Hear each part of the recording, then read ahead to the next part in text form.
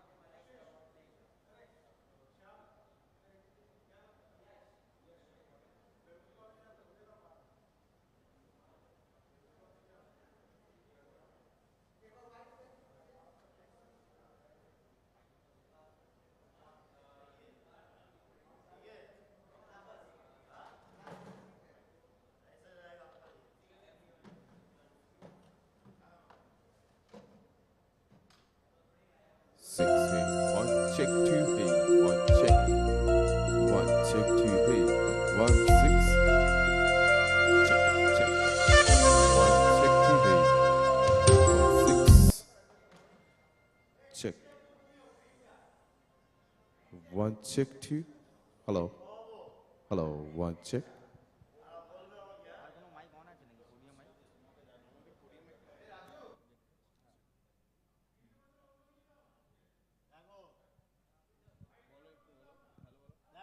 Hello, one check two, hey, one six, hey, hey.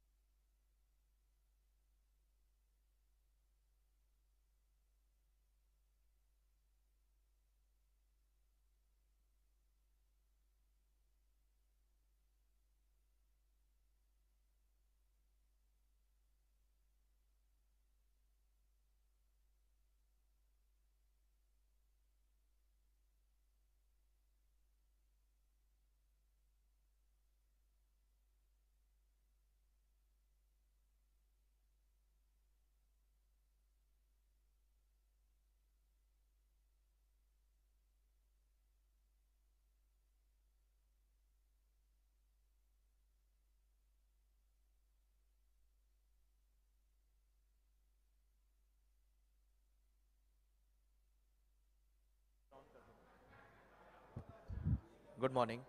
Good morning, ladies and gentlemen. The chief guest is on our way. He'll be arriving in the next 5 minutes. So we request everybody to kindly take their seats. And people who are outside, if they can just come inside the auditorium.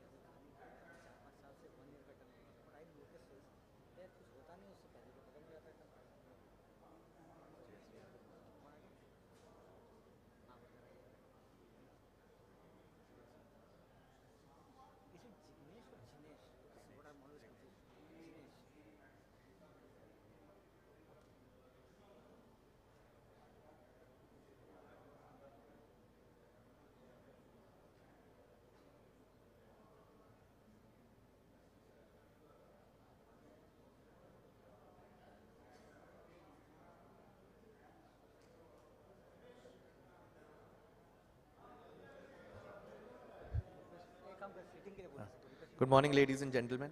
I request you to kindly take your seats and settle down since we will be commencing the inaugural session very shortly. I request all the delegates outside the hall to kindly come inside and take their seats. I also request everybody to put their mobile phones on silent mode, please.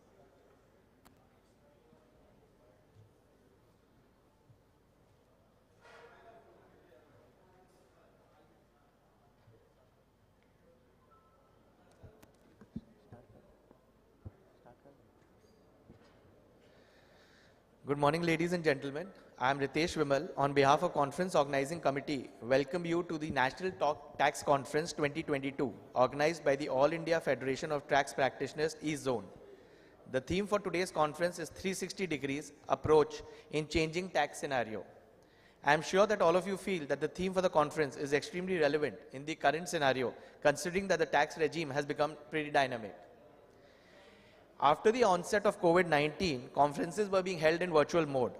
Today's conference is the first national conference in physical mode after about 2 years. You all will be surprised to know that this conference has been organized in a span of about 20 days from the date of conceptualization till today, that is the date of conference.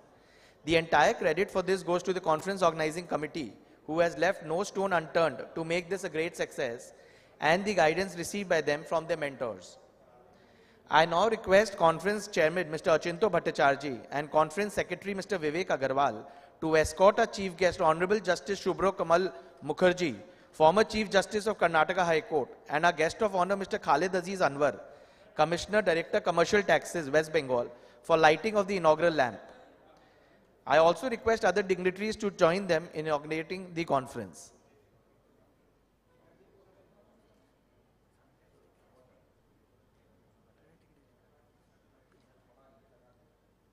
वक्रतुण्ड महाकाय सूर्यकोटि समप्रभ निर्विघ्नं कुरु मे देव सर्वकार्येषु सर्वदा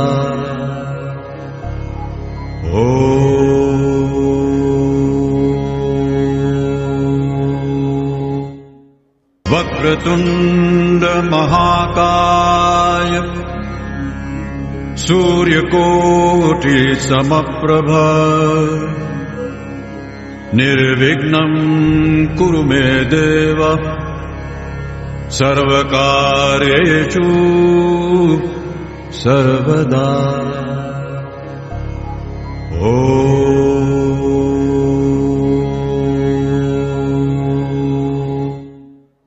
वक्रतुण्ड महाकाय सूर्यकोटि समप्रभ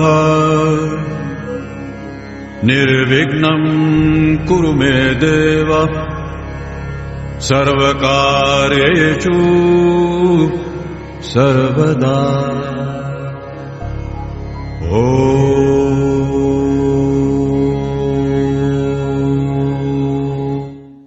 वक्रतुण्ड महाकाय सूर्यकोटि समप्रभ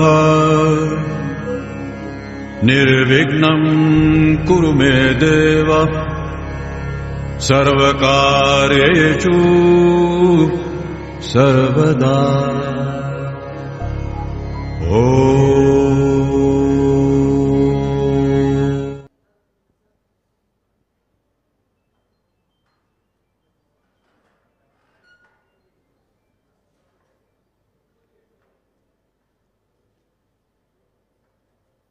Thank you, sirs. Now I request all the dignitaries to kindly take their seat on the dais.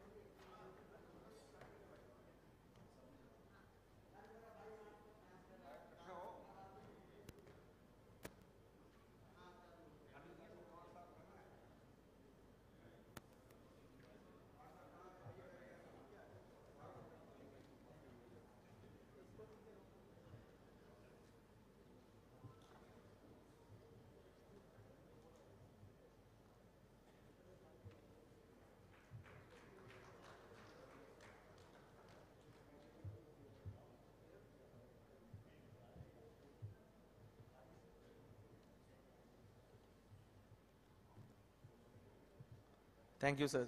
I request Conference Secretary Mr. Vivek Agarwal to kindly come forward and give the inaugural speech.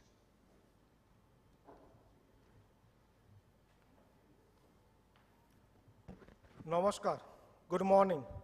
Honorable Sri Justice Shubho Kamal Mukherjee, former Chief Justice Karnataka High Court, Sri Khalid Aziz Anwar, Ji, Commissioner State Directorate, and dignitaries on the dais and off the dais. I am honored and privileged to welcome you on behalf of AIFTP East Zone to this National Tax Conference. This NTC has been organized by the East Zone in just 20 days, and being the conference secretary, I know how challenging it was for our team. After the commencement of the conference, we will be anticipating your reviews. I wish to extend my deep appreciation to the office bearers of AIFTP as well as the members who are present here. The efforts to further develop the role of our federation for promoting knowledge about taxation matters and encouragement provided for this work are appreciated by the distinguished members and well-wishers of the federation. All guests are requested to participate in the success of this conference and gather knowledge by listening to the distinguished speakers as well as feel the warmth of City of Joy, Kolkata. As you are aware, this conference will conclude with the Ganga Sagar journey and it will be a lifetime experience for you. I hope everyone enjoys this conference. Thank you. Namaskar.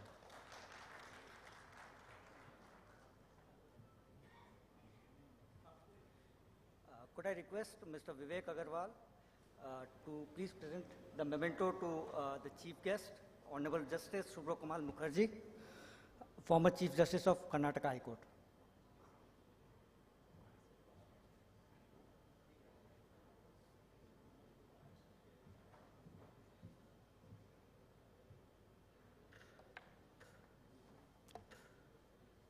Could we please have an applause?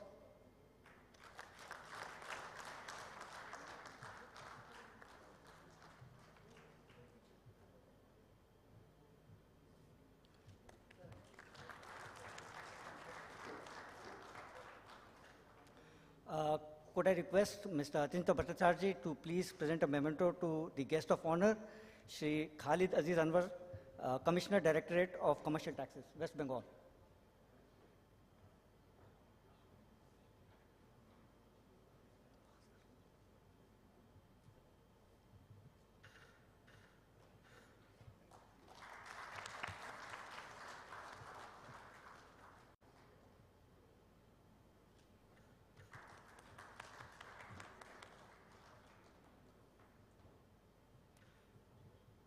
Could I please request Mr. Bhaskar Sinha Roy to please present a memento to the National President, Shri D.K. Gandhi.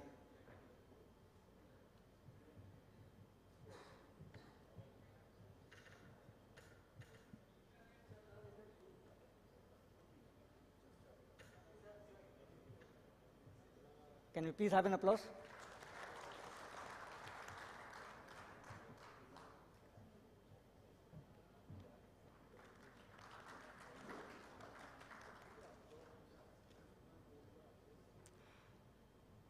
Could I please request Mr. Sudeep Nopani to present a memento to Deputy President Shri Pankaj Ghia.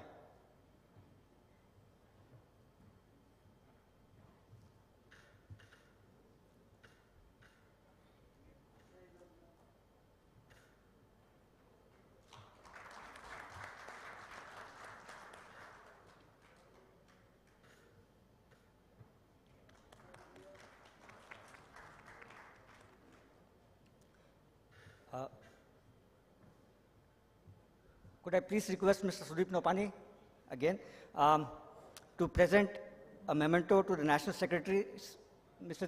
Jamna Shukla.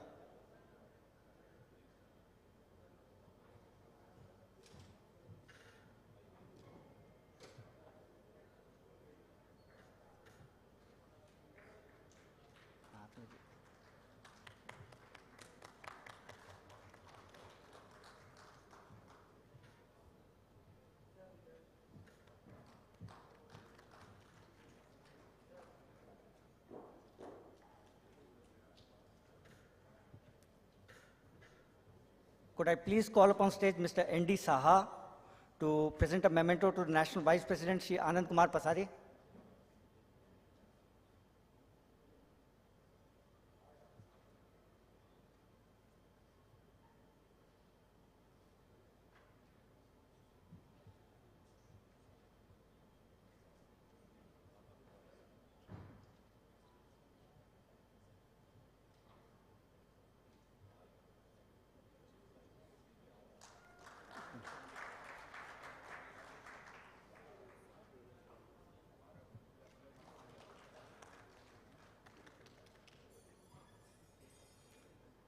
Could I please call upon stage Mr. Ritesh Goel to present a memento to the zone chairman, Shri Sanjeev Kumar Anwar?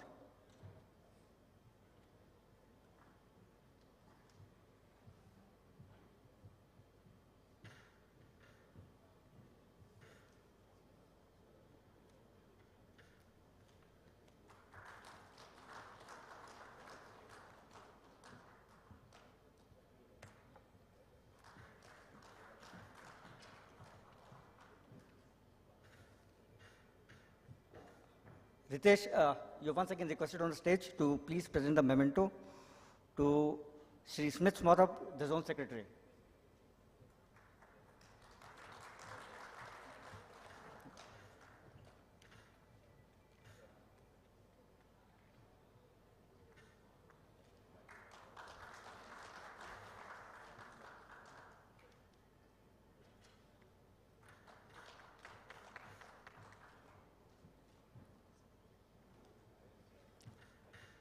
Could I please call upon Shri Himadri Mukherjee to present the memento to conference chairman, Shri Achintya Bhattacharjee?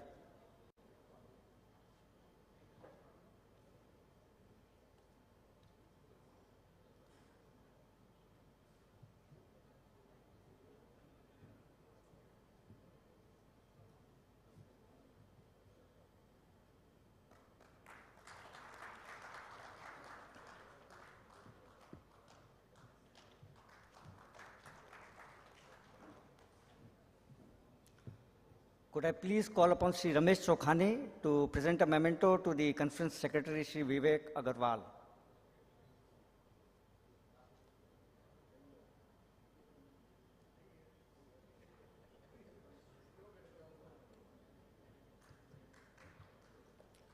Could we please have a big round of applause?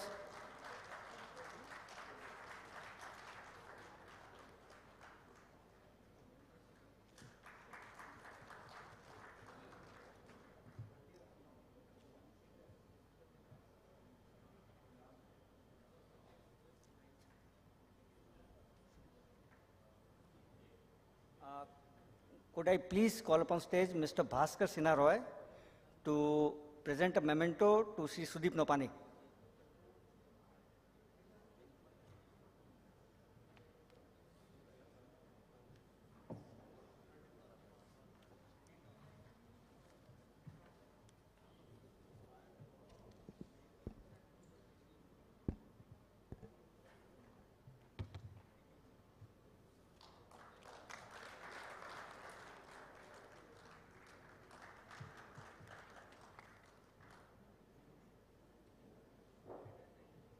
Thank you, gentlemen. After the pleasantries, now we shall move on to the release of the souvenir. I request the dignitaries on the dais to kindly release the souvenir. Special mention to the souvenir committee for the effort that they have put in. The souvenir, as always, has articles from distinguished authors from across the country who are themselves an authority in their respective subjects. I am sure that the souvenir will be of great help and guidance to all of us.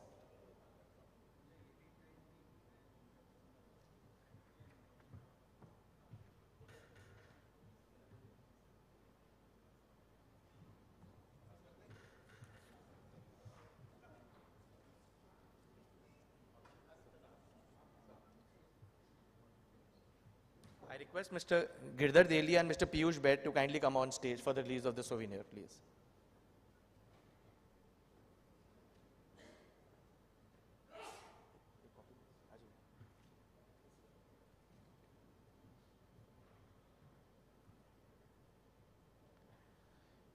Now we can release the souvenir. Request the chief guest and the guest of honor to kindly release the souvenir.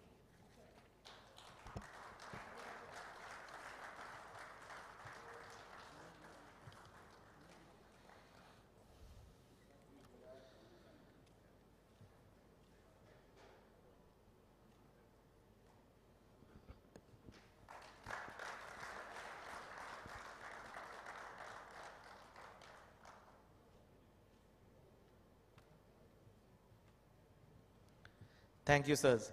Now I request committee chairman, Mr. Achinto Bhattacharjee, to kindly come forward and give his opening remarks.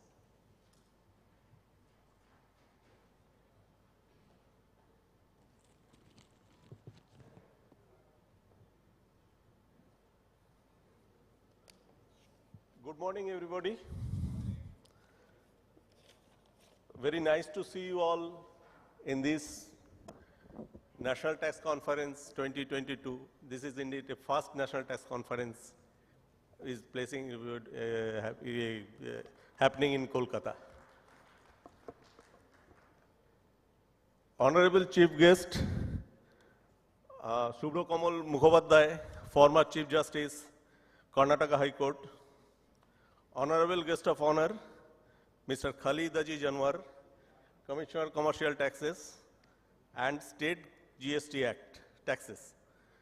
Honorable National President, Mr. D.K. Gandhi, distinguished guests on the dais and off the dais. Ladies and gentlemen, a warm welcome to you all. It is our great pleasure to see you all in this National Tax Conference after a long, long time. It was a mammoth task when it was entrusted to us to organize this first National Tax Conference 2022. Only 20 days. Vivek told me, Dada, isko le lo. We will do it. And indeed, we have done this National Tax Conference within 20 days. A big round of applause for Vivek and his team. The young boys of Calcutta, with the support of our national president, Mr. D.K. Gandhi, Mr. Pankaj Ghia, Mr. Jamuna Shukla, and other seniors of the federation, zonal support from this Jharkhand, Orissa, Bihar, we make this program successful.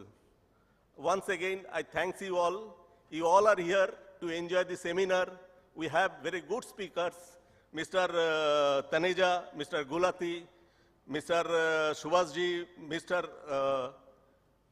Rajesh Goel, Ragini Goel, Ajay Wadhwa, and indeed, obviously, the great Mr. Venkatramani. Please enjoy our seminar. Topics are good, nicely illustrated, and enjoy Kolkata, misty sweets of Kolkata, fragrance of Kolkata, habit, enjoy it. Thank you all.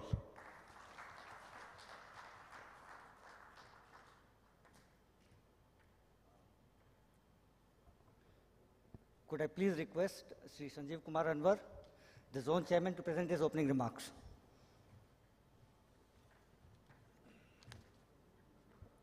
Thank you, Piyush. Honorable Justice Subro Kamal Mukherjee, former Chief Justice of Karnataka High Court, Sri Khalidaji Janwar, Commissioner Directorate of Commercial Taxes, West Bengal, our National President, Mr. D.K. Gandhi, and the dignitaries of the dais and on the dais. I have been allotted only 2 minutes to just welcome you. Otherwise, I would have shared my journey of AIFTP since 1994. I have been a member of 1994. My senior, Mr. Motilal Sureka, a few people, seniors may remember him, he was from Darbhanga. He brought this AIFTP movement in Bihar. And after his sad demise, the AIFTP was a bit low in Bihar. I am thankful to two people. I would just like to mention the names of these two people, two young people, junior to me, in age, of course, Mr. Anand Pasari and Mr. Vivek Agarwal. They brought this, they enthused Bihar, and they asked me to take the lead from Bihar, and finally Bihar is once again alive. And you know, I practice in a small city of Muzaffarpur, very small city, and I got this opportunity to be today before you as a zone chairman. So this is, Calcutta people have been always good, always supportive, and this place is called City of Joy. It's actually City of Joy.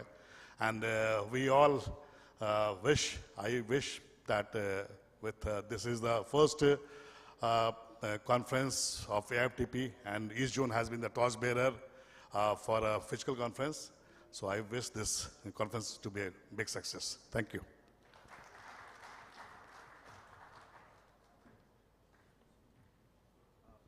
Could I please call upon Mr. Anand Kumar Pasari, the National Vice President AIFTP, to please address the gathering?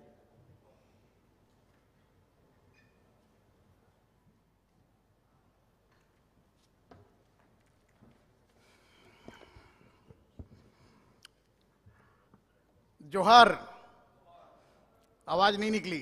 जोहार, आमार सोनार बंगाल। जी हाँ, बंगाल हमारा सोना का है, क्योंकि हम सोने के हैं, हमारा दिल सोने का है, और यहाँ जितने लोग बैठे हैं सभी का दिल सोने का है, और सब लोग मिलने में भी सोना सोना सोना कहते हैं। सोना मतलब सुंदर, सोना मतलब सोना, गोल्ड। आदरणीय मंच पर आसीन Mr. S.K. Mukherjee, Honorable Mr. Justice, Retired Chief Justice, Karnataka High Court, Mr. Khalid Anwar Aziz, Commissioner, Commercial Taxes State, Mr. D.K. Gandhi, President, Mr. Pankaj Ghia, other dignitaries on the dais and off the dais. विशेष कुछ नहीं बोलूंगा, आदरणीय आप सब हैं और आप सब रहेंगे। उसका एकमात्र कारण है कि आज हम 2 साल के बाद फिजिकली मिल रहे हैं, और इससे बड़ी खुशी हम सब के लिए कुछ नहीं है कि इस प्लेटफॉर्म पर हम मिल रहे हैं। तो एक करतल ध्वनि के साथ जबरदस्त तरीके से हम लोग राउंड ऑफ अप्लॉज करें कि हम सब के लिए कि हम लोग आज मिल रहे हैं, और ईश्वर से ये कामना करें कि गंगा माँ की इस धरती, काली माँ की इस धरती पर हम लोग सदैव मिलते रहें, और गंगा सागर ट्रिप जो कि ऑर्गेनाइज किया गया है उसका लुत्फ उठाएं, और सबसे पहले इस कॉन्फ्रेंस का लुत्फ उठाएं जो कि आज करीब 2 साल के बाद हम लोग सब मिल रहे हैं। आप सबों का बहुत बहुत स्वागत, स्पेशली उन सबों का जिन्होंने इस कॉन्फ्रेंस को करने के लिए, टाटा स्टील से हमारे ब्रदर आए हैं, उन्होंने, और अदर लोगों ने, भारत वाणिज्य वालों ने, जो कि बहुत अच्छे तरीके से कॉन्फ्रेंस को फाइनेंस किया। Thank you very much. Thank you.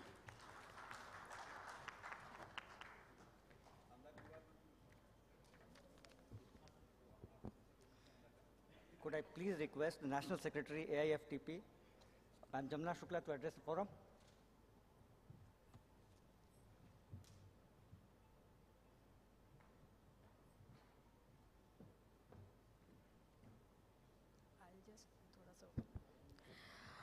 Good morning everybody. जोर से एक बार बोलिए good morning. Thank you everyone, warm greetings to all,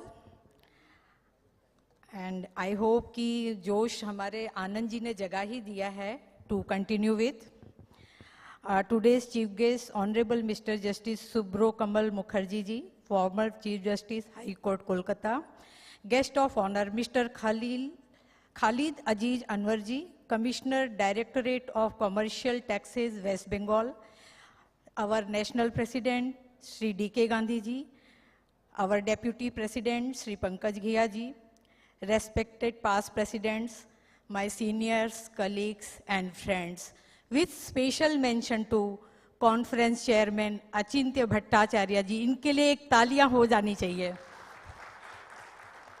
अकेले नहीं हैं, उनके साथ Vivek Agarwal ji, Smith Saurabh ji, some names, Sanjeev Anwar ji and his team, wonderful team. We can see the arrangements and events. It is witnessing everything, how much hard work they have put on. And friends, there are many things to be spoken, but I have my national president and deputy president and also our chief guest. But I would like to say that we belong to All India Federation of Tax Practitioners, a unique body, tax professionals body, where chartered accountant, company secretary, income tax lawyer, GST practitioner, law practitioner, they all are member. It is the only unique body which have all kind of tax professional, all law professionals, we have members. I appeal you all to become member of this. We have forms already uploaded on our website, very nominal fees for life membership, hardly 5,000 it is, and you get journals also for direct taxes, indirect taxes, every month, quarterly also. We are also giving our times quarterly to have the knowledge of our programs. Along with this, we have many good publications, very contemporary, and it is displayed outside this hall, which I would like to mention few of them. Regarding taxation of partnership firm and LLP, frequently asked question, very contemporary this topic is there, and it is with tie-up with our taxman publication, and they also reported that it is gaining a very good demand for this, even though it is a hard copy, but they are all, it is in high demand, and please I would request to go for this. And GAR plus e-assessment, it is at very much discounted prices. Price is, I think, for this partnership firm is 945, but we are offering it for 660, and other books also we are offering for 600 for GAR. So please go for that. Other publications are in line, which will be intimated through our times. Thank you very much for giving this opportunity. Thank you again.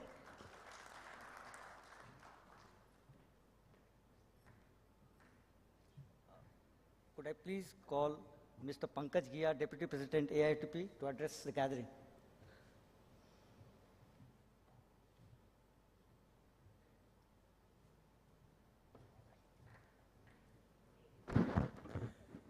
Good morning, everybody. Honorable Mr. Justice Mukherjee, Honorable Mr. Anwar, my National President, Mr. D.K. Gandhi, my past President, Shri Ganesh Purohitji, Mr. M. Srinivas Rao, Secretary General Jamuna Shukla ji, the man of the moments, Anand Pasari, Vivek Agarwal, Achanta Dada, जिसे कहते हैं, Smith Bhai, and all team East Zone. A big clapping for you. What a wonderful program, what a wonderful hospitality. The simple two words are amazing and fantabulous. It's really remarkable that after the COVID, after all the precautions, after everything, we are here assembled together. After the Lucknow festival, I would say, because Lucknow was another amazing physical conference we had in recent times. And thereafter, at this short 15-20 days notice, we are seeing such a huge gathering, large gathering. People, we are seeing the messages in the group, people are coming. Some flights are delayed, some trains are delayed, but the people are coming. And with a galaxy of speakers, which is a trademark, I would say, copyright of AIFTP. Because the best of the academicians, the best of the speakers we get in AIFTP. So a big clapping for them also. The 3 E's of AIFTP: education, ethics, and excellence. And that is we always want, we vied for it, and we are following it. And we, for the younger team, particularly in the East Zone, I had seen after a very, very long time that the average age of the team has reduced from 60 years to 40 years.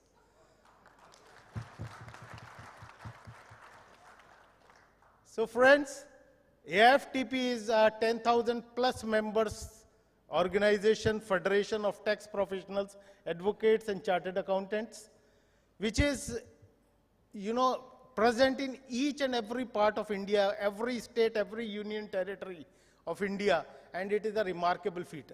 Apart from the statutory bodies like Institute of Chartered Accountants, Bar Council of India, it is the only pan-India national tax professionals body, and we are proud of it. We are really proud of it. I would not take much time.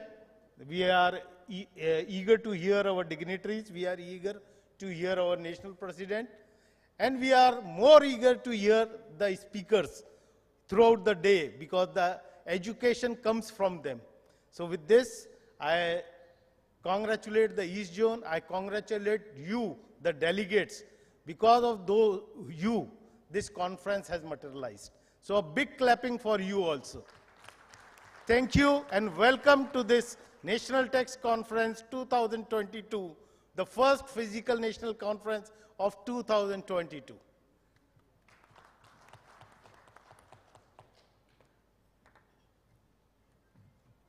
Could I please invite the National President, Shri D.K. Gandhi, to give his remarks.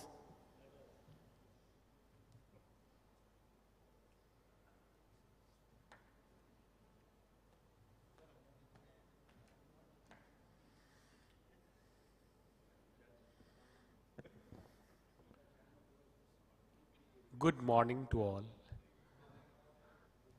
My Lord Justice Subro Kamal Mukherjee, former Chief Justice Karnataka High Court, Honorable Mr. Khalid Aziz Anwar, Commissioner and Direct DRI Tax, West Bengal, my dear friend Deputy President sitting on the dais, all friends sitting on the dais, most respected past President Shri Ganesh Purohit sir, my past President, immediate past President Shri M.S. Rao, my Secretary General, Zone Chairman Mr. Sanjeev Anwar,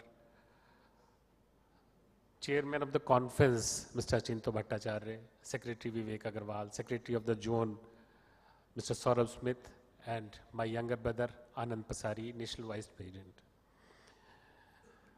Friends, we are counting 20 days. When we met in Lucknow, and I was fortunate enough to become national president in that convention, promise was made by the East Zone in advance to me that after a Ayodhya trip, we went to the Ayodhya after Lucknow convention, it will be Ganga Sagar in 2022. And friends, just after Lucknow, what happened? There was a small wave of, what I would say, pandemic or whatever. So somehow passion was low, but promise is a promise. And the promise, when I came to Calcutta on 4th of this month only, even venue was not finalized, but the team, younger team led by Achinto Bhattacharya ji and Vivek, they have done it. They have made a promise, how the promise is to be fulfilled. And why I normally quote, sun rises in the east. For Federation for 2022, sun has risen in the form of today's National Tax Conference. I congratulate each and every one member of the East Zone, all delegates, all my friends who have come. And friends, I am really obliged to all the speakers. Such a short notice they have come forward to share their knowledge with us. And it is a really proud moment for me because after 25th December, hardly 60 days are there and we are standing in a beautiful National Tax Conference in Calcutta. So I congratulate once again to the organizers. They have taken a lot of pains in organizing this. They deserve a huge round of applause. You deserve it. You deserve it a lot. And I am thankful, none other than West Bengal Tourism Corporation also. They have sponsored our Ganga Sagar trip. Because what I feel after gaining education in academic excellence, we need to have spiritual gain also. So that has been the motto when we met in Lucknow. And again, this motto has been taken forward by my friends, for which I special congratulations for organizing this Ganga Sagar trip. And once again, I hope to hear a man of wisdom today, my Lord Chief Justice Karnataka High Court, because in 5 minutes meeting, I could found a man who is pious, religious, and what I would say astrologers see the face.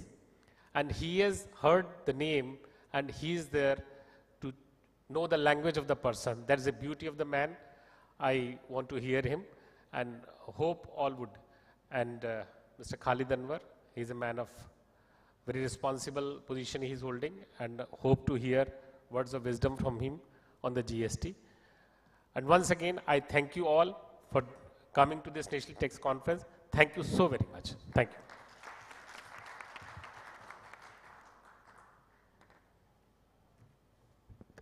Could I please request Mr. Khalid Aziz Anwar, Commissioner, Directorate of Commercial Taxes, West Bengal, to please give a speech.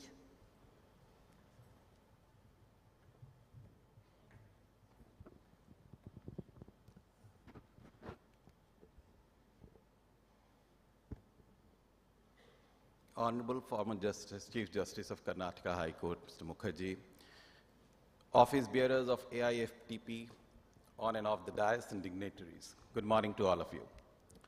I am a man of GST, and without wasting any time, I will just highlight some of the issues in GST before you. I would have loved to hear from you many things, because I believe in one thing, that until and unless I hear the problems what are there in GST, you will not be able to resolve them. I know many of you have lots of things to speak on. I'll just highlight the concern of the states.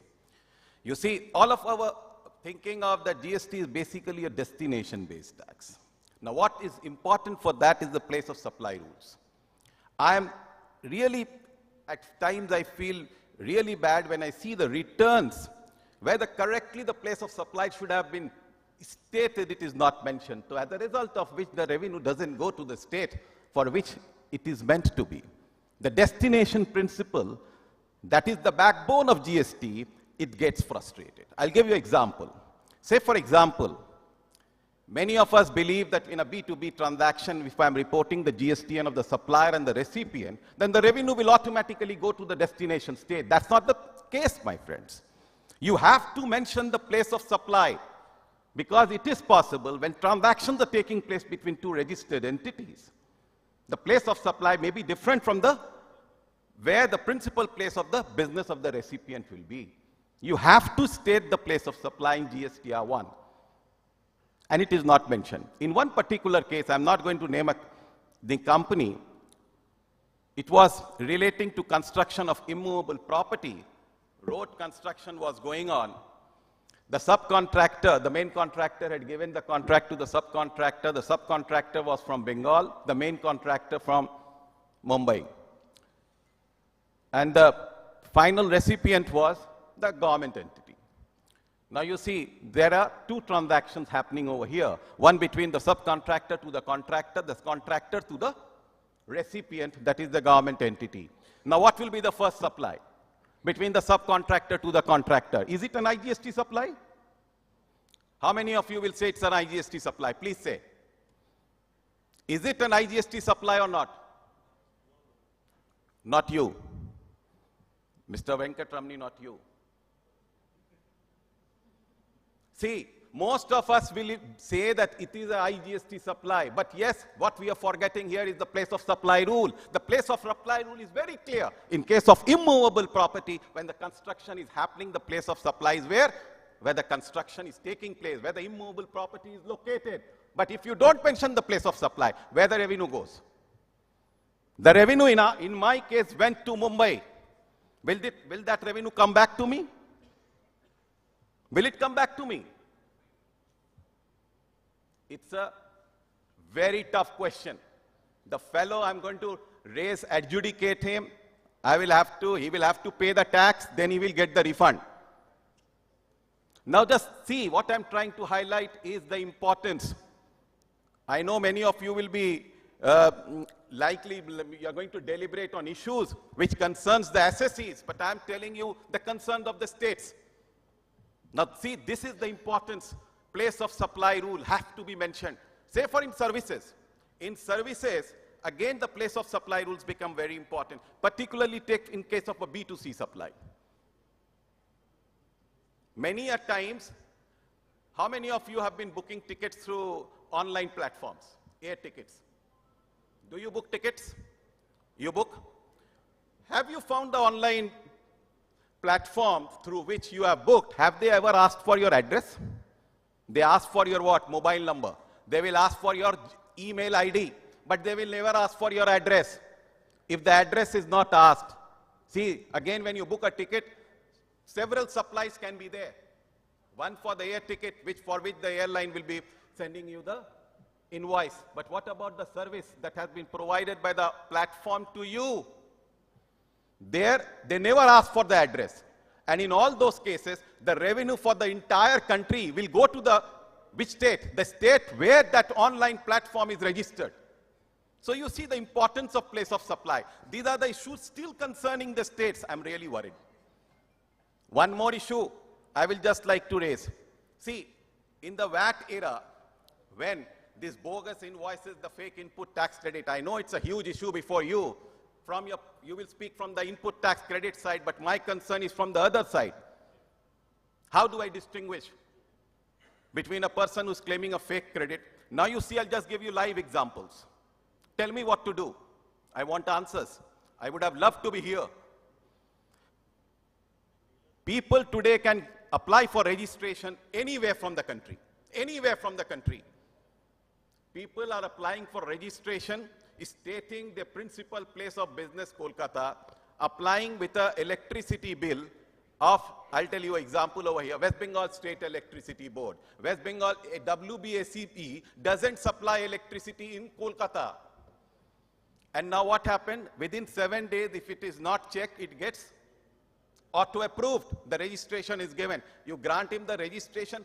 Many people I have seen, in last 2 months, in November and December, I have cancelled 16,000 registration of fake entities. And none of them, let me tell you, hardly 1% applied for restoration. None of them applied for restoration. None of them. All were non-existing. Where from they were?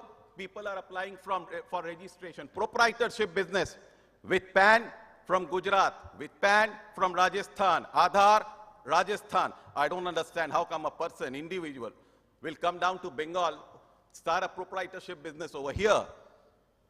But most of the cases that we have cancelled, we are finding PAN and Aadhaar from other states. And they don't exist. The landlord says, मैंने तो दिया ही नहीं. ये बंदा कहाँ से पैदा हुआ मुझे नहीं पता. ये सिग्नेचर मेरा नहीं है. अब आप बताओ मैं क्या करूं? अब क्या होगा? The recipient bogus credit तो ले लिया. Now you people will say before the court, my lord, I have fulfilled all the conditions. What is my fault? I have the invoice. See here, I have made the payment to him. I have furnished my return, my lord. The supplier has furnished his 3B. I have fulfilled all the conditions of 16(2). How do you deny my credit? बताइए क्या करना है? देश को आगे बढ़ाना है या नहीं बढ़ाना है? इन चोरों का साथ देना है? आप किसको परेशान कर रहे हो? आप किसको तकलीफ दे रहे हो? अपने देश में किसके लिए कर रहे हो? आज what is important here is, you see, as tax practitioners, as tax officer, from my side, I'm also telling you, we have to join hands. If you want to eradicate this menace, and that is what needs to be done, I'm telling you. The way forward is we have to come together and forcibly, I'm telling you, we have to eradicate this menace of bogus credit, because this is depriving the revenue of the states, of the center. Now tell me another case I'll give you. From 1st of July, my friends, the states are not going to be compensated. My compensation goes. Now, for collecting revenue, if the states want the same revenue that it is going to get in this year, I need 2.5 lakh crore more in the next financial year. Do you have the suggestions how to get it? I would love to have feedback from you. I would love to hear from you, and I would request all of you to give your suggestions through your president, secretary. Let it come to me, because I'm there in the law committee, in the fitment committee. I would love to hear from you. What are your suggestions? How would you think that we can get this revenue? And what is the way forward for eradicating this menace? Tell me. And yes, I would also love to hear from you the issues that concern the taxpayer. What are the challenges that you all are facing? Is there any harassment that is taking place? I hear there are. Saman is a big issue. In my state, if you have any problem, you just come to tell me. From the SGST side, I never allow some people to issue someone, my officers to issue someone at the drop of the hat. No, they cannot do so. Because I believe in totally one thing, that you must give the opportunity to the SSE to at least rebut the things what I am trying to point out to him.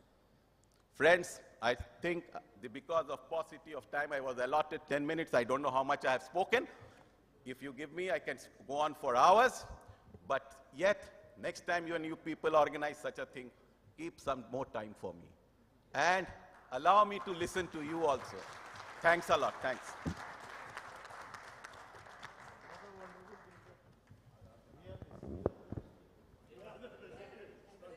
Much appreciation for your guidance, Mr. Anwar. Could I please call upon the Chief Guest, Honorable Justice Subro Kamal Mukherjee, former Chief Justice of Karnataka High Court, to give his speech to the gathering.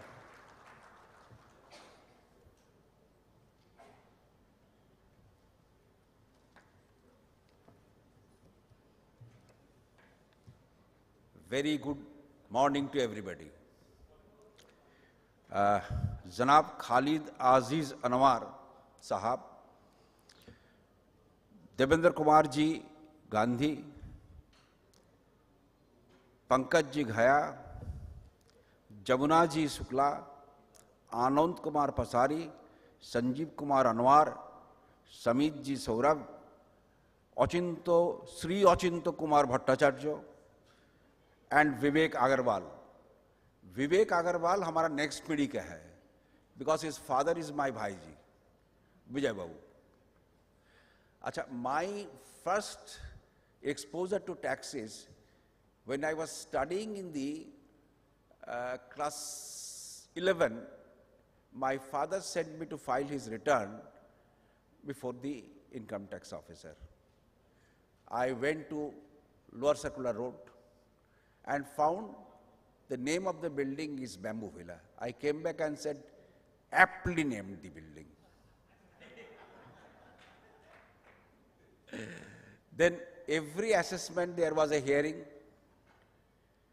I'll not blame everybody, but there was a lot of harassments also. Now situation is much more improved.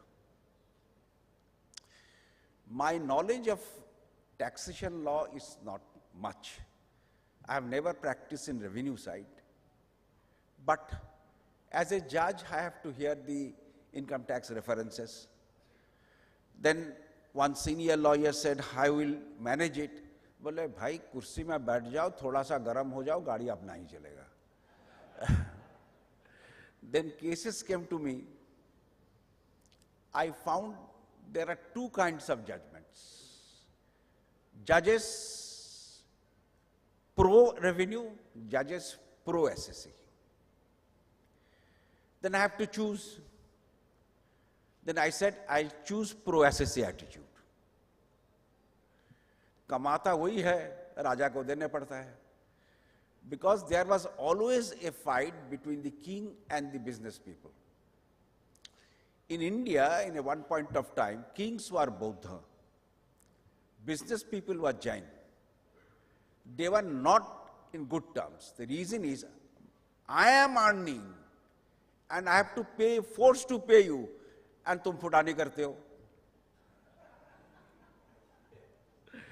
So situation, attitude is still there. I earn, I have to pay tax. Even after paying tax, I go to pay my mobile bill, 18%. ना कितना हुआ अभी मालूम नहीं. फिर GST लगा दो. So far as the common people are concerned, GST has not helped them because there is no reverse to them. But as a general business community, GST has helped them. There are a lot of hue and cry when GST was, goods and service tax was introduced. But I had an occasion to talk to Mr. Pranab Kumar Mukherjee, the former president of India. He said, I was trying it for long time. It has come during a period when we are not in power, but I went there to an inauguration function because I am very glad that they have introduced it. My feeling is this: the SSCs should be honest as far as possible. I'm telling you, I have told my juniors, जो कमाते हो संसार में जो देने पड़ता बीबी को, उसको बाद देके बाकी को टैक्स दे दो. उसमें तुम्हारा पैसा खाता में जमेगा. And a very senior lawyer, he had 2 wives. Then this was permissible before 1956.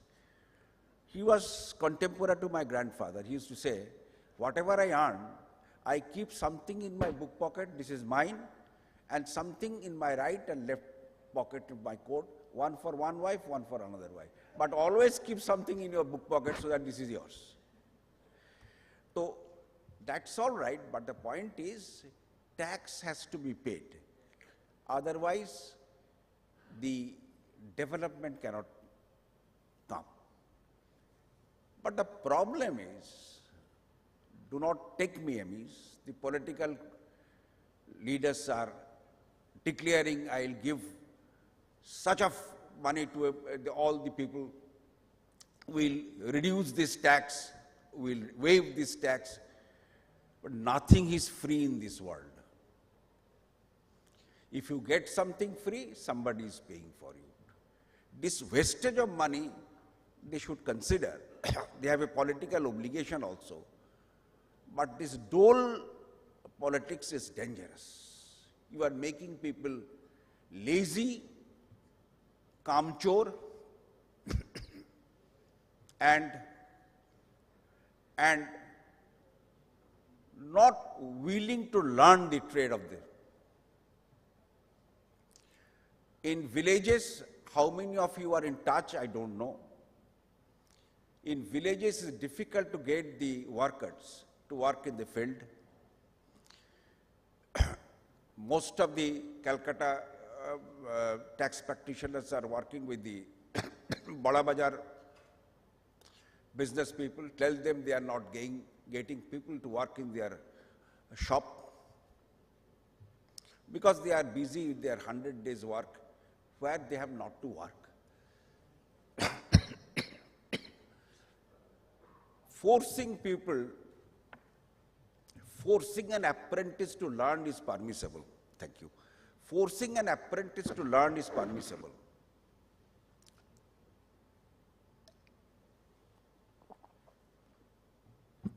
But forcing people not to work is a bad test. I feel that there should be empathy from both sides. Revenue must show empathy. Similarly, the assessee must also, as far as possible, disclose their income so that the revenue is generated and development works can be pursued. There is an claim that Sher Shah Suri, Sultan of India, constructed GT Road. Personally speaking, I have some doubts.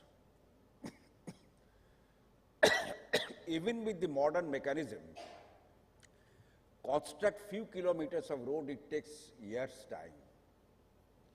Within a small span of 4 or 5 years, he has constructed a big road from Calcutta to Punjab. It's doubtful.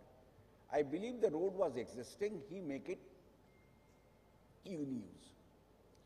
Therefore, we cannot say that Sher Shah has no importance in the GT road, in relation to GT road. He has put it into use. He conceived the idea. We should give him the credit. Therefore, new ideas will come, and I will pray to the authorities, let the taxation law be as simple as this, because laws are meant for the general people. If a general person reading the law cannot understand what is the interpretation, this is not a good law. So many subsections, UC, UD, UE, what is this? I feel a simple taxation procedure and a simple mechanism to complete the taxation return will be encouraging people to come forward to submit their returns. Moreover, if we feel that situation is not very good, it is not difficult to take a courageous decision.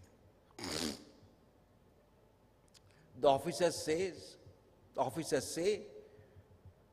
I feel that what you are saying is correct, but I cannot take the decision.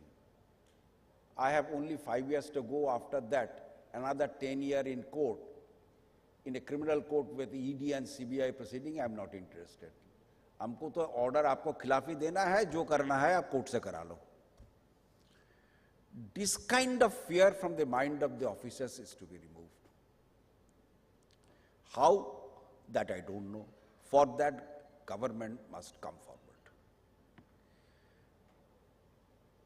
There will be learned speakers speaking on the legal subjects. Janab Anwar Sahab also said something on the subject. My knowledge is so poor, I dare not to say anything.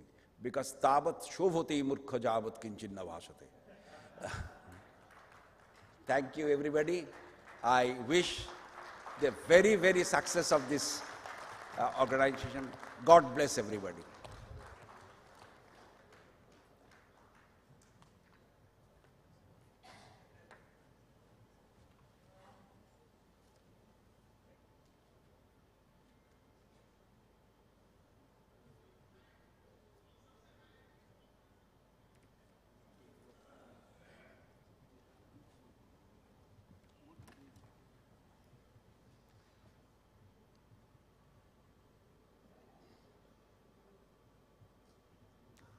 Could I please call upon Mr. Smith Saurabh, the Zone Secretary, to please give the vote of thanks? Yes, sir. Thank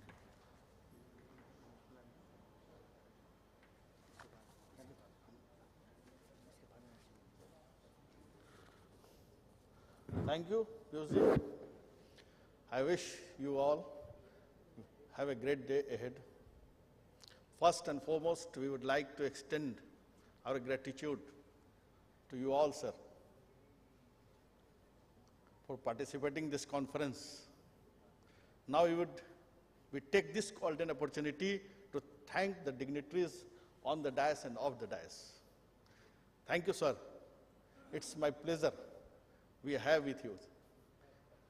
This conference is adorned by our chief guest, Honorable Justice Subro Kamal Mukherjee ji. We express our sincere gratitude for not only for spending your precious time, sir, but also for encouraging us for achieving many endeavors. Such a nice sense of humor, sir. It's really wonderful. Thank you, sir, for being with us. We take this wonderful opportunity to thank the respected guest of honor, Sri Khalid Aziz Anwarji, for attending the function in his busy schedule, sir. Your speech was so thoughtful, sir, thought-provoking. It's really made us think, sir. Thank you, sir, for your amazing deliberation. Thank you, sir. Today is the most wonderful day, and may I ask you all, give your full attention, sir, and help me in welcoming the most valued dignitaries of our federation, sir. Today we have indeed the privilege to have our national president, Sri D.K. Gandhi, sir. We are really honored, sir, to have you, sir. Thank you for being with us, sir. We would like to heartily thanks to our Deputy President, Sri Pankaj Ghia, sir. A great, inspiring person. We express our gratitude for your speech, sir. It kept us spellbound, and it inspired us, and I'm sure a lot is going to come up after your wonderful speech, sir. Thank you, sir. Thank you for being with us, sir. We would like to sincere thanks to our Secretary General, Jamuna Shukla, ma'am. Ma'am, this was a free flow, and the flow was a deep and well channelized. We are truly enriched, ma'am. Thank you. We would like to extend our gratitude to our Zone Chairman, Sri Sanjeev Kumar Anwarji, our conference chairman Achinto Bhattacharya ji, the convener of the conference, N.D. Saha sir, the co-convener and National Vice President, Sri Anand Kumar Pasari ji, and another co-convener, Sri Pradosh Patnaik ji,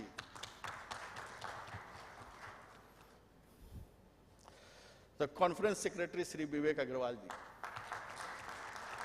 joint secretary, National Joint Secretary Vivek Agrawal ji, to whom I would like to say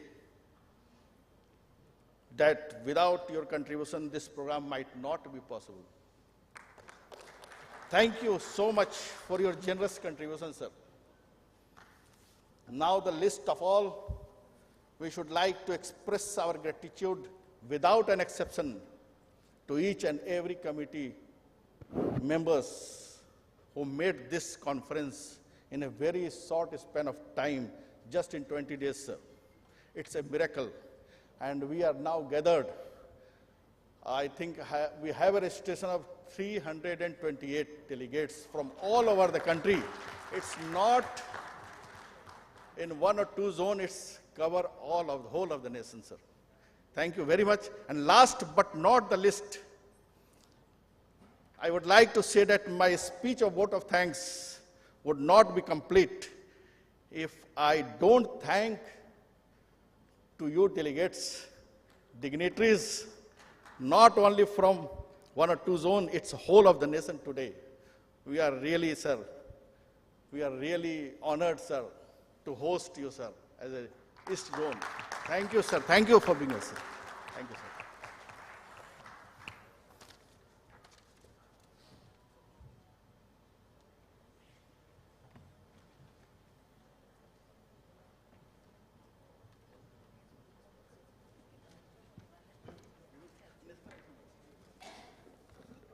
Delegates, in continuation to my zone secretary, I want to add, I must congratulate to Tata Steel and Bharat Vanijya who have sponsored this program, and West Bengal State Tourism Department who have sponsored our Gangasagar program. Thank you all. I would request you to please rise for the national anthem. Naman Adinayak Jaya Hai, Bharat Bhagya Vidhata, Punjab Sindh Gujarat Maratha, Dravid Utkal Banga, Vindhya Himachal Yamuna Ganga, Uchchal Jaladi Taranga.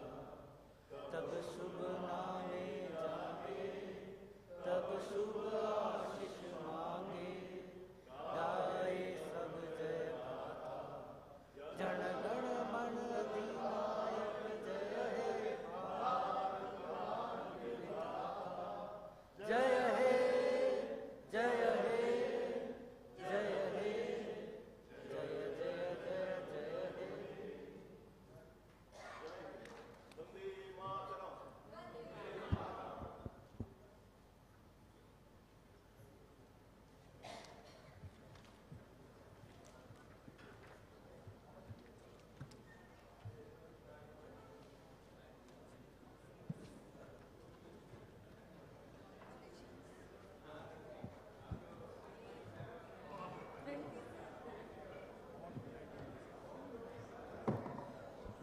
Ladies and gentlemen, we have our first technical session in about 15 minutes. So we'll gather back again out here in about 15 minutes. There's a tea break out there, so if you could please join.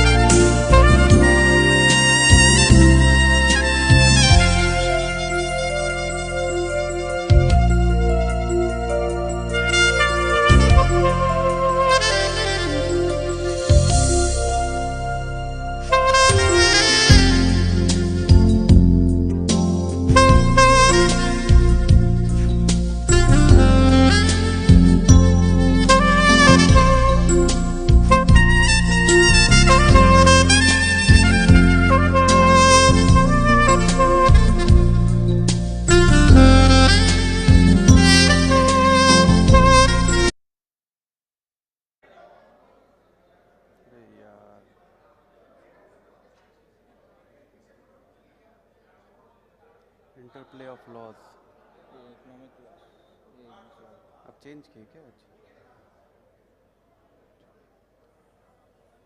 वो अभी नहीं जाएगा।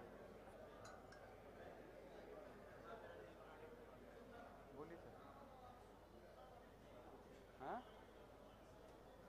मैं यहाँ direct के पास हूँ। हाँ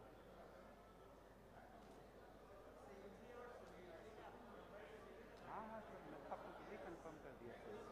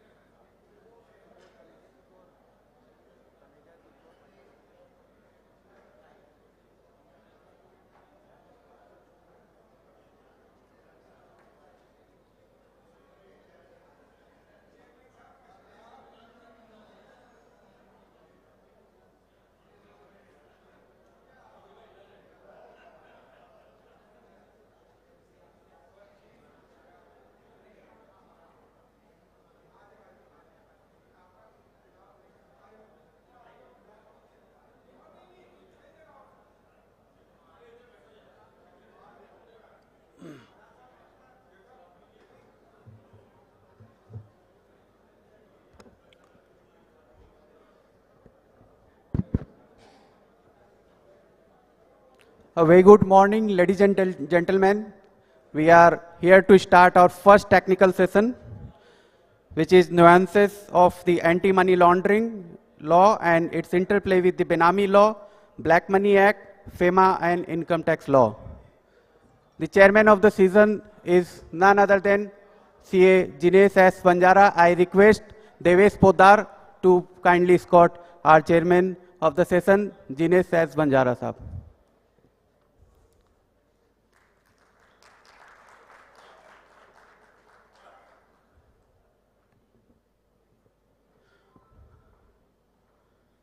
Friends, the speaker is well known and means, he regularly speak on various topics, and now in this virtual world, I can say the worldwide. So, speaker is Mr. Aswani Taneja.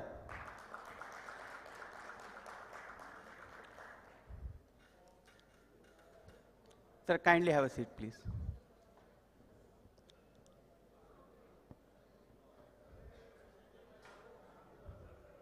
Sri Jinesh S. Vanjara is a qualified chartered accountant. He is qualified in 1987 and was awarded 48th rank in all India basis in CA final exams. He qualified as a cost accountant in 1989. He is a member of various professional bodies and Chamber of Commerces and is actively involved with such organizations. In the past, he was a co-opted member of the Direct Tax Committee of the Institute of Chartered Accountants of India, New Delhi.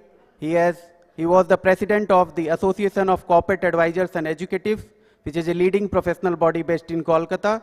He handles the income tax, planning and representations matters of various corporate houses and has specialized in handling search and seizure matters, search assessment proceedings, and representing matters before the income tax settlement commissions.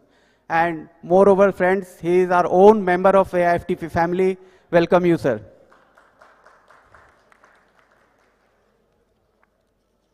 Friends, our speaker in the current session is Sri Aswani Taneja ji. He is a practicing chartered accountant, a partner of the firm Mrs.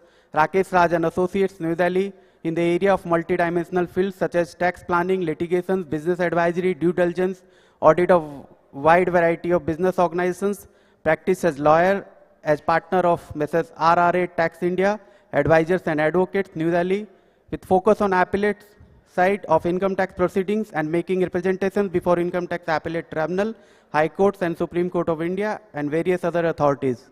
Elevated as member of the Income Tax Appellate Tribunal, Mumbai, Ministry of Law and Justice, Government of India, and posted as Mumbai Bench. During this period, authored and co-authored more than 2,000 judgments, friends. He is dealing with large variety of issues, domestic as well as international tax for numerous types of taxpayers. Some of them were published by national newspapers of the country. International tax conferences at United Nations. During this period, Mr. Taneja attended on invitations a conference on international tax for updation of UN model tax conventions at United Nations headquarters in New York, USA. Friends, he is a member of International Association of Tax Judges, Canada. Mr. Taneja was invited by Chief Justice of Tax Court of Canada for membership of International Association of Tax Judges, Canada, and become member of IATJ in the year 2017. Mr. Taneja resigned from the post of members of ITAT to join the profession and again started practicing as a lawyer as a partner of Mrs. RRA Tax India and making representations before adjudicating authorities and appellate tribunal, Benami and Preventing of Money Laundering Law, Income Tax Appellate Tribunal, High Courts and Supreme Court of India. Friends, I request to give a big round of applause to Mr. Taneja. I request my good friend CA Vikas Parak to kindly introduce the topic. Mr. Vikas Parak, please.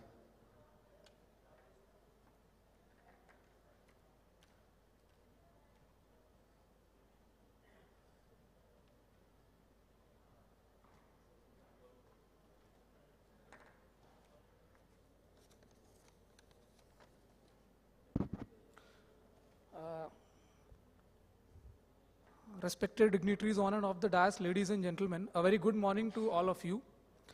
It is indeed a pleasure to introduce the topic for this session, nuances of the anti-money laundering law and its interplay with the Benami law, black money law, FEMA, income tax law, and other allied laws. Well, I'm not the right person to speak on the subject. We have the subject experts here. I'll just give a brief outline of why we have this topic today. Well, one of the main hindrances to the growth of any economy is corruption and black money. And the same has been the area of concern for our country too. The government has been enforcing continuous measures to restrict the generation as well as circulation of black money and to bring such money under the ambit of tax regime. We have seen recent measures such as demonetization, and under income tax also a lot of provisions such as incentivizing digital transactions, penalizing cash transactions, tracking and assimilation of information in the recently introduced annual information statement, linking of Aadhaar under various statutory registrations, under Companies Act also reporting of significant beneficial ownership transactions, and so on. But as we all are familiar with the income tax laws, but are the income tax laws sufficient enough to catch hold of these black money transactions and all? Maybe in this backdrop, the government also had introduced earlier and recently amended a lot of provisions under the Benami Transaction Property Act, Black Money Act, Money Laundering Act, to curb the generation of black money and recover the benefits of such gains from the persons possessing such black money. Now, income tax and other laws relating to economic offenses have huge overlap amongst themselves and also possess interplay, and there are various issues arising out of this interplay, such as maybe simultaneous proceedings going on, supremacy in case of conflicting provisions, recovery procedures under different acts, and so on. So in order to understand the nuances amongst these various laws, we have two of the best experts of the country on this subject, Sri Jinesh Vanjara ji, who shall be chairing this session, and Sri Ashwani Taneja ji, who shall be deliberating and providing a deep insight into this subject. With these words, I request our session chairman, Sri Jinesh Vanjara ji, to take over the proceedings. Thank you.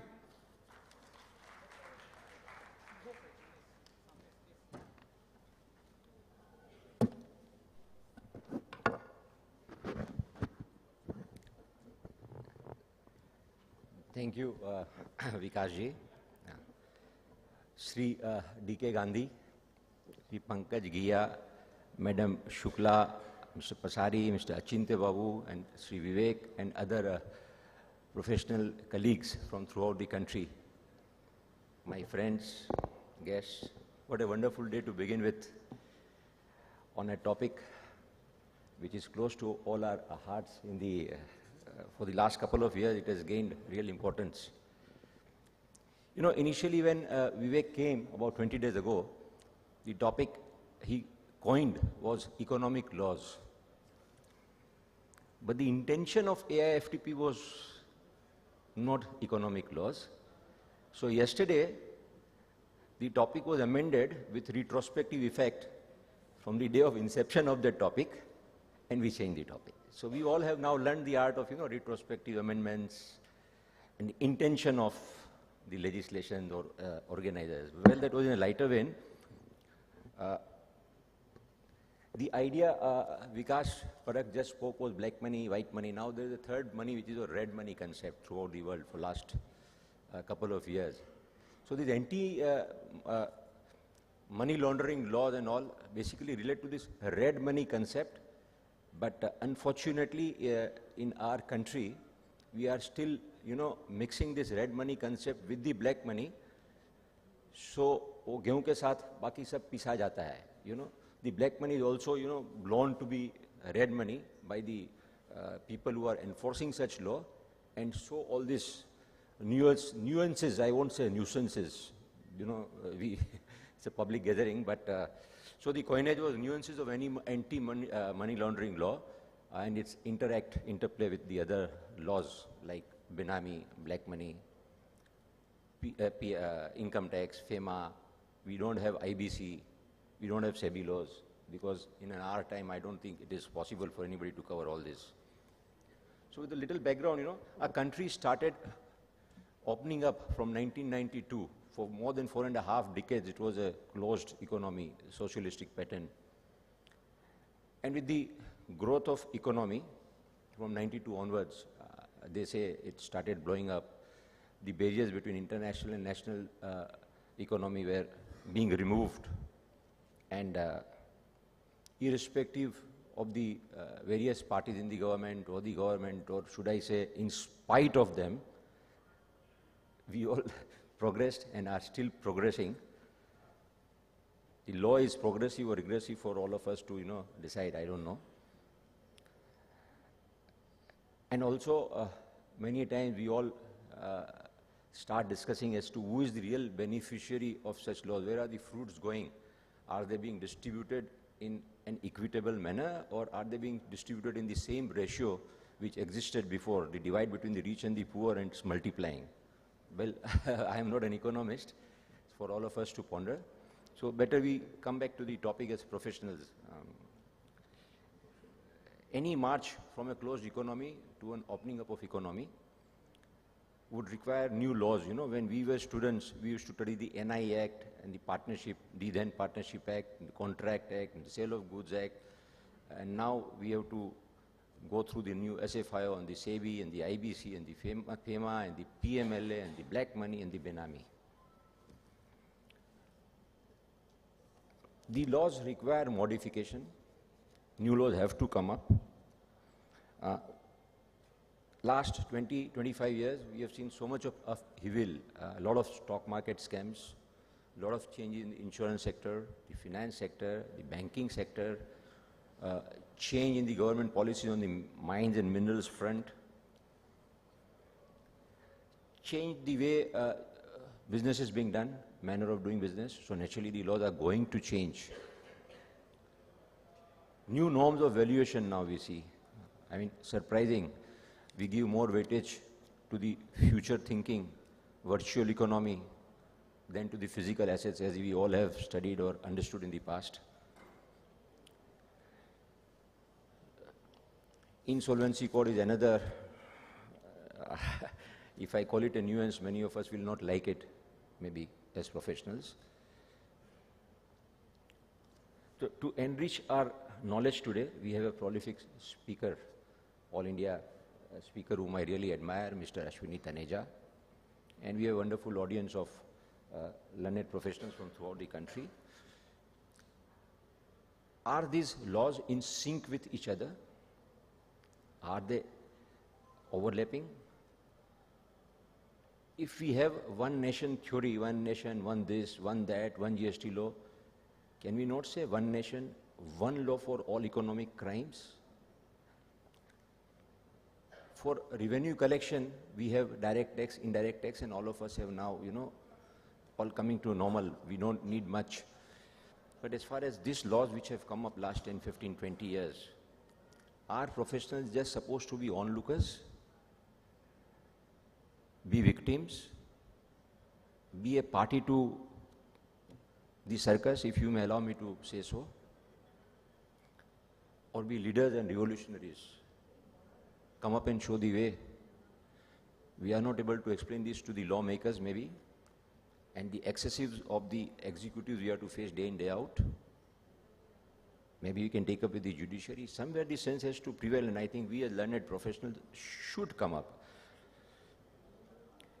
Many times, we feel very disturbed, annoyed, concerned the way these laws are enacted, implemented.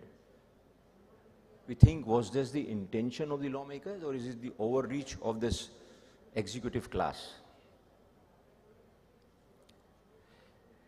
The laws are being, enacted incoherently, in isolation. There's no cohesive approach. I'm afraid this will kill the entrepreneurship in the years to come. What is the purpose of these laws? Is it to promote the new economy, or is it to destroy the new economy? We have presumptive laws. सब पक्षी उड़ रहे हैं, दो खराब है, सब पंछी को एक साथ नीचे बैठा दो, बोलो आप अब प्रूफ करो कि आप खराब नहीं है जी. We presume all are crooks. You prove your innocence. I don't know which civilized country of the world has such laws. Mr. Taneja can perhaps throw some light on this. Draconian as they are, we call more often than not, and they are. They really are. The presumption of guilt on the other side and asking the other side to prove your innocence, I don't know, it just doesn't go well with us. So we all should rise on this occasion, you know, and we all should now work for the larger benefit of the future generations. We are all in mid-40s, 50s and 60s. Enough is enough. We should show the way. And combined with our strength throughout the country, we can show the way. Of course, the guilty must be punished in an appropriate manner. But the others cannot go through the rigors, you know. There is a difference between the age-old crimes and the economic crimes. All these laws are more of economic crimes in nature. They are not tax collection measures. So the purpose of this law is to catch them fast, punish them, and allow the others to grow. If these laws are interpreted in the manner they are being done now, it will take years to settle down, as has happened with all the other tax collection laws as well. But we don't have so much of time. If it takes 10, 20, 25 years to settle down, by that time this economic growth would have subsided. The very purpose of this law is defeated, and we will destroy the economy, we will destroy our future generations to come forever. So we should all rise on this occasion. Of course, we have now Mr. Taneja. I don't want to speak much. Taneja Sahab, I think 1 hour, 15 minutes, and there may be a good interactive session. So let us be enlightened by Mr. Taneja, and then we'll have an interactive session with them. Thank you.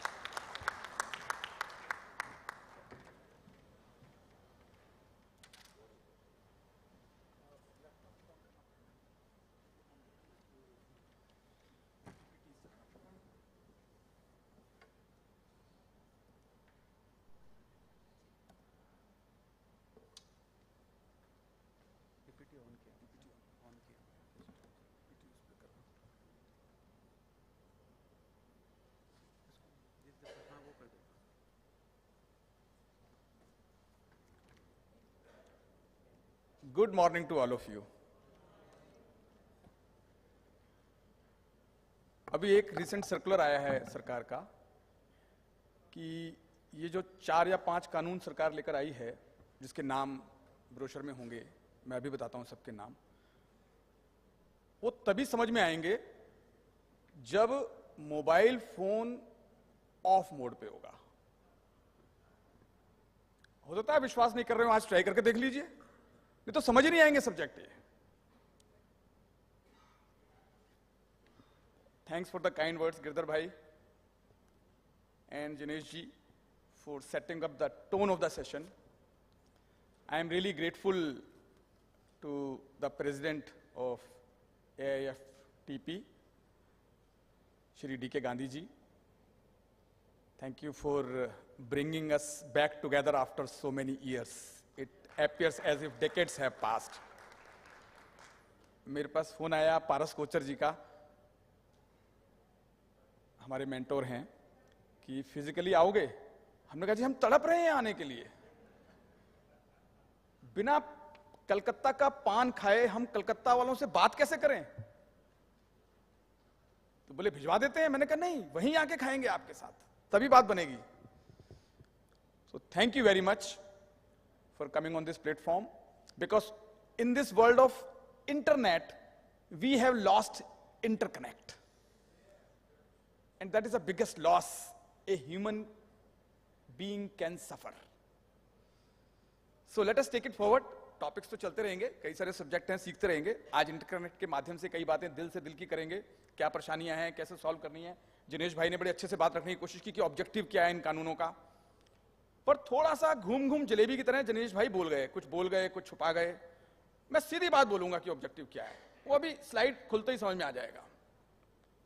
So thank you very much once again Vikas Parekh ji, and I really heartily welcome our esteemed colleagues from Delhi, Sanjay Sharma ji, rising star of our profession, Madan Sahab, president of our tax bar Delhi, all the dignitaries sitting on the dais, off the dais, and special thanks to Energy of lifeline of profession, that is our esteemed ladies.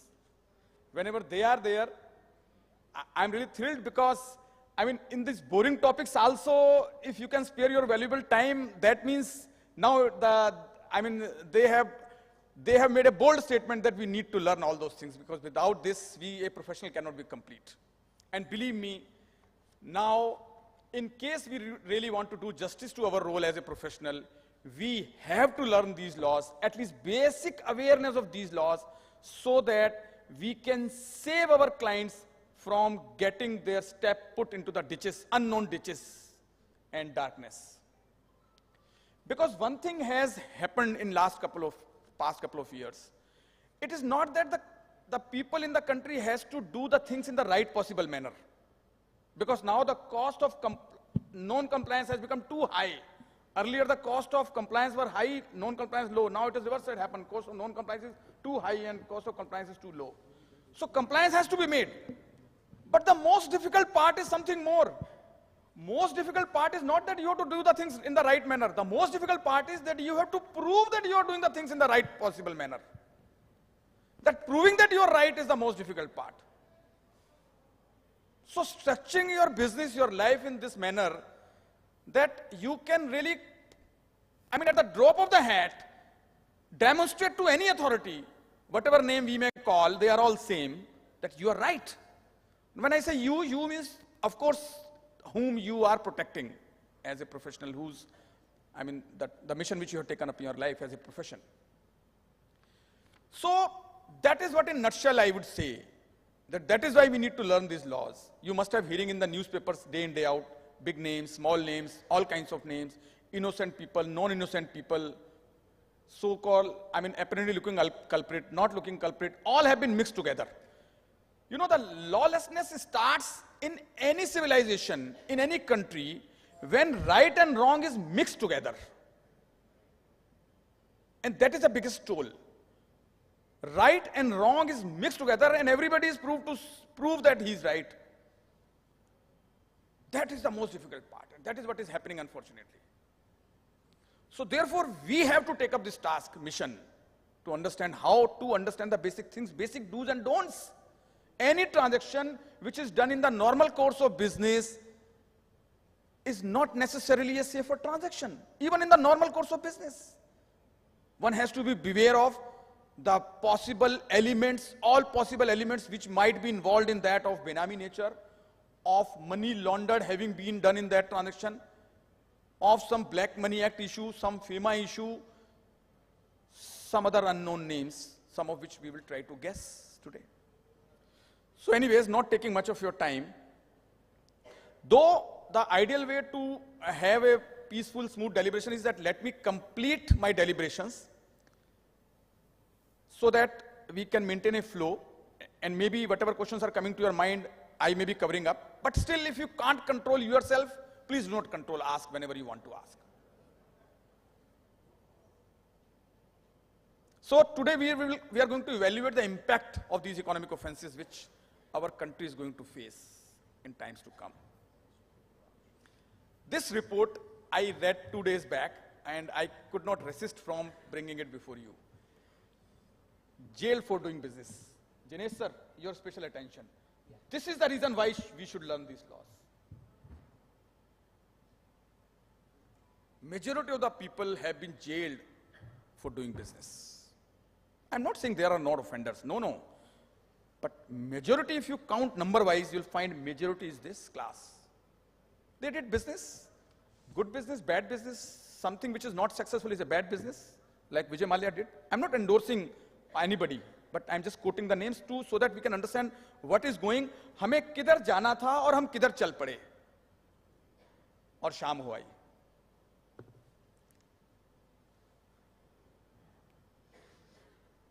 इस report में लिखा है साहब, over 26,000 ways are there an entrepreneur can land in jail for non-compliance of business laws. I'm not saying this. This is a research report.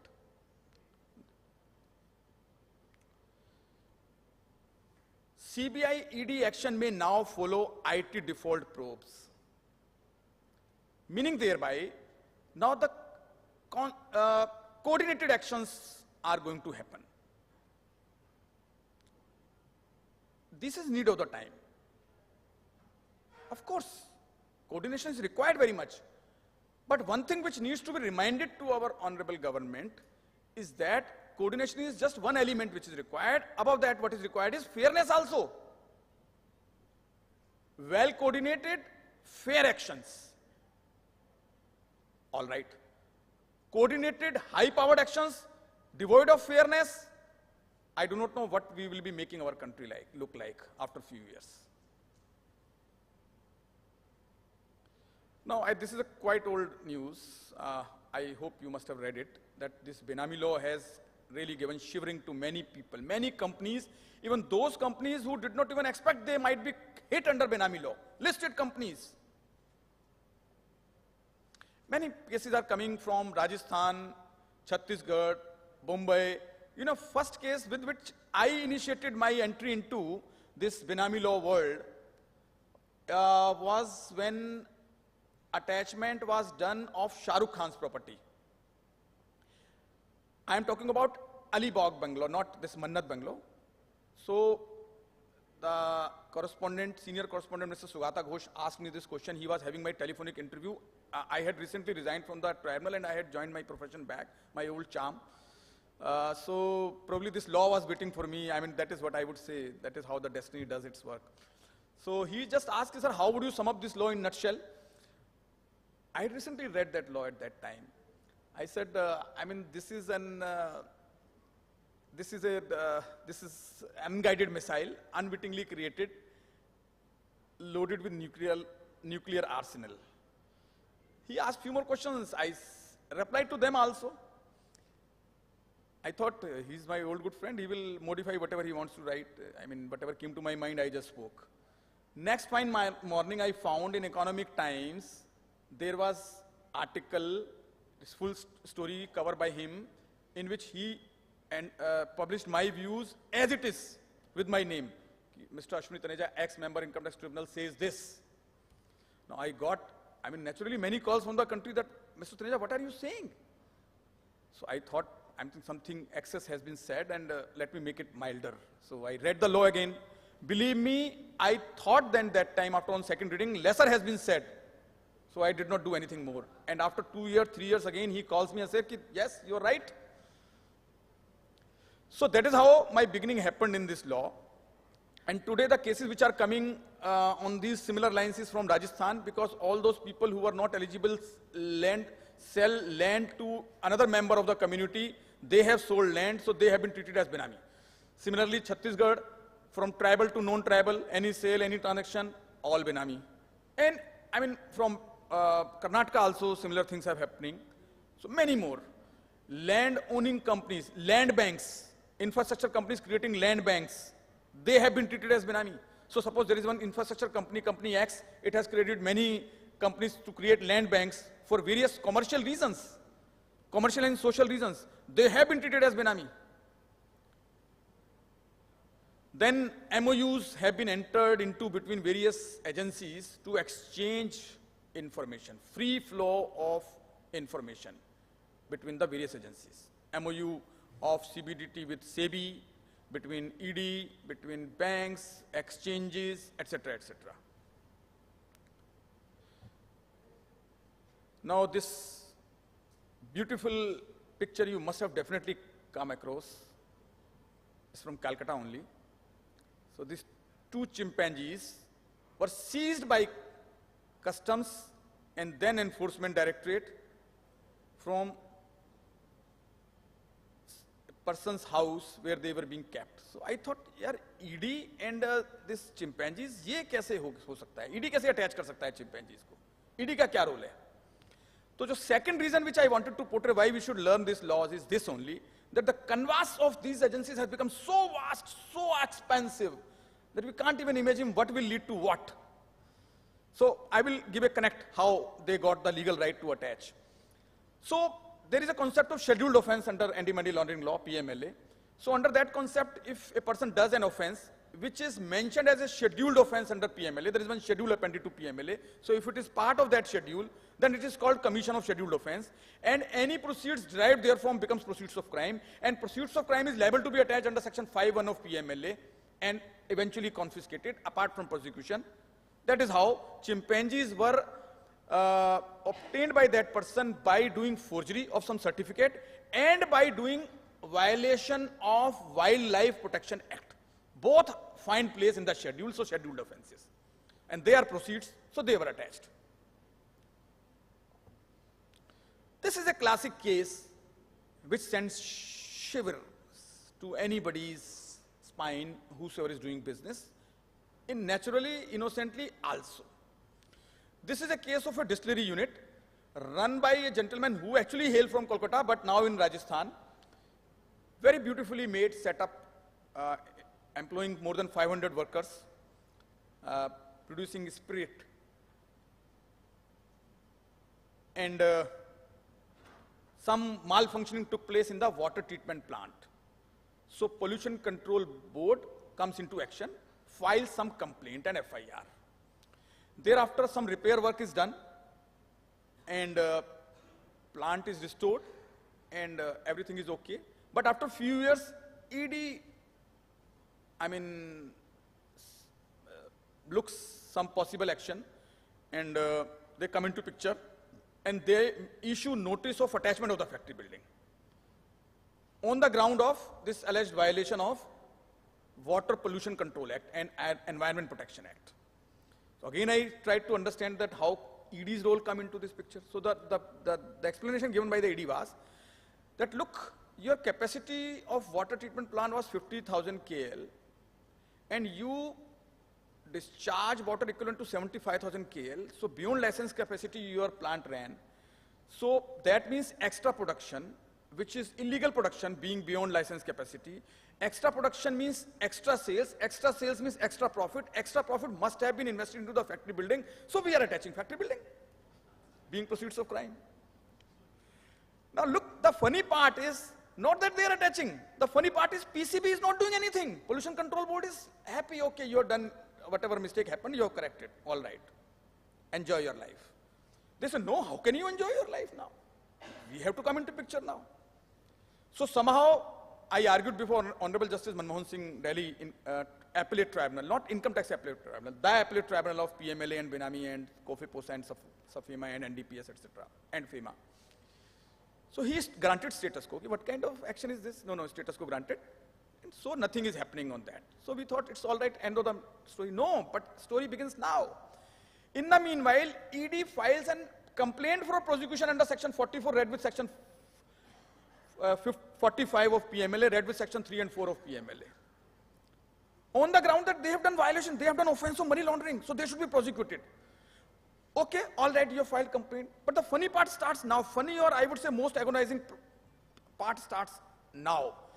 The trial court, that is a designated special court, Court of Sessions of Jaipur, issues warrant instead of issuing summon. The person has not been arrested by anyone so far. The person has, the so-called accused, has cooperated to the investigation, so they did not arrest. Now, instead of court issuing a summon, they are issuing warrant. Now, warrant means bail may be refused. He may be put behind the bars. He approached High Court for cancellation. High Court, some proper representation could not be done. Some technical latches happened. High Court also rejected. You go back to the session court again. Explain that summon should be cancelled, bail, warrant should be cancelled, should be converted into summon. So he approached again to session court. Session court cancelled since you have approached High Court once. My jurisdiction is over. No, nothing doing. So he's running pillar to post now. He's going to High Court. Now he's requesting me, Mr. Taneja, why don't you go to Supreme Court now? So I don't want to take chance. Supreme Court is already busy with these 14 issues on PMLA. I don't want to bring on record the 15th issue. They are already heavy burdened. So I am now approaching High Court again. I don't know what will happen. Only God can tell. ईश्वर यहीं बसते हैं, भारत में ही बसते हैं, बस क्योंकि यहीं उनकी जरूरत है हमें। मुझे कल मेरे एक दोस्त कह रहे थे, ऐसे किसी बात पे ऐसे कुछ बात हुई, तो मैंने कहा भाई साहब ये तो वाकई भगवान बसते हैं, वरना तो कैसे होगा यहाँ। तो बोले भाई साहब आप एक चीज पे नजर डालो। मैंने कहा बताओ। कहते अगर भगवान ना हो तो यहाँ का बस अड्डा भी नहीं चल सकता। आप बस अड्डे पे जाके देखिए क्या क्योस होता है, भगवान ही चला रहे हैं उस बस अड्डे को। The case is before you.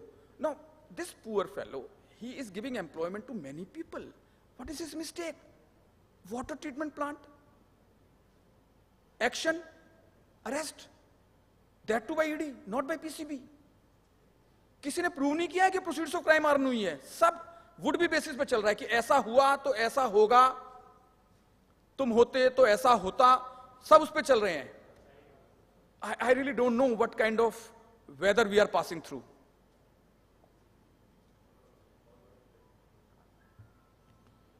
ये बड़ी कलरफुल सी स्क्रीन है, but it has the potential of taking away the colors from a life of a person.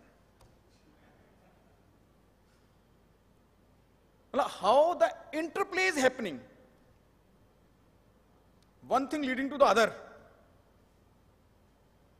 Even for one transaction, one error, one mistake in life, a person can be punished from various angles, from various approaches. Same transaction. So there is a strong interplay. क्योंकि मेरे को पता है कलकत्ता में तो किस चीज की जानने की नीड है कि सर शेयर कैपिटल की एडिशन सेक्शन 68 में हो सकती है, उसमें नहीं हुई तो बेनामी में तो नहीं फंसेंगे. वहां से तो सर निकल गया सर, वो तो टाइम बाद हो गया, तो बेनामी में तो नहीं फंसेंगे सर क्योंकि 68 में क्लियर है sir. So you must be desperate to know that answer. I know that. But उसका आंसर वन लाइन में ना yes दिया जा सकता ना no दिया जा सकता, depends upon the facts. And with regard to every kind of interplay, it's a mixed question of facts and law. So depending upon one small change in fact can make simultaneous application of law also. And it is not a case of double jeopardy. No, somebody would saying double jeopardy. No, it's not a case of double jeopardy. It depends on facts and circumstances of the case. So one case study, if I slightly change the fact this manner, no double application. This manner, there will be double application. Double application means the Benami will be also applicable, income tax will also be applicable. And I have published an article on this. How far the menace of addition under sections 68 and 69 shall continue to haunt the people under Benami law also. This is the title of the topic. And other topic on which I recently published one article published by CTC, Chamber of Tax Consultants, that if you live in India, which you can be punished for an offense which you have not done yourselves. And it has caught many body's attention. हर कोई जो भी businessman आता है मैं जब उसे article दिखाता हूँ कहता हाँ सर मेरा केस यही है सर, मैंने तो कोई ऑफेंस नहीं किया सर, उसने किया और मैं फंस रहा हूँ सर. सो जैसे सर रोड पे चलते हैं ना हम यहाँ, बिल्कुल वही है. मैं अभी अपने बेटे को गाड़ी सिखा रहा था, मेरे ड्राइवर ने ना बड़े मेरे कान में आके कह दिया कि सर बेटा ना आपका बहुत सब कुछ ठीक है, थोड़ा तेज चलाता है गाड़ी को. तो मैं उसको समझा रहा था कि बेटा देख कोई फायदा नहीं है ऐसे तेज चलाने का. वो समझ नहीं रहा था. अभी बोल रहा था पापा मैं देखो कितना अच्छे से चला रहा हूं अलर्टली, मैं कोई मिस्टेक नहीं करूंगा. मैं समझ गया. मैंने कहा बेटा देख मैं तेरी मिस्टेक के लिए तेरे को नहीं बोल रहा हूं, वो जो आजू बाजू लेफ्ट और पता नहीं कौन सी डायरेक्शन से कौन कहां से टप से आके गिरेगा, मैं उसकी मिस्टेक की बात कर रहा हूं. And that is what is happening in our day to day business life today. So I was saying that one small fact can change the facts like this. Like, for example, I have created these slides. Suppose a person did some smuggling, and in his income tax returns, he declares that I have done trading from so and so goods worth rupees 10 crores, जो income आई, और वो income उसने पूरी show कर दी, right? पूरी income tax return में show कर दिया 10 crores earned in cash, खत्म मामला. अब देखते हैं क्या क्या उसने वायलेशन किया है. इनकम टैक्स नो वायलेशन क्योंकि पूरे अमाउंट आ गई. बेनामी कुछ है ही नहीं बेनामी. पीएमएलए उसने जो कमाया वैसे ही दिखा रहा है. अगर वो कहता है इनकम फ्रॉम स्मगलिंग दिखाता है, उसमें लिखता है इनकम फ्रॉम स्मगलिंग, तो पीएमएलए भी नहीं आएगा क्योंकि वो he is not I mean laundering the colour. What he is doing is he is showing it as it is. FEMA there could be possible violation. Black Money Act no violation. SFIO no. SEBI no. अब इसमें थोड़ा सा change करते हैं. Suppose this out of this 10 crores in cash, whatever he earned, 2 crore rupees he shows as income from trading, not smuggling, income from trading. Out of these rupees 8 crores, he sends abroad 3 crore rupees to be stashed in his bank account. He retains the money there in his undisclosed bank account there. And balance 5 crores he gives to one gentleman whose name is say Mr. B. B gives say B Limited. So B Limited gives check in lieu of that to his company, his name is R, to his company R Limited by way of share capital. and he deposits that in R Limited's bank account, and B Limited becomes a shareholder of such shares. Now let us see what are the possible violations, one by one. First of all, PMLA, yes, because he is seeing it as trading income. First of all, income tax, because he is suppressing from 10 crores, he is showing only 2 crores, 8 crores he saved. So violation, evasion of income tax. Out of the balance, whatever amount he gave to B Limited becomes the Benami shareholder. So those shares are liable to be attached. That is a different thing. Somebody will say, no, money deposited by the R Limited and property purchased by R Limited will also be liable to be attached, as is happening now in 90% cases, which is illegal, which will come when we will study Benami law. Then, since he has sent the money abroad in his international bank account, not disclosed in India, he has violated section 323 of BMA also. So he is liable for assessment under BMA also, under section read with 345. For 30% of tax, 90% penalty plus prosecution. Then under FEMA also, ostensibly yes. Then since fuzzing the books records in his company, that is R Limited, then he has done violation under section 212(8) and 447 of Companies Act. So SFIO, which is, if there is anything above the ED, that is SFIO, they can also check into their action. So, this one transaction, manner of doing, definitely whatever happens, then he may be liable. Now, the new findings of the investigation agencies is the most common ingredient found in violation of the laws relating to economic offenses is that transaction done are benami. इसके sir दो कारण हैं, क्योंकि कोई भी जो काम करेगा जिसमें कि वो कुछ वायलेशन करेगा, वो कुछ ना कुछ छुपाएगा, कुछ दूसरे नाम से बताएगा, तो बेनामी वहां से आ जाता है, बेनामी काम करेगा. और दूसरा कारण यह है कि in fact we have become used to live a benami life, इसलिए बेनामी एंगल आ जाता है. So therefore benami has not tax, earlier tax used to be the foundation bedrock, now the benami has become the foundation bedrock. It's bedrock. There would be something benami. So that is why they have become too much behind this law. Lot of force has been infused by the government, and they are taking it very, very sternly. So we need to understand first of all what the Benami law is. So I would try to give a very, very brief conceptual background only, not elaborate here under Benami, because today our topic is interplays and understanding basic awareness of these laws, instead of focusing only on Benami. Now, concept of Benami is wherever the concept of duality is there, then Benami comes in. Now, duality means, I will explain. Suppose there is a person A who wanted to buy a property from person B. So, person B sells the property to A becomes the registered owner and pays money to B. It is not Benami because there are two persons were supposed to be there, two persons are existing, nothing Benami. But suppose A introduces C and tells Mr. B to transfer the property in favor of Mr. C. And he tells Mr. C that you keep the property for me, for my benefit only. But I am paying consideration to B on your behalf. In whatever manner, A may transfer it to C, then C may transfer to B, or A may pay directly to B. But if the facts are, if the facts on record are that A is enjoying the property as owner, B is a registered owner, payment has been paid by A, it is a case of Benami. Classic case of Benami. There are other parts also which are different from classic case. It is a case of Benami then.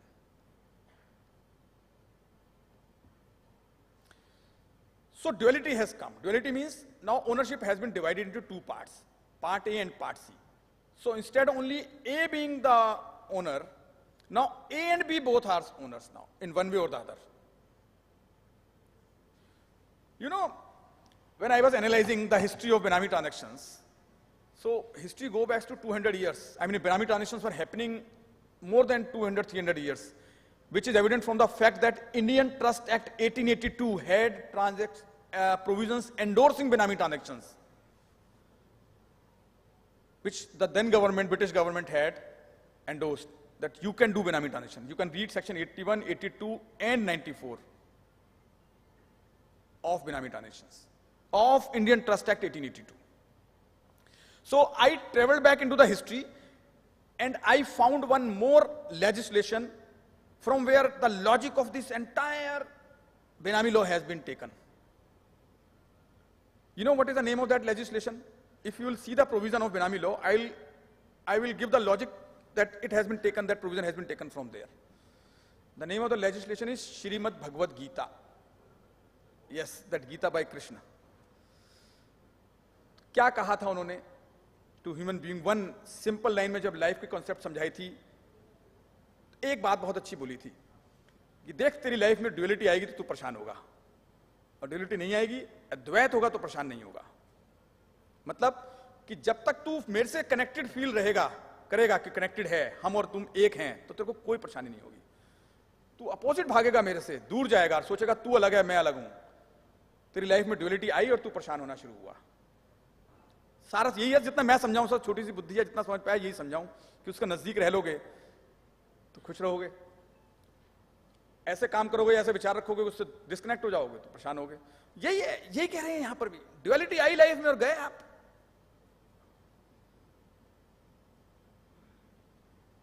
उन्होंने एक बात और बोली थी, समय अनंत है ना, इसका प्रारंभ है ना अंत है। तो यही सोचा इन्होंने कि समय से क्या बांधना, ना भूत ना भविष्य, ना पास्ट फ्यूचर, नथिंग। कोई पूछता है साहब पुराने ट्रांजेक्शन कितने देख सकते हैं? कुछ पता नहीं है कितने देख सकते हैं। सुप्रीम कोर्ट के पास पेंडिंग है। कलकत्ता हाई कोर्ट ने बड़ा एक साहसीपूर्ण फैसला दिया, पर वो सुप्रीम कोर्ट में अटक गया। गणेश डील कॉम, श्री गणेश तो हुआ है पर वहीं अटक गया मामला अभी। मैं कहता हूं यार इस क्वेश्चन को छोड़ो, तुम आगे की पूछो कि सर आज मैंने कोई ट्रांजैक्शन किया तो कितने बरस वो चेक कर सकते हैं इस ट्रांजैक्शन को कि भाई बेनामी तो नहीं है। 1 बरस, 1 महीना, 2 महीना, 6 महीना, 1 बरस, 2 बरस, 10 बरस, लाइफ टाइम या even after my life time. एक भी प्रोविजन दिखा दो जो रेस्ट्रिक्ट कर रहा हो फ्यूचर टाइम लिमिट को। तो ऐसा हो सकता है कि आज मैं प्रॉपर्टी अपने बच्चों के लिए छोड़ूं और मेरी लाइफ टाइम के बाद वो बच्चों को कहें ये तुम्हारे पापा जी जो प्रॉपर्टी छोड़ के गए ना, ये एसेट नहीं है, लायबिलिटी है, हमें तो बेनामी है, ये सरकार की है। मुझे आज तक इसका लॉजिक नहीं समझ में आया, फ्यूचर टाइम लिमिट नहीं होने का लॉजिक समझ में नहीं आया। क्रिमिनल जूरिस्प्रूडेंस में भी कुछ तो लॉजिक, कहीं तो टाइम लिमिट है, यहां तो बिल्कुल ही नहीं है।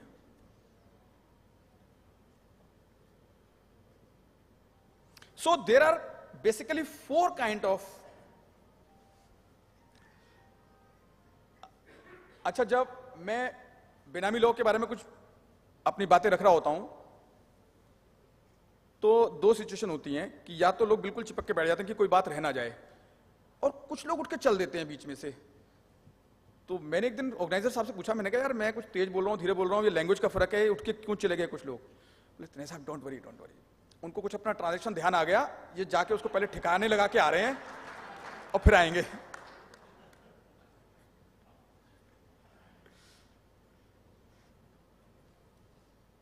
So A, B, C, D, 4 parts are there.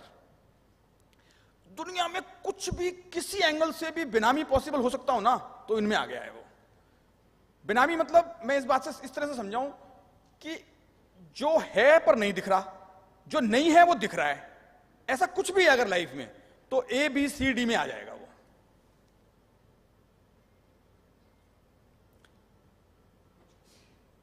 Property transfer to or held by benamidar and consideration paid by beneficial and property held for benefit of beneficial owner, ये क्लासिक एग्जांपल है। और इसकी 1, 2, 3, 4 एक्सेप्शंस है सिर्फ। फिड्यूशरी कैपेसिटी जिसके ऊपर हम elaborate discussion कर सकते हैं, कर्ता HUF वाला case. Third is very important, spouse. तो जैसे मैं कह रहा था कि बड़ी सारी चीजें ध्यान आती है जब बेनामी मैं कुछ एक्सप्लेन करता हूं, तो different tensions give rise to different kind of questions. So one gentleman very innocuously asked कि सर स्पाउस तो ठीक है sir, but the question is whose spouse. क्योंकि किसी को चिंता है उसकी बेनामी प्रॉपर्टी डिटेक्ट ना हो जाए, किसी को कुछ और चिंता है कि उसका बेनामी रिश्ता डिटेक्ट ना हो जाए कहीं वाया प्रॉपर्टी। तो मैंने कहा यार देख, don't be excited please, his और हर स्पाउस लिखा हुआ है लॉ में, ये तो मैंने थोड़ा स्लाइड को इंटरेस्टिंग बनाने के लिए ओपन छोड़ दिया। इट शुड बी हिज और her spouse only then exception में आओगे, नहीं तो एक्सेप्शन में नहीं आओगे। चाइल्ड, एनी चाइल्ड, ना चाइल्ड मतलब इसका क्या मतलब है? नो नो, मैं वो सब नहीं सोच रहा हूं जो आप सोच रहे हो. Child means child up to what age? So it will include child of any age. Child is a child. Brother, sister, lineal ascendant and descendant. They are covered under exception. तो आपने because of emotional and respect reasons अपनी mother के नाम से property ले ली और आप अपने आप को ओनर बना रहे हैं, तो बेनामी होगी या नहीं होगी? हैं जी? एक्सेप्शन में है, लेकिन फिर भी होगी, क्योंकि जॉइंट ओनरशिप होनी जरूरी है उसके लिए भी. अगर जॉइंट ओनरशिप नहीं है तो even brother sister mother father के नाम से ली हुई प्रॉपर्टी भी बेनामी है. अब उसके पीछे भी वही वाली बात है, वहीं से है. वो क्या कहते हैं, उन्होंने क्या कहा कि जो करो आप उसे पूर्ण श्रद्धा और प्योरिटी से करो. यानी कि आप मां के नाम से कोई संपत्ति ले रहे हैं तो मां को दे दो. ये नहीं कि मां के नाम से संपत्ति ली और ओनर अपने आप को दिखा रहे हो. तो दिखाने के लिए मत दो गिफ्ट, चाहे भाई बहन और मां को किसी को भी दे दी तो नेकी कर कुएं में डाल और भूल जा. प्रॉब्लम इज दिस ना कि आप मां के नाम से ले रहे हो, ओनर अपने आप को दिखा रहे हो बैलेंस शीट में. नहीं, ये नहीं होगा. तो रेंटल इनकम भी मां के पास जाएगी, तुम्हारा कोई लेने देने नहीं है. मां दूसरे भाई को दे, किसी को दे, दान दे, भूल जाओ. और आपने टांग फंसा के रखी, आ जाओ बेनामी में अंदर. फिर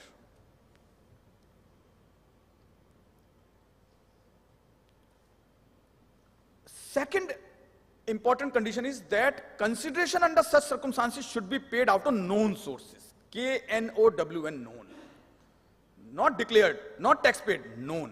अभी known का क्या मतलब है? पहली बार मैंने देखा है वर्ड ये कहीं यूज हुआ. I do not know what does it mean. लेकिन known का मतलब ये है कि हम बता सके कहां से आया है, इतना तो होना चाहिए. So anybody earning from illegal sources like bribery or something like that, if he earns in the name of spouse or children or the exempted category, no, that will not be given exemption. So many such cases which I am getting is of government officers, retired or working at senior posts also, who have been put under scanner by ACB or other agencies, EOW, etc., etc. So their properties of their family members are not being saved under Benami, on the ground that this is not from known sources. This is bribery money, illegal money, covered under PC Act, Prevention of Corruption Act. Prevention of Corruption Act is also one of the scheduled offenses. So therefore, no exception in these cases. Then the second category is part B, property held in fictitious name. Fictitious माने तो बोले तो I mean anything which is not a natural person. Like you buy property in the name of your dog, pet, goddess, who is not recognized as a natural legal person in the eyes of law. Straight away property of the government. No ifs and buts, no exceptions. ये exception सिर्फ पहले वाले में ही है, दूसरे में कोई exception नहीं है. सीधा automatically by operation of law it is property of the government. कोई ट्रायल करने की जरूरत नहीं है उसकी, कुछ नहीं, सीधा. Then C, where the owner is not aware of the knowledge about the ownership. ये आपको बहुत सिंपल सी क्लॉज लग रही है, पर जब सर्च होती है घर पर और लेडीज ऑफ द हाउस से पूछा जाता है कि अच्छा मैडम ये बताइए कि आप कहां शेयर होल्डर हैं. मैडम कहती है मैं कहीं शेयर होल्डर नहीं हूं, ये मुझे वैसे ही फंसा रहे हैं, पता नहीं क्या है, मैं तो कहीं पार्टनर नहीं हूं, पता नहीं क्या बातें बोली जा रही हैं. फिर पूछा अच्छा मैडम आप ज्वेलरी नहीं पहनते हैं, पुरानी पहनते हैं? हाँ जी बिल्कुल, हम तो नहीं पहनते, पुरानी क्यों पहनेंगे, हम अच्छे घर के हैं, हम क्यों पुरानी पहनेंगे? अरे आपके मियाँ जी ने तो कहा है ये तो शादी के टाइम की ज्वेलरी है, 50 साल पहले की मिली हुई. तो मियाँ जी का स्टेटमेंट तो गया, अब प्रूव करते रहो कि शादी के टाइम की है. और प्लस ये बेनामी का नोटिस अलग आएगा कि मैडम ने कह दिया मैं तो कहीं शेयर होल्डर नहीं हूं. तो कौन है फिर शेयर होल्डर? नाम तो मैडम के हैं.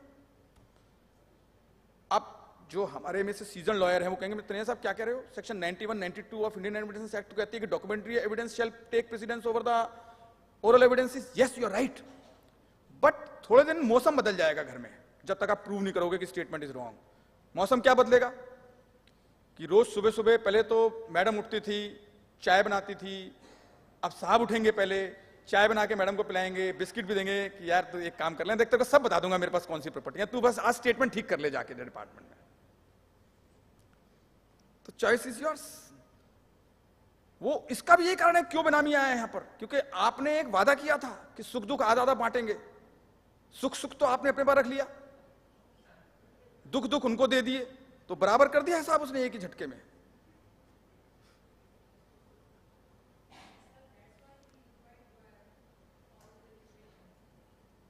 यस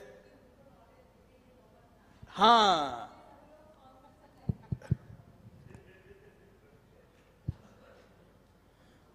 लेकिन एक प्रॉब्लम हो जाती है मेरे जैसे आदमी के साथ। अब मेरी भी मैडम साथ आए हैं फॉर वेरियस रीजंस, तो किसी ने कहा कि मैडम कहाँ है, मैंने कहा भाई उनको सुनाने की आदत है यार, वो सुनना नहीं चाहती। बोले आज तो सुन सकती है, आज में क्या है एक बार में। मैंने कहा वो ट्रेंड रिवर्स नहीं करना चाहती, उसमें कर मना के देख लो। अच्छा मेरा भी अपना है, मैं भी हो सकता मेरी भी बोलती कम हो जाए, तो मैंने कहा मैं क्यों पंगा लूं। Pair of consideration.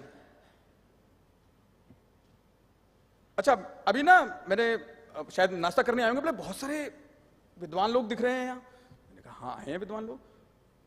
तो बोले वो आपको भी सुनने आए हैं। मैंने कहा हो सकता है मुझे भी सुनने आए हो। तो उनको विश्वास नहीं हो रहा, मतलब मेरे को भी कोई सुन सकता है।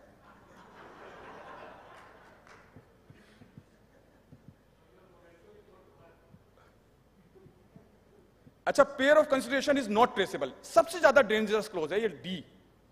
मुझे लग रहा था डी तक तो पहुंचते पहुंचते हम थक लेंगे, लेकिन डी में उन्होंने ऐसा कर दिया है कि मतलब इसका सबसे ज्यादा मिसयूज हो रहा है इस क्लॉज का। It is prone to misuse because it is improperly drafted.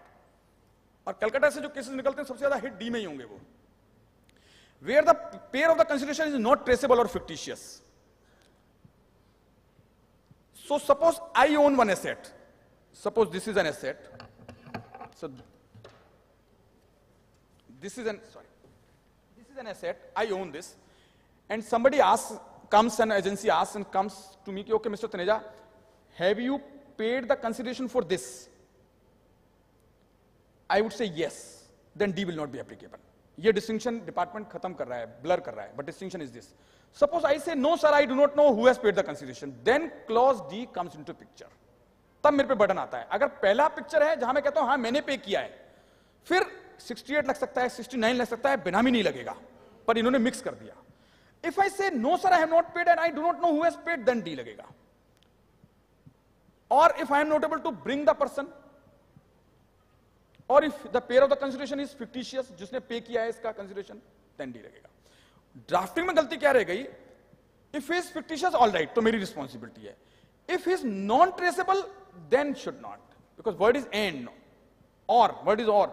So if non-traceable, I mean, the person who paid the consideration may have been alive, is a natural, living, logical, identified person, but he is not traceable at the time because of some fear of the department. He may have taken sannyas, he may have gone to abroad, etc. So because of his non-traceability, I should not suffer. You should mention if he is non-identifiable, then all right, then the law is correct. Non-identifiable or fictitious, okay, you hang me. But if it's not traceable, it's not my fault, may not be my fault. So I raised this point before Honorable Telangana High Court in the name of Zara Investment Private Limited. They have given a very beautiful order, though it is an interim order as of now. Supreme Court refused to intervene also and send the matter back for final order. But that order is holding water as of now. Zara Investment, you can read, is published. So there clause D has been applied, that in the case of companies, clause D cannot be applied like this. Company is saying, it is my consideration, I have paid. Suppose company is owning a property, and company says, I have acquired this property. How can you apply clause D? So, Dinesh bhai, this is the thought which will work in that case which we were discussing. When the company is saying, the company is owning a flat and company is saying, I have purchased this flat from my funds, matter ends. Then you can hang the company under 68 or 69 only. D nahi lagega fir. But right or wrong, mix kar diya hai. So authorities, I think this is quite old slide. Now you all know what kind of authorities we have. I think I can skip this. So enforcement work is with income tax department. So you know what is common between income tax and Benami law? Any idea? What is common? Nothing is common, except that the income tax department officers are taken to enforce the Benami law. Absolutely different laws. So therefore, representation from your side should be kept in that, keeping in mind that thing. Because it is because of improper representation that the burden of an authority you can take on your shoulders. And litigation is lost by improper discharge or shifting of burden. Lost. So therefore, its fabric is totally different. It is civil law, purely civil law.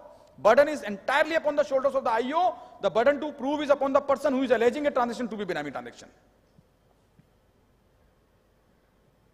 After this matter goes to Education Authority. Earlier there was Common Education Authority at Delhi. Now there are 4 education authorities, but things are being controlled from Delhi.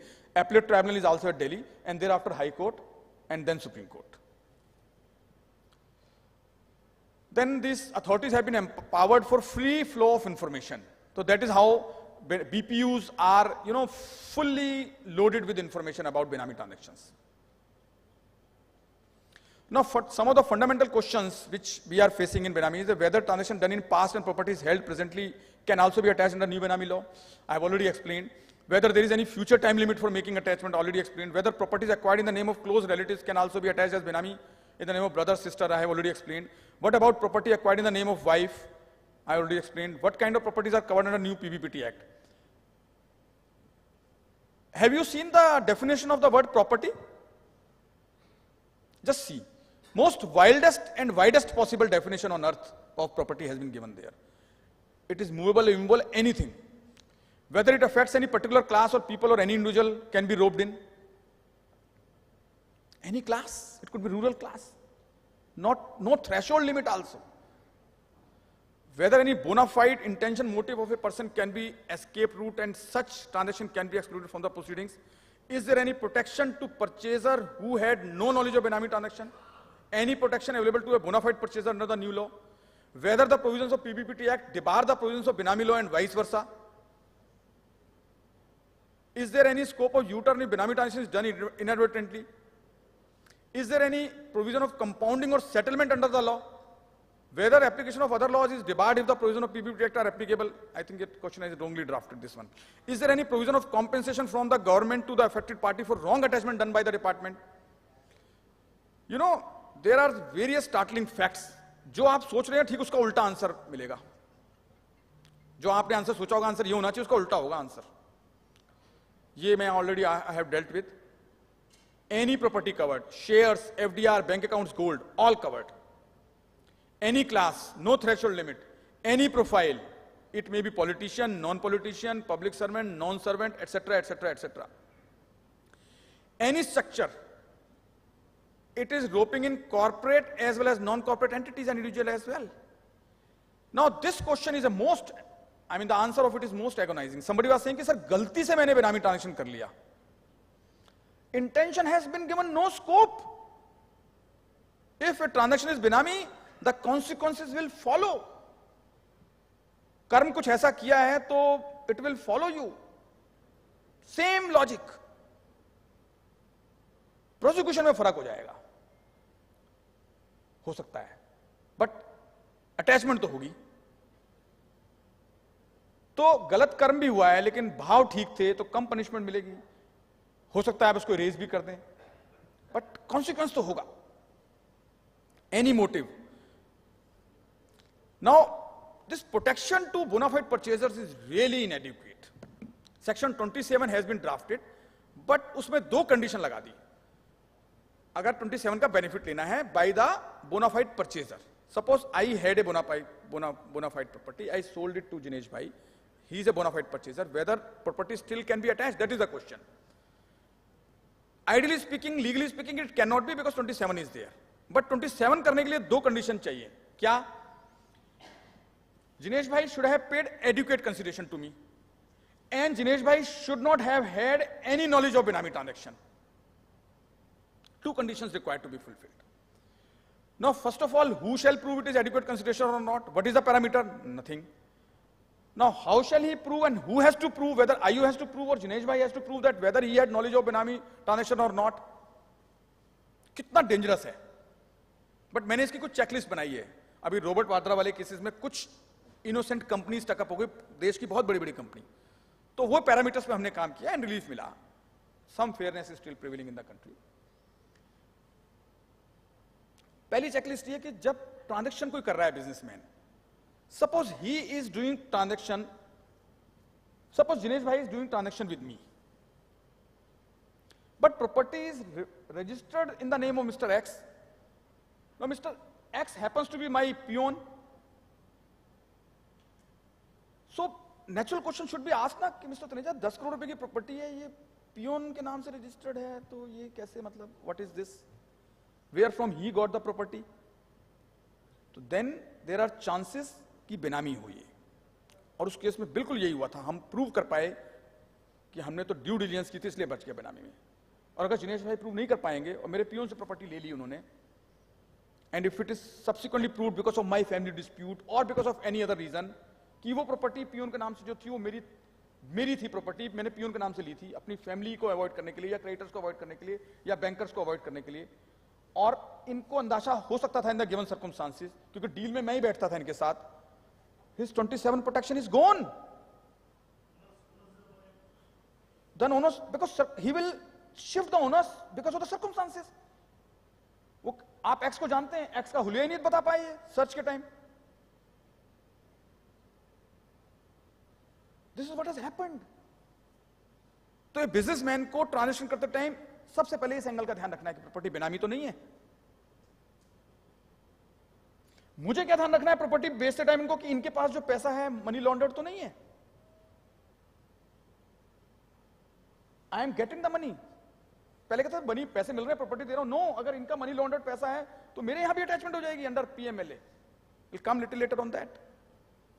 सो कितने angle हो गए। Then question arises कि sir मैंने तो tax पे किया है और टैक्स पे करके मैंने वो किसी के नाम से प्रॉपर्टी ले ली, सर वो नाम कोई भी है, किसी का स्पाउस है, उससे क्या मतलब है, वो उसके नाम से मैंने ले ली प्रॉपर्टी, तो क्यों आएगी बेनामी में सर? पेमेंट टैक्सेस तो पेड है पूरे। This is no, payment of tax will not make something illegal as legal.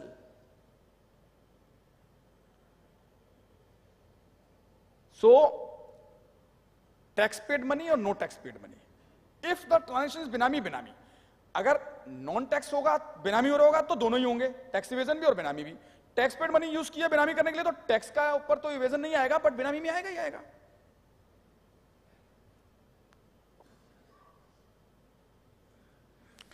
Then the biggest problem here is no U-turn is allowed.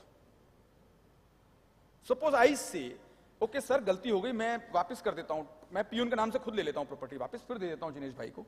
They say no. Section 6(1) clearly debars such transaction. Retransfer is prohibited. खत्म बात। एक बार भूल के भी बेनामी हुआ तो इसका मतलब फिर क्या होगा? अटैचमेंट होगा, कॉन्फिस्केशन होगा, मतलब प्रॉपर्टी सरकार की। भूल के भी ट्रांजैक्शन हो गया तो this is the law. Very strange. अब इसमें एक छोटा सा कैच हो सकता है जहां हम आर्ग्यू करने की कोशिश कर रहे हैं, that suppose before 1/11/2016 I have transferred the property, so after introduction of the law 6(1) can not be applied from A putting the clock back. If post 1/11/2016 6(1) has come, all right, you can treat it as benami by invoking 6(1) section 6(1) of PBPT Act 1988। but अगर 1/11/2016 जब ये बेनामी law नया लेकर आए, अगर उससे पहले ही ट्रांसफर होकर स्क्वायर ऑफ हो गया सब कुछ तो नहीं होना चाहिए। अब उसमें जिनेश भाई बोलेंगे it is a continuing offence. Continuing offence कहां हुआ सर? वो ट्रांजैक्शन स्क्वायर ऑफ होके पहले से, नया कानून आने से पहले स्क्वायर ऑफ हो गया ना। So taking benefit of section 190 of finance act 2016 which granted a limited window, I would say that kind of transaction can not be hit by 6(1), but if it continues to be held then it can be. Supreme Court, I still SG of no, what that continuation of offense, there were the argument with regard to PMLA, because under PMLA also similar situation had arisen. PMLA. Yes, sir. Not in this.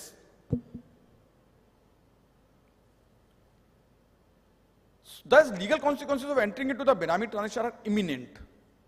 That is confiscation of property and prosecution of the offenders. और prosecution किस किस का होता है साहब इसमें? बेनामीदार, beneficial owner, any other guess, any third party, any guess?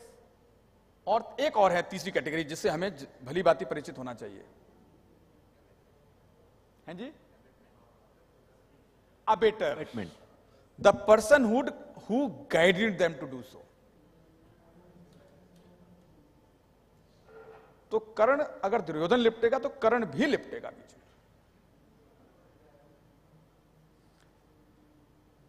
कहा, पूछा, सर्च चल रही थी, पूछा लाला जी आपने ये बेनामी ट्रांजेक्शन क्यों किया? सर जी मेरे सीए साहब ने कही थी, वकील साहब ने बना के दिया था ड्राफ्ट। लिपट गए दोनों। अक्सर लाला नहीं निपटता है, वकील पहले निपटता है। यस, सिर्फ इतना सा कहना है उसको बस। और प्रोसिक्यूशन कितना है, थोड़ा कम है या ज्यादा है? बिल्कुल बराबर है, उसी कैटेगरी में, कोई रिलैक्सेशन नहीं है। फाइन भी है उतना ही, which is equal to 25% of market value of the transaction. इसलिए हम जब अभी बैठे हुए थे नीचे, तो मैं दिनेश भाई से, पारस सर से डिस्कशन कर रहा था कि now the time has changed, that we should realign ourselves as professionals also. And realignment में पहला स्टेप जो हमें करना चाहिए वो यही करना चाहिए, that we must do the advisory and the dealings with the client at arm's length, never become part of the executives. Lawyers को प्रोटेक्शन इसलिए, they are in the advisory capacity only. If they are part of the executive capacity, no, then they will also not be protected. So therefore, we have to learn dealing with that arm's length, and few more steps which we need to take, like we have to guide them, okay, do in the right manner and do in such a manner that you can prove it to be right. Then multiplier effect, as I have already explained that it can have multiplier effect, simultaneously various laws can be applied. Then कोई compensation, मान लो attachment हो गया और attachment withdraw हो गया, तो कोई कॉम्पेंसेशन की कॉन्सेप्ट नहीं है, नो।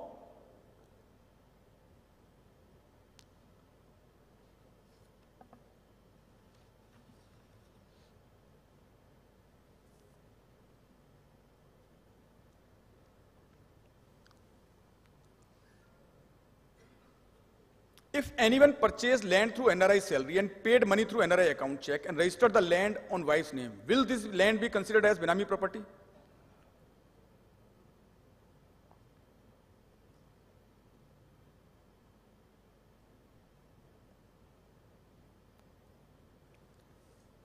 चलो क्वेश्चंस हम लास्ट में लेते हैं सारे, अदरवाइज हमारा फ्लो टूट जाएगा। So interplay I have already discussed. There may be circumstances where both the laws can be applied simultaneously. There may be circumstances where only one law will be applied. Now, to give you another small example, I am coming back again and again on this example, section 68, 69 and this PBPT Act. In one case, what happened? One gentleman made surrender for surrender before the income tax department when the search was going on, that okay, I am ready to pay payment of taxes on this additional amount of rupees 25 crores. So breakup was prepared, because the team said ki we will go back only when you are ready to make some additional offer. So that breakup was prepared of 25 crores, and that breakup included one amount coming from B Limited, going to R Limited. R Limited is the name of Mr. R who was being searched. So taxes were paid and matter, and that is what Mr. R thought, matter ended here only. But in fact, matter had a fresh beginning when he got a notice from BPU under section 24(1) and 19 for recording of his statement. So he thought, but for this statement is there, it's not required. So raising his collars up, he goes to meet the BPU officer, learned initiating officer. Okay, sir, you have sent this notice? The officer said, yes. Okay, sir, because I have already paid taxes on this. All right, let us have your statement recorded. So the question start, the first question is, yes, so you admit that this share capital from B Limited is bogus. Yes, sir, I paid taxes thereon. All right. So that means you gave cash to B Limited, and that is how B Limited issues check to you. Now silence prevails suddenly. But now he cannot go back, he cannot say no. And so therefore he admits, yes. So B Limited gave check to R Limited, and R Limited in lieu of that check gave shares to B Limited, and B Limited is holding shares on your behalf. Now everything has to be said yes, yes, yes. So that means now Benami transaction has been done. So what he does is, because R Limited utilized that amount in buying another property, a flat, so he attaches that flat. Now you tell me, income tax also paid on 10 crores, that flat also attached. Now what is the defense? So in these peculiar circumstances, the defense goes missing because he admitted it like that. So not because the department is alleging transaction to be bogus and then simultaneously applying Benami. No, there the things will be different. Here this situation is different. So let us deal with both of them separately. But here also one more defense will be there, that in fact what the department doing wrong is that they are again mixing right and wrong. So they have right to make attachment of that property only which is Benami. Not beyond that. They can treat proceeds of the property also Benami, but not beyond that. So let us take into consideration both the aspects here into and then decide what is Benami here. So first of all, what asset is Benami? Any guess? Whether flat is Benami? Flat is held by R Limited, and R Limited said it is my property, and it is R Limited's property. So flat cannot be Benami. So even if there is admission, Benami can at the most here be shares held by B Limited, who is the shares being controlled by Mr. R. So B is Benamidar of Mr. R, not of R Limited. So at the most Benami property is this. Now let us deal the second aspect of IO. He says it is proceeds. Proceeds happens when the asset no more exists with the person. Shares are held by B, not sold yet. So where from the questions of proceed will arise? The amount which B Limited gave to R Limited, that is not proceeds. That is a separate transaction. Transaction between B Limited and R Limited are genuine. One is giving check, in lieu of that he is getting shares. So against consideration. Now once it reaches to the coffers of R Limited, they become property of R Limited, and R Limited can use it in the manner R Limited wants. They are not proceeds, they are R Limited's property. So what IO is doing is wrong. He has no right to make attachment of that flat. That is where the mistakes are happening, and that is why people are suffering. So proceeds are totally different thing. Proceeds can arise only when the asset is no more into existence.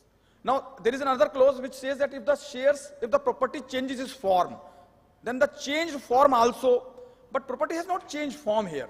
Shares remain shares. Shares have not become debentures or anything else. So going by that, only that is liable for attachment. But because of our sometimes improper representation and incorrect understanding of the facts, things may go here and by. Now whether Benami law is applicable in international transactions? No. Property located abroad cannot be hit under Benami law. But international transaction can be covered under Benami law if the transaction is ultimately culminating into asset which is located in India. For example, a US company making investment in India through its Mauritius route. And if Mauritius company TT benefit is denied on the ground that it is not a real entity, in that scenario, the shares held in India by US company can be attached as Benami property of US company. AB Mauritius, if you read the judgment of Authority of Advanced Ruling, उसमें उन्होंने कुछ ऐसा कहा था कि ये बेनामी हो जाएगा. तब तक बेनामी लॉ नहीं था, तो बेनामी यूनिट नहीं आई. But under such circumstances, Benami BPU can hit. Then burden of proof is a very, very important concept here.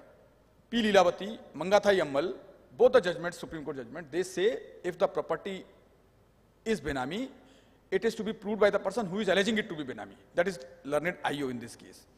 And we argued one matter in the case of Pamela Bhardwaj. There the tribunal has applied these two judgments and said burden is upon the IO. It's a very, very well-reasoned judgment. You can read it. It is available on the site, Pamela Bhardwaj, from the Appellate Tribunal, authored by Honorable Justice Manmohan Singh. This slide we can skip for the time being. Then the transactions happening from abroad, where some NRIs want to buy land in India, if it is proved that the beneficial control is with the NRI friend, purchased in the name of Indian friend, it may be treated as Benami, apart from other FEMA actions and all that. But if he simply makes investment, an Indian friend also becomes owner, that will not be. So slight difference in facts will make Benami or not Benami. So mere providing of finance does not make it Benami. There has to be fulfillment of dual conditions. P. Leelavati, very good judgment from Supreme Court, which clearly marks out this distinction, authored by Honorable Justice M.R. Shah of Supreme Court. Now we can briefly cover anti-money laundering law. Kitne bach gaye, sir? Another 10 minutes. Okay. So let us play a 2020 match, T20 match. Sir, ये question है आपके money laundering है क्या? Is it different from tax evasion? कौन सी authorities करती हैं? क्या punishment है? वगैरह वगैरह. What are the consequences? What are the broad powers? What are the legal remedies? What are the precautions which you should take to avoid entering into Benami law? What is the effect of improper attachment? Again, what is the status of bona fide purchaser here? What is the status of donee if property was subject to money laundering? ऐसी कोई property gift में मिली है तो क्या होगा? Unexplained cash credit add कर दिया तो क्या वो PMLA में hit हो सकते हैं क्या? हवाला transaction इसमें hit हो सकते हैं क्या? हाँ, statement made by third party under section 50 of PMLA, very dangerous. वो उसका क्या effect होगा? जो बैंक्स के डिफॉल्ट हो रहे हैं, सबसे ज्यादा वाइडली प्रिवेलेंट लॉ ये है, जो बैंक के डिफॉल्ट हैं, whether they can be covered under PMLA. Maximum number of cases ED के पास यही हैं, bank default cases. Sir, first of all, before coming to this slide, I will ask one thing, symbolically speaking. Conversion of black into white, is it money laundering? No, it is because it is tax evasion. So money laundering is something more than that. And what is more, symbolically speaking, converting of red to white is money laundering. Now red, symbolically speaking, denotes here crime. So something related to crime, converted into not related to crime is money laundering. So meaning thereby, if a person does an act, which is offense, criminal offense, called as scheduled offense, earns any proceeds therefrom, and portrays those said proceeds as if it is not from crime, but from clean activity, will be called as committed an offense of money laundering. किसी ने theft किया, gold smuggle किया, यहां portray किया, सब कुछ legal है, theft money को बैंक में डिपॉजिट किया, ये कह के कि ये मेरी कंसल्टेंसी से अर्न इनकम है, ही is doing offence of money laundering.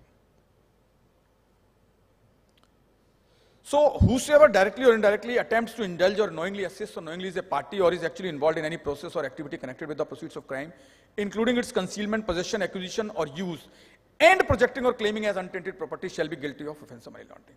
So doing of crime, इसको इस तरह से समझते हैं. 3 stages: doing of crime, generation of proceeds of crime, and then layering and integrating the proceeds of crime into clean money. These 3 conditions must be fulfilled.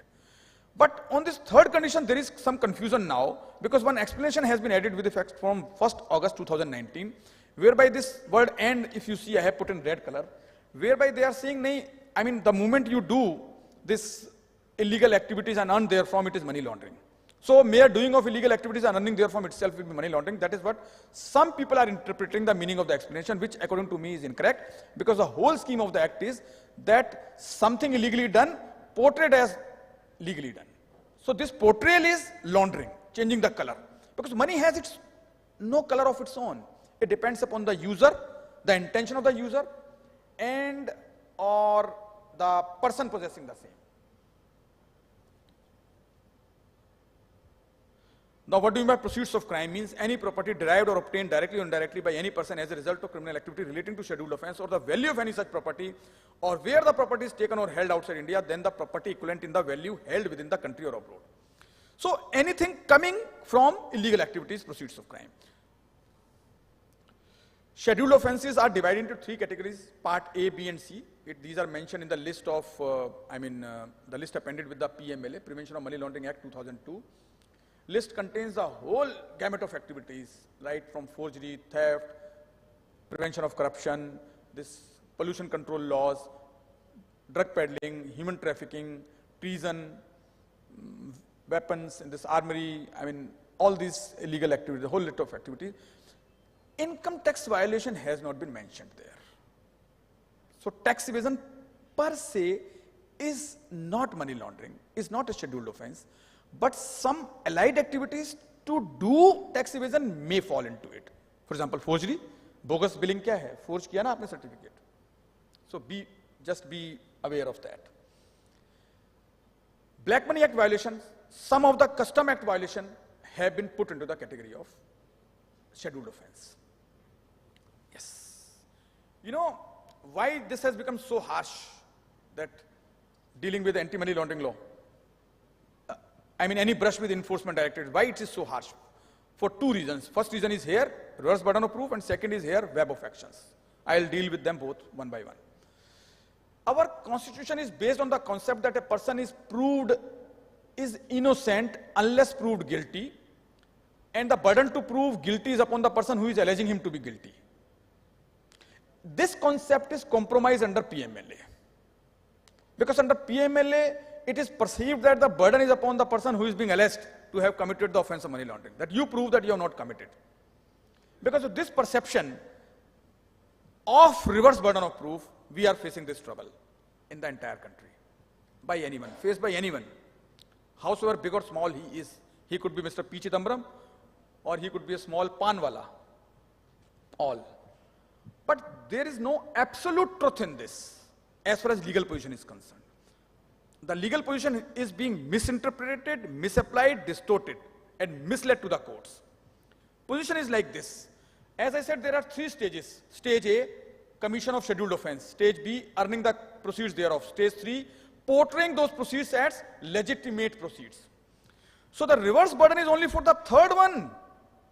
The first two have to be proved by the prosecution, that the person has done scheduled offense. Scheduled offense could be any of these which I mentioned, and he earned therefrom. Once these are proved, then the burden shifts upon the person who is accused of offense of money laundering. All three stages are not presumed to have been shifted. There is some erroneous perception about it. That needs to be clarified by the courts. And let us take that mission in our hands, that we will vociferously argue before the honorable courts that this is the correct position. Second problem why people are facing is this web of actions which start. What do I mean? That when the actions are done, multiple actions start. First of all, the main action under scheduled offense, investigation going on, trial going on.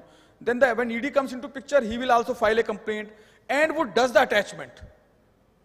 And attachment का जो hierarchy है वो अलग है, adjudicing authority, tribunal, etc.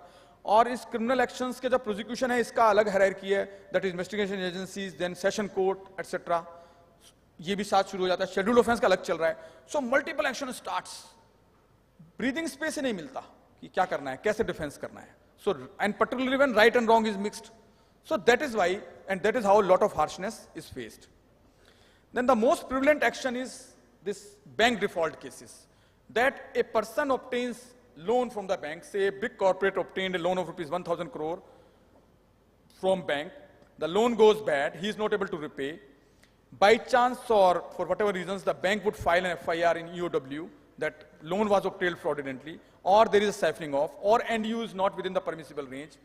EOW will come into action, CBI will come into action, and so would simultaneously come ED.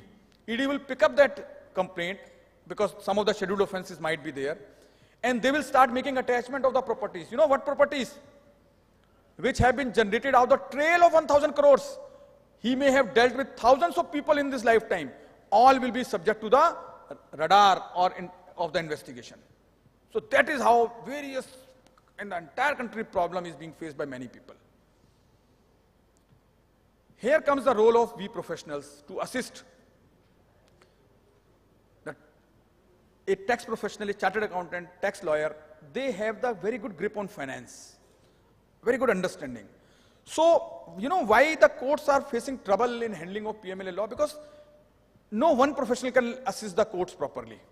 Because knowledge of multiple disciplines are required. Knowledge of criminal law, civil law, and proper financial structuring and accounting is required. So, neither the chartered accountants alone are sufficient, nor the criminal lawyers are alone sufficient. So, to help the court understand the money trail, the chartered accountant can very well, make out a case in this manner and assist the front lawyers or directly to the court as the opportunity could be there. Finding out the sources and quantifying the amounts of proceeds of crime from the commission of an offense. Identifying the properties to be attached identifying the source of such properties and connecting it with the POC, identifying the loan utilization in attached property, calculation of the correct value of POC, valuation of the property attached in comparison with the alleged POC, proper financial accounting and analysis, then preparation of money trail for the attached properties to demonstrate the source of funds, etc., etc. Then BMA I will explain in with 2 minutes only. BMA says only one thing, कि कुछ भी आपका बाहर है, चाहे वो property या income है, that must be disclosed in the income tax return. If you do not disclose, then you are liable for tax at the rate of 30% and penalty at the rate of 90% plus prosecution. That's it. So, कुछ भी बाहर है, outside India. Bank account, disclose it. Any asset, immovable, disclose it. Any income you are earning from abroad, disclose it here in the income tax return. That's it. Nothing more. But innocuously कुछ mistake हुई है. I know one student, she went abroad to do LLM, comes back to India, forgets to close her account which she opened while she was abroad in London. Somehow some complaints are done, small amounts deposited, but because of non-disclosure of that bank account, because she becomes resident now and she is not disclosing her bank account in the income tax return, forgot to disclose. She is now facing the action under BMA, section 10(1) of this act, just for a small mistake. So if you're resident, you have to disclose all your foreign assets and income abroad. So the worst part is once this prosecution under section 51 of BMA starts, it is a schedule of offense under PMLA. Yes. From 2019, it is Yes. into the schedule of offense. Yes. So then you pass through this PMLA Yes. also. Yes. Yes. Yes. Which was not required, in fact, because BMA itself is harsh action. And sir, there is one small Benami Act within the Black Money Act also. If you read section 14, it clearly says अगर foreign asset किसी और के नाम से रखी है, तो वो भी उसके ऊपर भी assessment उस person के ऊपर हो सकती है. तो those assets which are located abroad may not be covered under Benami, but can be covered under BMA. So to sum up, I would say something like this. The way I have understood the course of life is this. Life की guidance जिसको बोलेंगे, क्योंकि मैंने बेनामी law की मदद से life को समझने की कोशिश की है कि लाइफ कैसे जीनी है. तो जो आपका है उसी को अपना समझो, जो आपका नहीं है ना तो अपना समझो, ना किसी को बताओ कि मेरा है. जो आप जैसे हैं अंदर से वैसे ही बाहर से दिखें बराबर. सो गेट रीड ऑफ बेनामी life and let us live real life. Thank you very much.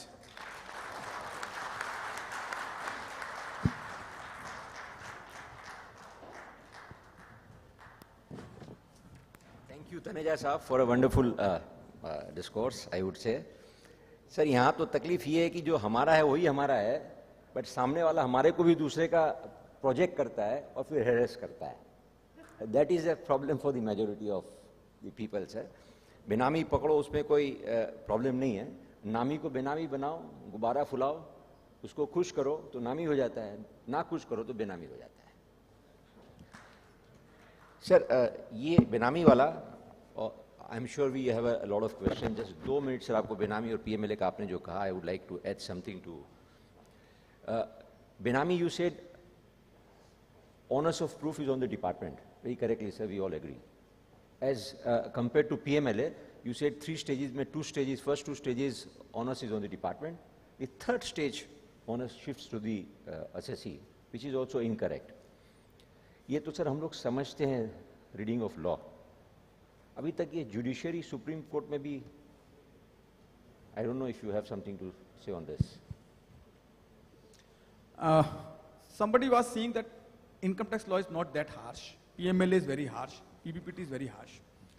I would say PMLA and income tax law, I mean, they are similar. What has made income tax less harsher today is because of the timely and regular and consistent intervention of our honorable courts. You see, this 148 notices are wrong. One writ you file, it will be quashed. But similar thing is not happening under PMLA. वो तो sir आज सुबह justice Subro Kamal Mukherjee बोले ना कि हमको CBI और PMLA court का जज होने की हमारे यहाँ किसी को इच्छा ही नहीं है. They don't want to take this pro-revenue step. I'm handling one case before, I will not name as of now. Now there, the projector, the builder, action is upon the builder under money laundering law, and there his entire properties have been attached. All right, you attach, put them behind the bars if they have done something wrong. But the builder had constructed certain projects, made allotment of the flats and plots. People are living there, possession handed over, registration was pending in some cases. Now once the builder's projects are attached, that allottees properties are also attached. So we were arguing it before the honorable court. Court was taking it lightly कि no, ASG साहब ने कह दिया है कोई action नहीं होगा, don't worry, और हम आराम से सुनते रहेंगे, don't worry, buyers को हम दे देंगे relief. Despite this promise, I am told when I was here coming to Calcutta yesterday, they have been given eviction notices by the enforcement directorate. There are around 900 to 1000 home buyers जिनका कोई कसूर नहीं है, जिन्होंने सिर्फ पैसे दिए हैं, पूरे प्रॉपर्टी ली है. Their hard-earned money, which includes from a small person, financially small person to financially big person, including government officers, sitting IAS officer, retired IAS officer, sitting judges, retired judges, many kinds of people. Even ED's officers are also there amongst the buyers. Sir, that is what we are saying. 5-7 साल हो गया, अभी तक nothing has reached its finality. सूखा जले, गलत को आप गलत कहिए, सही को क्यों ये? I don't know what has happened. Why honorable judiciary is not showing adequate and appropriate intervention for the wrong actions? Sir ये continuous crime वाली थ्योरी 4 साल से सुप्रीम कोर्ट में पड़ी है, 3 साल से, अभी तक कुछ नहीं हुआ है. सर ईडी में आप शेड्यूल ऑफ ऑफेंस कह रहे हैं, प्रोसीड्स ऑफ क्राइम कह रहे हैं. The wording should have been alleged proceeds of crime, presumed schedule of offense. Because offense कब कहेंगे, crime कब कहेंगे? When a person is convicted. वहाँ FIR आज CBI का हुआ नहीं, कल सुबह ED की रेड होती है, 4 साल उसके सब अटैचमेंट कर देते हैं, उसको बोलते हैं तेरा अकाउंट अटैच्ड है, now you find out lawyers to fight for you without money. 7 साल बाद वो एक्विट हो जाता है CBI से, और 7 साल में वो सब कुछ खो चुका होता है लाइफ में, और वो कभी उसको वापस मिलने वाला नहीं है लाइफ में. Sir, so are you making economy और are you destroying economy? Are you making generations और you are making people run away from the country and destroying generations for the times to come? Sir वो कभी कभी मुझे लगता है 2 type के product country में पैदा होंगे सर. या तो खूब डर जाएंगे और या तो एकदम निडर हो जाएंगे. जो न्यू जनरेशन है, जो ये झमेला नहीं चाहता है, वो तो डर डर के बोलते हैं हम बाहर ही रहेंगे, हम अपना प्लास्टिक में नहीं जाएंगे, हमको तुम्हारे देश में आना ही नहीं है पापा. और जो कुछ हम लोग पुराने वाले हैं वो बोलते हैं अब कितना डराओगे, मेरी को हम देखो ना भाई, इतना भी डराओगे कि यार डर ही उड़ जाएगा, कितनी बार अंदर डालोगे जेल में यार, कितना डराते रहोगे, आ जाओ. So where is the society heading for with such type of law? Sir गलत को गलत कहिए, बट सही को गलत का गुब्बारा मत फुलाइए. I think we professionals have a duty to take this up. Sir आप इनकम टैक्स में बात कर रहे हैं, it is not a schedule of offence.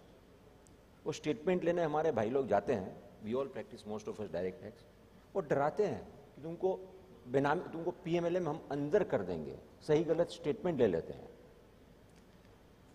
एक बड़ा सीनियर आदमी जो कॉन्फिडेंशियल मीटिंग में दिल्ली में बैठा है, क्या डिस्कशन हो रहा है सर मालूम है?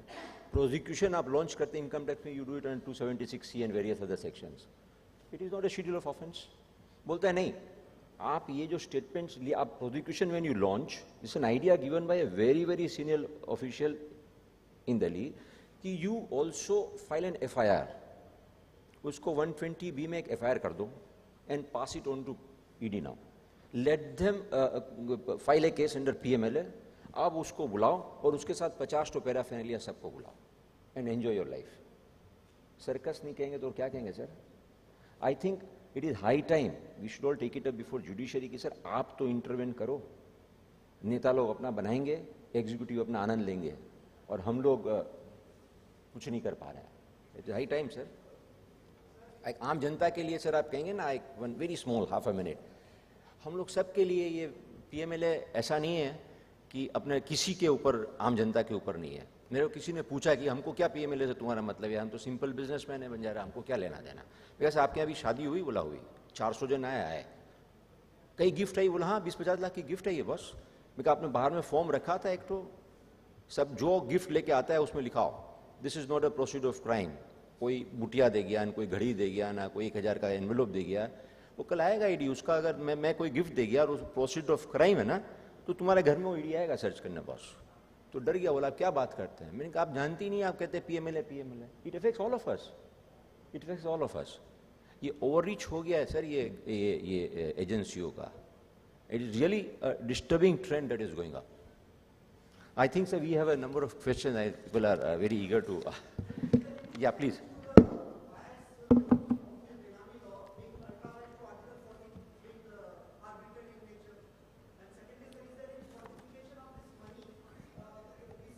सर माइक ले लेंगे? ये दे दो. सर हम चाहते हैं आपकी आवाज पार्लियामेंट तक पहुंचे, तो आवाज प्लीज माइक लीजिए. Sir, question 1 is there any challenge to the wires of this Benami law being ultra wires of Article 14 being arbitrary in nature, number 1? And number 2, is there any quantification of the amount involved? Say in case of GST, there is an RTI which says that 93,000 crores is the money involved in this fake invoicing cases. So in case of Benami law, is there any quantification? Because in newspapers we read, say 2,000 crores of Benami properties. बचपन में ले जाता हूँ. जब आप थोड़ा सा बचपन में ले जाता हूँ, जब आप पॉकेट मनी मांगते थे मम्मी से या पापा से, तो आप मौसम देख के मांगते थे कि भाई पॉकेट पापा से मांगूंगा, पॉकेट मनी मिलेगी तो ठीक है, नहीं तो पता लगा थप्पड़ मिल गया तो मैं बिल्कुल नहीं मांगूंगा. तो सिचुएशन कुछ ऐसी चल रही है कि हिम्मत ही नहीं हो रही कि हम ये अल्ट्रा वायरस की बात करें. दिख रहा है, मतलब मौसम ही दिख रहा है, नजर आ रहा है कि थप्पड़ रोड पड़ जाएगा. तो अल्ट्रा वायरस तो क्या मतलब, अभी तो हम रिट्रोस्पेक्टिविटी पे कर दो सर. किसी भी देश, किसी भी सभ्यता में सबसे ज्यादा जरूरी है कि आप रिट्रोस्पेक्टिव एक्शन ना लें. अभी उतना ही दे दीजिए आप हमें, हम तो उतना ही मांग रहे हैं सिर्फ कि आगे से साहब जैसा कह रहे हो वैसा कर लेंगे. सर पुराना तो सर छोड़ दो, उतना तो हो जाए पहले. और अल्ट्रा वायरस सेक्शन 14 की बात छोड़िए, सेक्शन 19(1)G को नहीं कोई सुन रहा, आर्टिकल 19(1)G, आर्टिकल 300A को नहीं कोई सुन रहा. भाई कितना तो क्लियरली कहा है सुप्रीम कोर्ट ने 300A के लिए कि it may not be your fundamental right to hold property, but it is of course a constitutional right and you can not take it away except with authority of law. कितने सारे judgement, MC Mehta ले लीजिए, हम कह रहे हैं सिर्फ उतना ही कर दीजिए. Sir, Section 17(1) PMLA Act, can a search be conducted on scanned warrant? On? Scanned warrant. Warrant transmitted through electronic media, they put out a scanned copy and conducted the search. Is that possible? Search under which act? Section 17 of PMLA. 17(1) PMLA Act. Search warrant you are saying goes on a scanned copy, not the original warrant, No, right? not the original copy. नहीं, but वो तो warrant को दिखाते ही नहीं है. Warrant पे sign कराया है, दिखाया है. बहुत बड़ा काम किया. एंड और ये बताइए कि जो बोनाफाइड परचेजर है, he has purchased jewelry from Gitanjali and he's running his shop on FOFO, franchisee owned, franchisee operated. Mic पास रखिए. Can his assets be attached? थोड़ा सा माइक को पास रखिए दोबारा. I said franchisee owned, franchisee operated Gitanjali shop. उसने पैसा दे के उनसे माल खरीदा, क्या वो अटैच किया जा सकता है? Sir, one of the questions there was with regard to bona fide purchaser. He is a bona fide purchaser. It is recorded in his books of account. He has purchased vouchers. The unfortunate part happening under PMLA is there is no parallel section to 27 of BBPT. So कोई bona fide के लिए कोई provision ही नहीं है. Now the only thing is that on the principles of natural justice it has to be decided. Now there is a constant tussle going on between us and the department on this. That concept of POC है क्या? मैं एक argument evolve कर रहा हूं, अभी तक कहीं कोर्ट्स ने पिक नहीं किया. हालांकि सीमा गर्ग का जजमेंट है, कुमार पप्पू का जजमेंट है, जो कि कहते हैं कि only that proceeds of crime can be attached which is actual proceeds of crime, not equivalent any other. तो ये तसल तो चल रही है. इसके अलावा मैं इस बात को इस तरह से रखता हूं, the concept of POC is a dynamic concept, not a static. Something may be POC in my hands, but the moment it changes hand, it may not be POC. Yes. Because it depends upon the intention of the user and the possessor. Because it is not a contraband item. Like in the case of drugs, the drug will remain illegal whosoever is possessing it. But in POC, it is not like that. So in the hands of Gitanjali, who has bought it by paying money, it is not POC. Sir, but they are not understanding it. यहाँ पे ये adequate, when you buy a good or a service from a person and you pay for it, again this angle of adequate consideration will come. Yes. किसी के पास 3 करोड़ की property थी और वो proceeds of crime था, उसने फटाफट अपने को बेच दिया, आपने उसको 1 करोड़ में ले ली, 3 का माल 1 में लिया ना, ईडी पड़ेगा पीएमएलए में, आपके पीछे वो नहीं सर, इनका बट 3 का माल 3 में लिया है, तो you have paid him money. ED can attach that 3 crore which you have paid to them under PMLA. They can never attach your property. Sir, but the एक मिनट, मैं आपकी बात समझ गया. आपका क्वेश्चन मैं समझ गया. आपका क्वेश्चन थोड़ा सा हटके है कि ये मान लो सारी कंडीशंस फुलफिल्ड है, then whether it is possible कि कंडीशन फुलफिल्ड है. सपोज मैंने इनको प्रॉपर्टी दी, दे आर गीतांजलि शॉप, इन्होंने मेरे से 1 crore रुपए दिया जो उसकी वर्थ थी. नहीं, हमारा तो एग्रीमेंट है फ्रेंचाइजी, एग्रीमेंट है और उससे पैसे दिए, तब हो सकता है क्या? That is what exactly I am saying, that what they are saying is कि इसमें यहाँ कोई ऐसा सेविंग क्लॉज नहीं है. चूंकि कोई प्रोविजन नहीं है, इसलिए मैं प्रिंसिपल्स ऑफ नेचुरल जस्टिस के बेसिस पे अपनी आर्गुमेंट डेवलप कर रहा हूं. दैट कोई चीज मेरे पास प्रोसीड्स ऑफ क्राइम है, मैं इनको बेच देता हूं, ये मुझे उसके बदले में 1 crore रुपए देते हैं, तो जो ज्वेलरी थी अब वो प्रोसीड्स ऑफ क्राइम नहीं रही, अब वो 1 crore रुपए प्रोसीड्स ऑफ क्राइम हो गया. ये ईडी हैं, तो इनको अटैच करना है तो मेरा 1 crore रुपए अटैच कर सकते हैं. इनके हाथ की ज्वेलरी नहीं कर सकते हैं. नहीं कर सकते. That is what I am arguing day in day out. That is what I am also arguing. But वो हो रहा है, यही तो overreach. This is the overreach of the executives that we are talking about. Court says कि in this technology period, the scanned copy of warrant is valid. Number 1. Number 2, they say कि if reasons are not recorded, how the warrant becomes illegal. I said it's a statutory provision that before issuing warrant, reasons must be recorded. Sir, actually, ED की functioning they said the reason to believe and then reasons to be recorded is within brackets. So what is the significance of those brackets? Why the bracket has been put in? That's what the court is asking. No. Is it a statutory? आपको sir answer मिल जाएगा सीमा गर्ग के judgement में. सीमा गर्ग का judgement पढ़िए, reasons to believe के ऊपर बहुत अच्छा आंसर मिलेगा. और दूसरा Exel Powmin from Calcutta High Court. Please read this 2 judgments, you will get the fantastic explanation on. Kindly give me the citations then. Seema Garg डालिए Punjab Haryana High Court Google पे, otherwise I will send you personally. And Exel Powmin, EXEL POWMIN from Calcutta High Court, your own judicial High Court, beautifully explain concept of reasons. Thank you. जी sir. हाँ please. जी sir.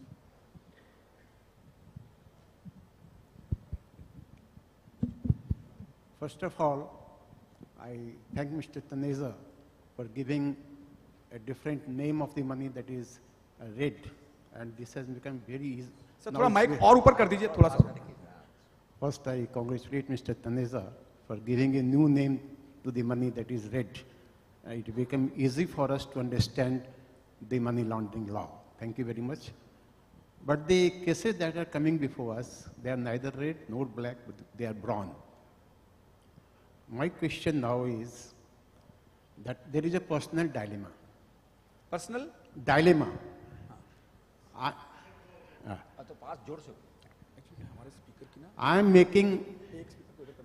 am purchasing a flat in the name of my daughter.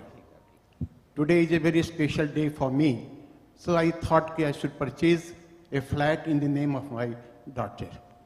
Now my daughter-in-law, she comes. She says, Papa, I am also your daughter.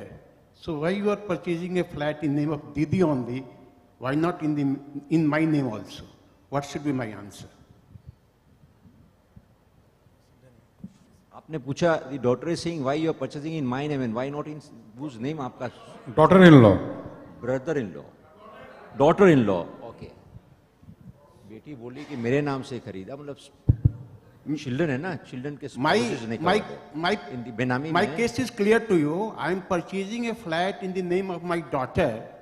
My daughter-in-law, Bahu, she comes. You are purchasing a flat in the name of Didi. Why not you purchase a flat in the name of me also? What should I answer? देखो, अगर if you are asking from Benami law angle point of view, so you can neither purchase in the name of daughter nor in the name of daughter-in-law. You have to purchase in your name if you want to remain the owner. And if you are ready not to be owner, you gift it to anybody. आप daughter-in-law को कर दीजिए या daughter को कर दीजिए, वो आपकी मर्जी है. Your family decision. As I could understand that the exemptions that we are giving in the Benami law, in those exemptions, the relatives were exempt if I am providing my money. Only child is exempted, that too when you remain in the joint ownership. So I can purchase a flat in the joint ownership of my daughter. Daughter is a child? Yes. then you can purchase. But I cannot purchase a flat in the joint ownership of my daughter-in-law. Yes, then you will not get the benefit of exception. So why should I make a distinction? Is it not? Is it correct? Because probably you are now taking the route of Benami law to settle your family issues. And I don't want to be party to that. One more question. Suppose my daughter is abroad. A account has been sometime opened. अभी आप sir कल कहेंगे ना ये बेनामी law भी चला जाएगा कि सर मोदी जी ने ऐसा कहा है. नहीं सुनिए. तो बस ठीक बात नहीं होगी. Suppose somebody's daughter is abroad. जी. A account is opened in the name of A, and that daughter is putting $1,000 per month after tax paid money. Putting where? US. In US account? Yes. In her account only? No, in the account of her father. Father lives here in India. Father lives in India. So father has to disclose two things. A, he has bank account abroad under FA schedule of income tax return. Schedule FA. And then he must also disclose that he is getting gift. It is a gift which is not taxable in India. Two things he has to disclose in the return. No, but the control of the account is with the daughter only. But knowledge should be here. Knowledge should be here, it has to be declared here. Yes. So then, because if it is a gift, then there will be no tax. But knowledge to honi chahiye na, sir. Hidden name of father hai na? Name of father, control of daughter. Knowledge to whom it should be reported. That's the question. To the income It should tax be reported department or in PMLA the income tax or FEMA. No. Income tax return में जो father साहब हैं उनको अपने income tax return में दिखाना है कि उनका अकाउंट अब्रोड है, इस साल में उतना गिफ्ट मिला है उनको डॉटर से, ये डिस्क्लोज करना है. Okay. In FA schedule. Sir I have one question. आपने बताया कि 68, 69 में अगर आप खुद से 150 बीबी में टैक्स दे देते हो, मान लीजिए अनडिस्क्लोज इनकम है, अनडिस्क्लोज प्रॉपर्टी है, और बाद में वो प्रॉपर्टी बेनामी एक्ट में अटैच हो जाती है, तो can we claim a refund since the I don't own a property if income tax law permits? ये नहीं कहा कि वहां कोई गुनाह नहीं किया, ये नहीं कहा उन्होंने. ये कहा कि वहां तो गुनाह किया है, वहां सजा मिलेगी, जो यहाँ का गुनाह कर रहे हो उसकी सजा और देंगे हम. तो कहीं माफी नहीं दे रहे हैं, वो एडिशनल सजा दे रहे हैं. In addition to that,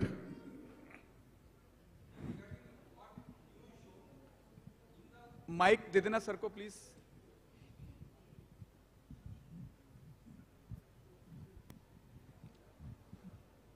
We have 2-3 more questions, I think. Otherwise, we will. Sir, regarding one issue, in your India situation, there are so many trust, society, and gurudwara, and there are so many donation received as an anonymous donation. The donation is the. It's not understandable. I think the mic, this speaker has to be moved this side, yaar. Yes. क्या बोल रहे हैं सुनाई नहीं दे रहे हैं. The speaker को इस side एक move कर दीजिए.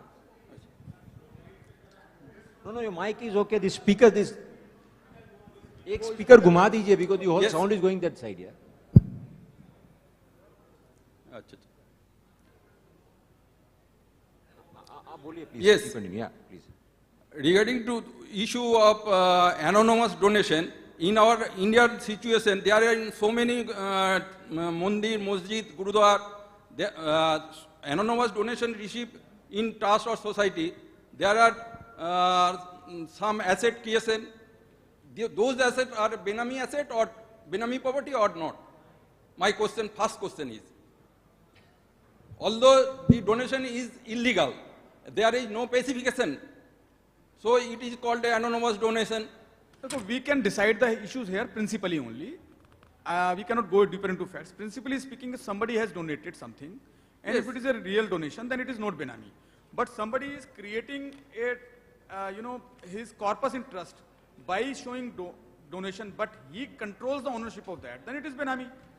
No, so it will depend upon facts. Actually, donee is not specified. A donor is not specified.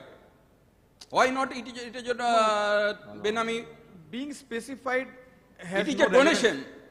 It is, if it is specified, then it is not benefit. I think we'll have to compartmentalize the situation in all arising in 3 acts, all 4 acts differently. What will be the implication under income tax law is one thing, under PVPT another thing, and PMLA yet another thing. So I am focusing on today only focusing on Benami law, yes, and PMLA. As far as the donation is actual donation, means thereby whosoever may have given it. If it is donated, it becomes a property of the trust, nothing Benami.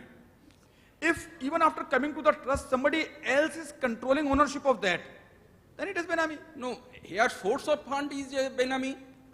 It is not. Why not? Benami means, Benami Not means somebody, specified. Benami would, the two limbs I suppose, just Yes. basic. Somebody who has arranged the funds in some other's name. A has arranged funds in the name of B. So in your case, say B is the trust, A being the trustee or the controller of B has arranged the fund, that is the first thing. And then he controls B in a way that he enjoys the property created by B. These both limbs have to be there. In your case, neither is, very clear. You are saying B may anonymous donation. Yes. But you say anonymous is the funds arranged by A. Anonymous fund by A. If they are arranged by A, then again A should be controlling B in a manner that he enjoys the property created by B. Then Benami would... Yeah, I have another dimension to your question. If the question is put like this, suppose I have a property which is not lying in my name, which is lying, say, in Mr. Girdhar's name. And I tell Mr. Girdhar, okay, you donate this property to trust of Jinesh Bhai. Now this is a Benami property held by Mr. Girdhar. Even after donating, it will remain Benami. No, here my question is source of fund. Sir, Source of this only, I have answered the question. Now let us go to the next question. Another one. Very, very fast we need to do. We are crossing our time. Another one Sorry. question is Yeah, please. Article 20 and 21. There is some provisions, most probable is any commission made by any officers done by according to the natural justice. If he said that he could not penalize these provisions. Under most probable... As you are talking of Article 23 of the Constitution of India. 2021. Okay. I think, sir, we can take this detailed thing later on. Mr. Shanti Gupta has some question on Benami or PML. Gupta sir बड़ा important है Gupta sir अभी ना Gupta sir इससे पहले question पूछा मैं एक बात बताता हूँ गुप्ता सर से अभी मेरा वार्ता चल रहा था चाय पर तो गुप्ता सर ने एक बात बोली mister Taneja you are 50 years only I am told yes sir I am 69 मेरे सारे बाल काले और आपके सफेद हो गए ये क्या कारण है तो मैंने कहा सर एक ही कारण लगता है मुझे मैंने 5 साल पहले पीएमएलए लॉ की प्रैक्टिस शुरू कर दी है Sir, I was going to say that only, that you are dealing with the subjects which have made your hairs gray, number one.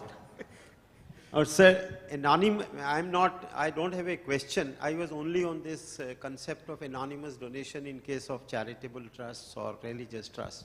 Sir, there is an exemption given to the religious trusts and charitable trusts that if you receive an anonymous donations, there is no anonymity in such donations.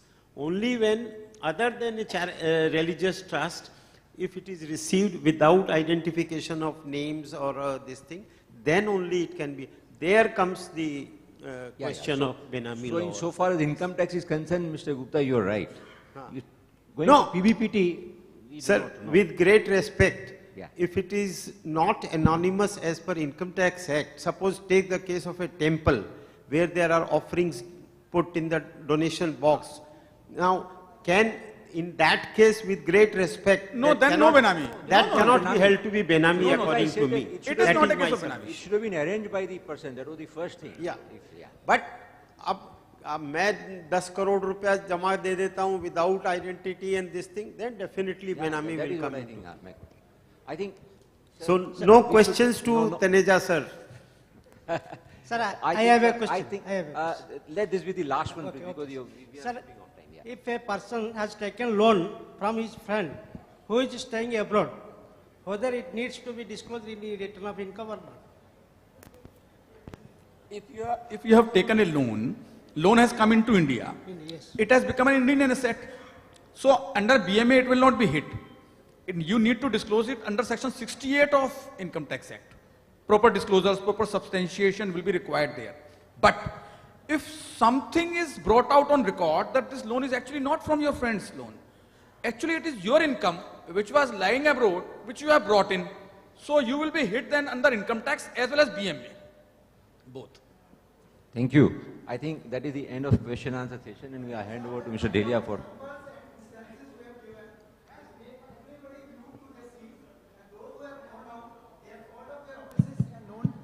भैया ये बताया तेरे साहब ने बचाओ बचाओ कर that was the reason why you said that people are moving out. That was the reason.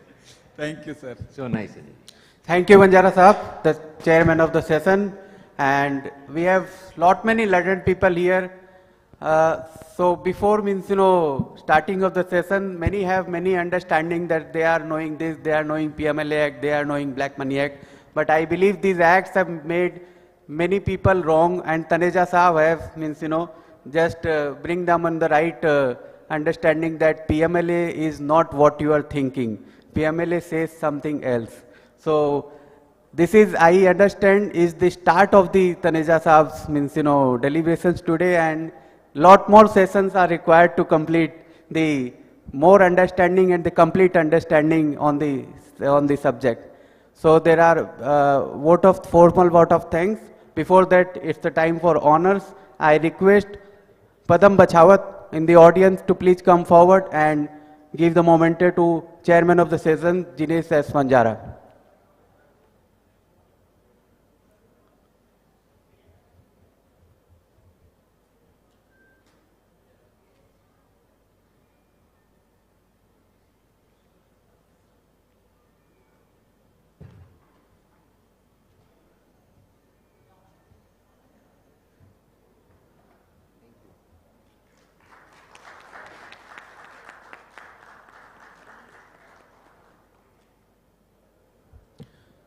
Sanjay ji is here, Sanjay Sharma from Delhi, and who else be the right person to whom Taneja sir has recognized well. So I request a known face from Delhi to the another face from Delhi to felicitate and honor our own Taneja sir.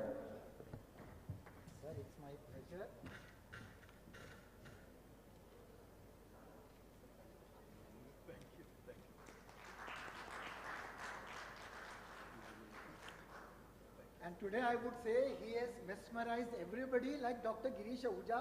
Everybody was here listening to him. A big round of applause. आज इन्होंने गीता के प्रवचन थोड़े कम बताए हैं. इनके जो deliberation होता है, इसके अंदर he uses Gita also. आज ये थोड़ा सा कम कर पाए हैं. We will have it some other day.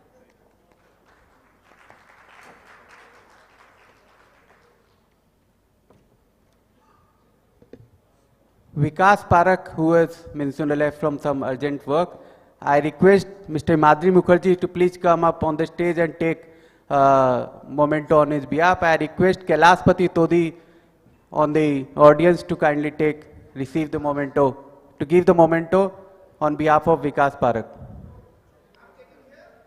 No, please come on the dais. Yes, please.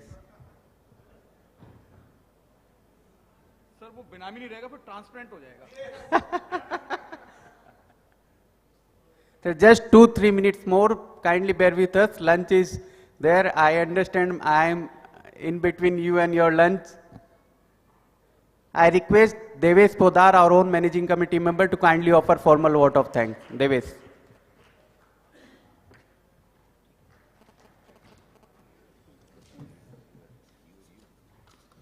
At the very outset, I would like to thank the conference committee for bringing us all together for this wonderful event. Further, I would like to take this opportunity to thank our speaker, Shri Ashwini Taneja ji, former member of Income Tax Appellate Tribunal, who in this short span of time has done complete justice in explaining us this lengthy topic in one of the most simplest and entertaining manner. Further, I would also like to thank our chairman for the session, Shri Jinesh Vanjara ji, who has done complete justice by giving us a brief topic and leaving the windows open to this topic by enforcing on the concept of red money, which as a matter of fact was very new to me. Lastly, I would like to thank the audience who have been wonderfully patient and has listened to this session. Thank you. Now we may all proceed for lunch.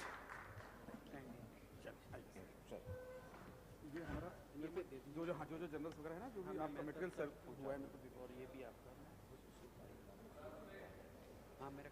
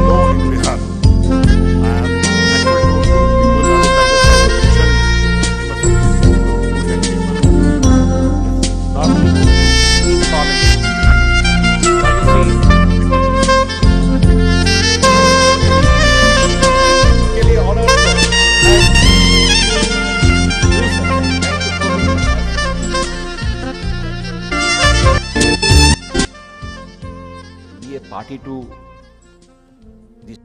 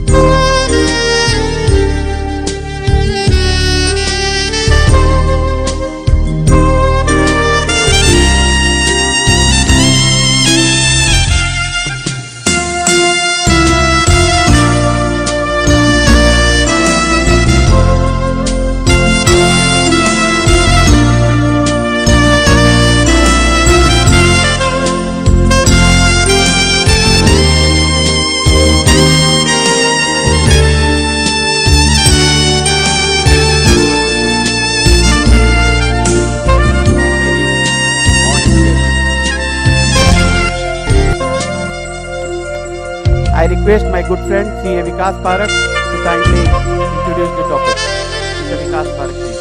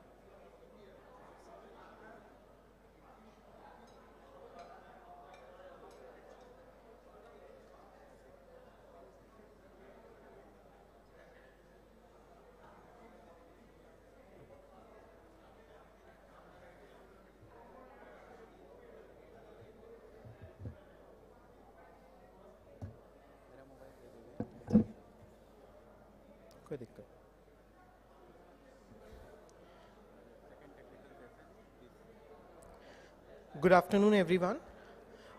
We will be starting with a second technical session, interplay between Income Tax Act and allied laws. For this, I request the chairman of the session, Mr. Ganesh Purohit ji.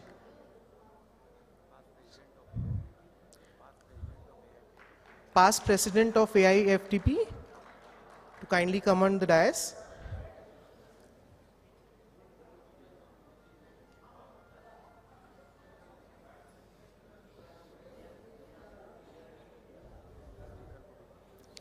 I would now request the speaker of the session, Mr. Prashant, kindly come on the dais, sir.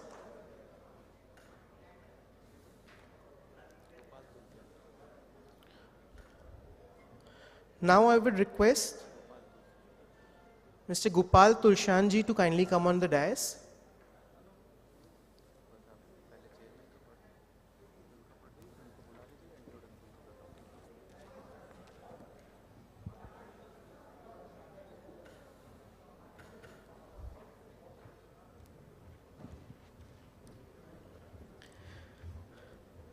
Now please allow me to read the profile for the chairman of this session. Sir is practicing in direct and indirect taxes before tribunal, high courts and Supreme Court.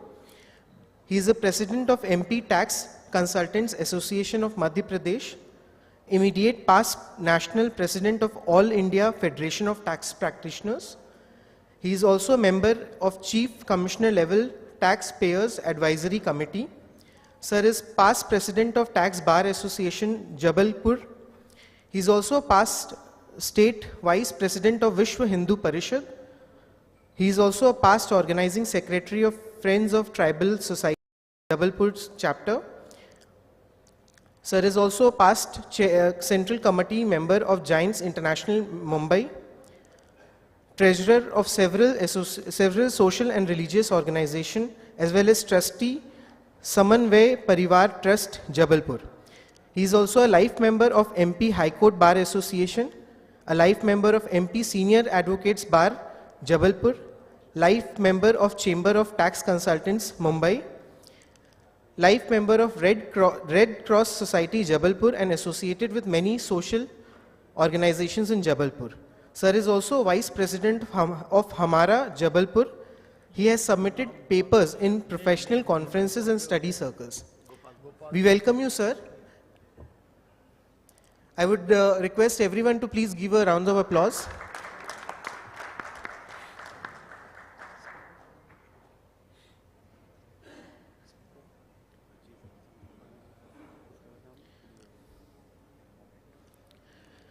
Now I would request, now please allow me to read the profile of the speaker of the session, Mr. Prashant.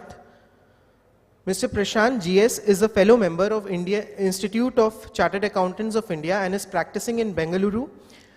A graduate in commerce, he pursued the Chartered Accountancy course and qualified in November 2006.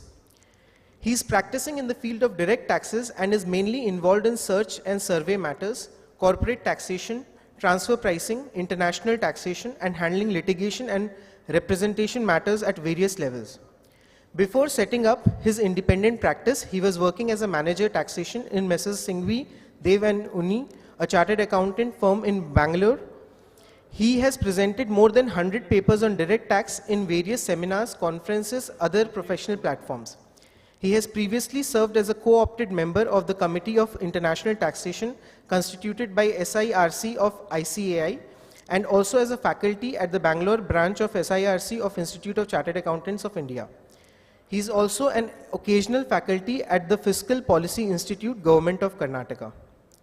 We welcome you, sir. A round of applause for him, please. Now I would like to hand over to...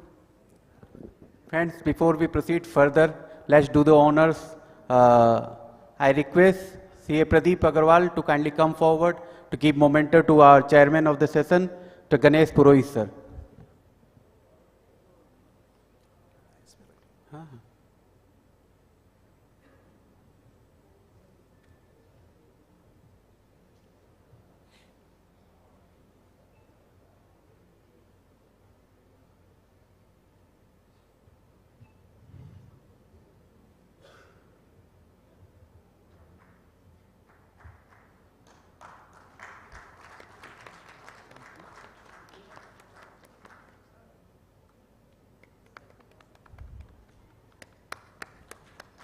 I request CA Girdhar Harlalka to please come forward and offer a memento to our own speaker, Mr. Prasant.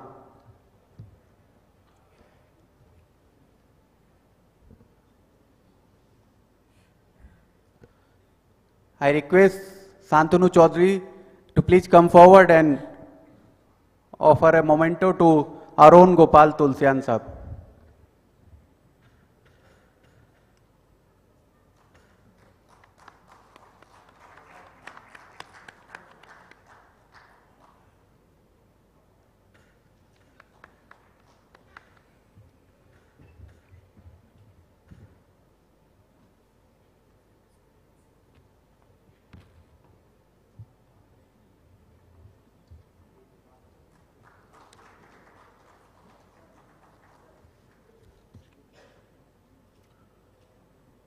Now I request Gopalji Tulsian to kindly introduce briefly the topic.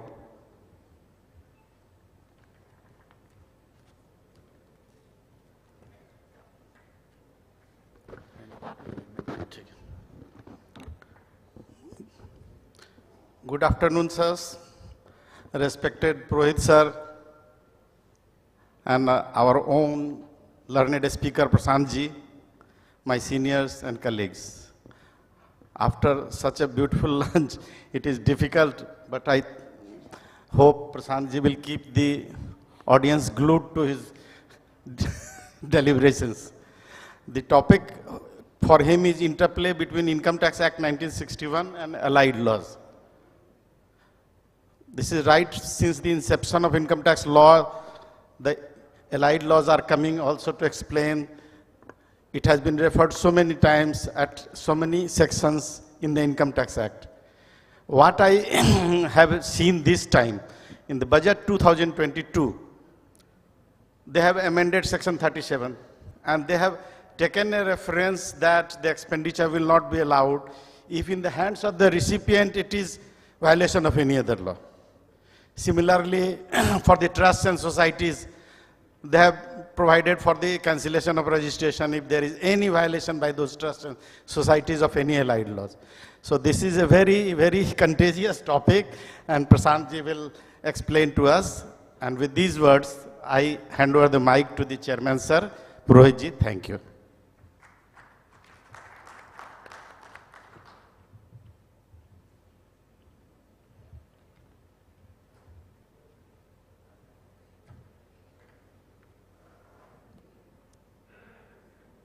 दोस्तों, आपको याद होगा कि पहले cycle के साथ एक पाना आता था जिसमें 16 होल हुआ करते थे, और उस स्पैनर से you can open the entire cycle and reassemble it.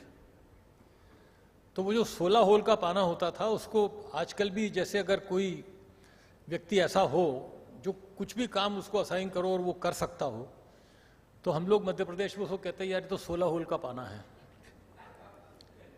तो मेरे को भी आज 16 होल का पाना बनाया गया है.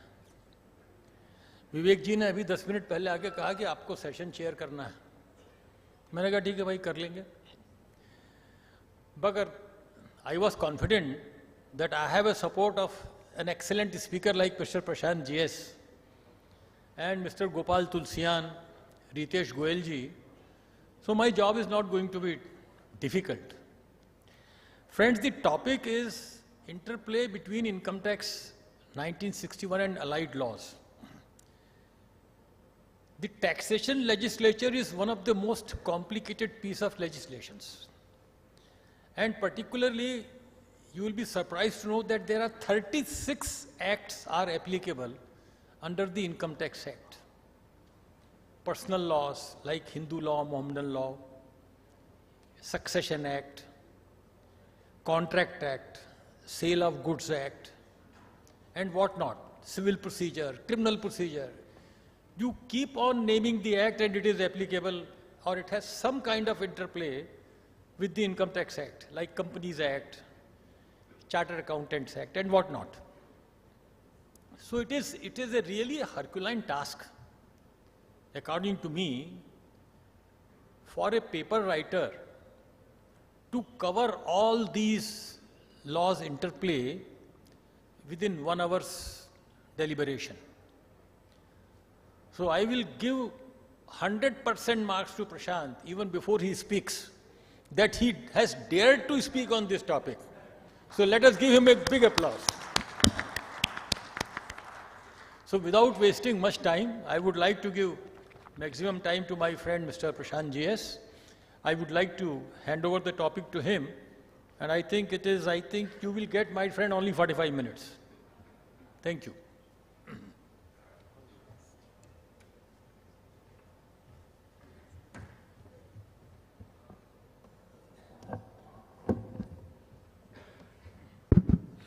Good afternoon.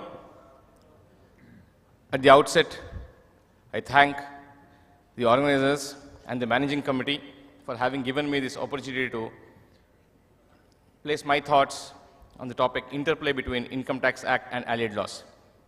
Before we begin, we are indebted to our parents for life. We are indebted to our guru for the way we live. I take this opportunity to place on record my deep sense of respect and gratitude to my mentor C.A.S. Venkatramani, who's been a guiding force and factor in my endeavor of profession. Also, my respects to C.A. D. Devraj and Mr. Shankar, Senior Advocate, who have mentored me at various stages of my professional career, which has enabled me to present myself before this august gathering. To set the tone down, as the respected chairman pointed out, that in a game of truth or dare, I've probably taken the dare option to speak on this topic, more so being the topic after the first topic post-lunch. So I'll try my level best to keep the audience awake, but no guarantees like in any tax laws. Equity and tax laws don't go hand in hand. Similarly, I cannot make a promise that you will not fall asleep. I will try my level best. Talking about interplay, Income Tax Act has got various references to multiple statutes.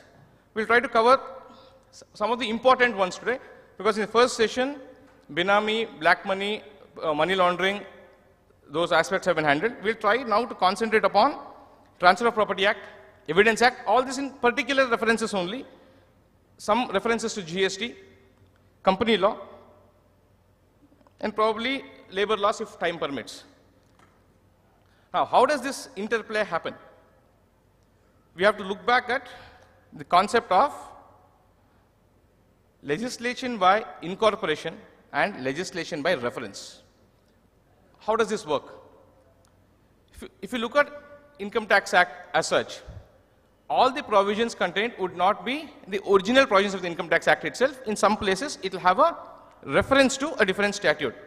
For example, if you take legislation by incorporation, wherein provisions of another statute are incorporated into the relevant statute and they become part of the main statute, which means any amendment which is made to the statute from which the provision was taken will not affect the operation in Income Tax Act, because the entire provision has been incorporated here. Like what happens to the first schedule to Income Tax Act in terms of insurance business. The first schedule lays down saying how the income will be computed based on the Insurance Act 1938, and when a subsequent amendment has come in an insurance business to compute the business profits of the insurance, the reference to IRDA is not mentioned, which means because it is a legislation by incorporation, that reference would not be necessary. Coming to legislation by reference, a particular provision needs to be read and understood as stated in the particular law. We'll take an example of Motor Vehicles Act 1988. How does it impact? If you look at section 32, dealing with depreciation, it says the terms heavy motor vehicle, light motor vehicle, goods carriage have the meaning assigned to it in Motor Vehicles Act 1988. With this, now just go a moment to wealth tax, wherein the wealth tax was being charged on motor cars. For wealth tax purposes, Jeep was held to be a motor car. But look at this, any vehicle construed or adapted to carry more than 6 passengers, excepting the driver, does not qualify to be a motor car in the Motor Vehicles Act, but it is treated as an omnibus for the purpose of Motor Vehicles Act, which means when you were computing the net wealth under Wealth Tax Act, any personal vehicle also, like say your Innova, Fortuners, etc., which are SUVs, which are construed to carry more than 7 passengers, including 8 people, would not be treated as a light motor vehicle amenable to wealth tax. Because the definition of these vehicles, we go back to Motor Vehicles Act, and there it is specifically mentioned that this would not be covered as, though in common parlance we do understand that it's a motor car. But for the purpose of Motor Vehicles Act, that is construed as omnibus. So when you look at the depreciation chart, now luckily the rates for all vehicles are same, excepting the commercial vehicles. It doesn't make a difference. But if there were to be a difference rate, that this interpretation would have taken us through. Next is Constitution. Obviously, everything has to be within the framework and based on Constitution. Article 265 says, no tax should be levied or collected except by authority of law. That's it, a simple one-liner. How does this impact? Read with Article 246, which entry 82 says, taxes on income other than agricultural income. How is this interplay happening here?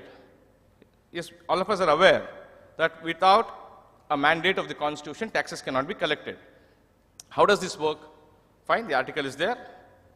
The charging section 4 and 5 have to be looked into, and income tax will be levied. Take a position of income surrendered or declared during such. Assessee admits and gives a statement. He admits to a particular item being added as his income, and the investigation proceedings are completed. Does it mean it gives the powers to the income tax department to tax it, collect taxes on that, merely based on a statement? Just because the assessee has admitted does not mean it can be taxable, because if the assessee is able to prove that the statement made or the evidence that he led at the time of the making of the statement can be rebutted with sufficient proof to the satisfaction of the department, such a retraction or rebuttal is permissible, which means you will not be permitted to tax that, despite the assessee's statement in the first stage of investigation proceedings. Supreme Court in Pullangode Rubber Produce Company is very clear. 91 ITR page 18, at page number 20, the Supreme Court says, admission is an extremely important piece of evidence, but it is for the assessee who made the statement to rebut it. Bring it down to entries in the books of accounts. A private limited company or a proprietor brings out or makes an entry in his books of accounts. We're not getting into the false entries and the penalties for that. Makes an entry in the books of accounts, as per which it is a credit to the P&L account. Can it be taxed merely because it is entry made? Again, it has to run through the rigors of taxation, and time and again Supreme Court has helped us. Like the chief guest in the inaugural session said that many times it is being left to the courts to determine what actions to be taken. Way back in 82 ITR 363 Kedarnath Jute Manufacturing Company, Supreme Court said that entries in the books of accounts are not conclusive evidence. The rigors of taxation have to be looked into independent of that. So therefore, an admission and subsequent retraction or a mere entry in the books of accounts does not permit or give the power to the revenue to bring it to tax. And of course, 246A and 269A came in when GST was inserted. This is the reference to the Constitution. I'm not dealing with, I just wanted to highlight this particular aspect. General Clauses Act. Where is this important for us? They have defined in Income Tax Act, you would always find references to, when you want to compute the limitation, 1 month from the end of the month in which the order was received, 30 days for filing an appeal, 60 days for filing an appeal. In the latest Finance Bill 2022, in charitable institutions, they have also brought about the principal commissioner passing an order 6 months from the end of the quarter in which the reference is received from the officer. How do you construe those definitions? Month, quarter, you will fall back, because income tax doesn't define it, you will fall back upon General Clauses Act to say where it is. Because in General Clauses Act, 2 subsection 35 defines month to say a month reckoned according to the British calendar.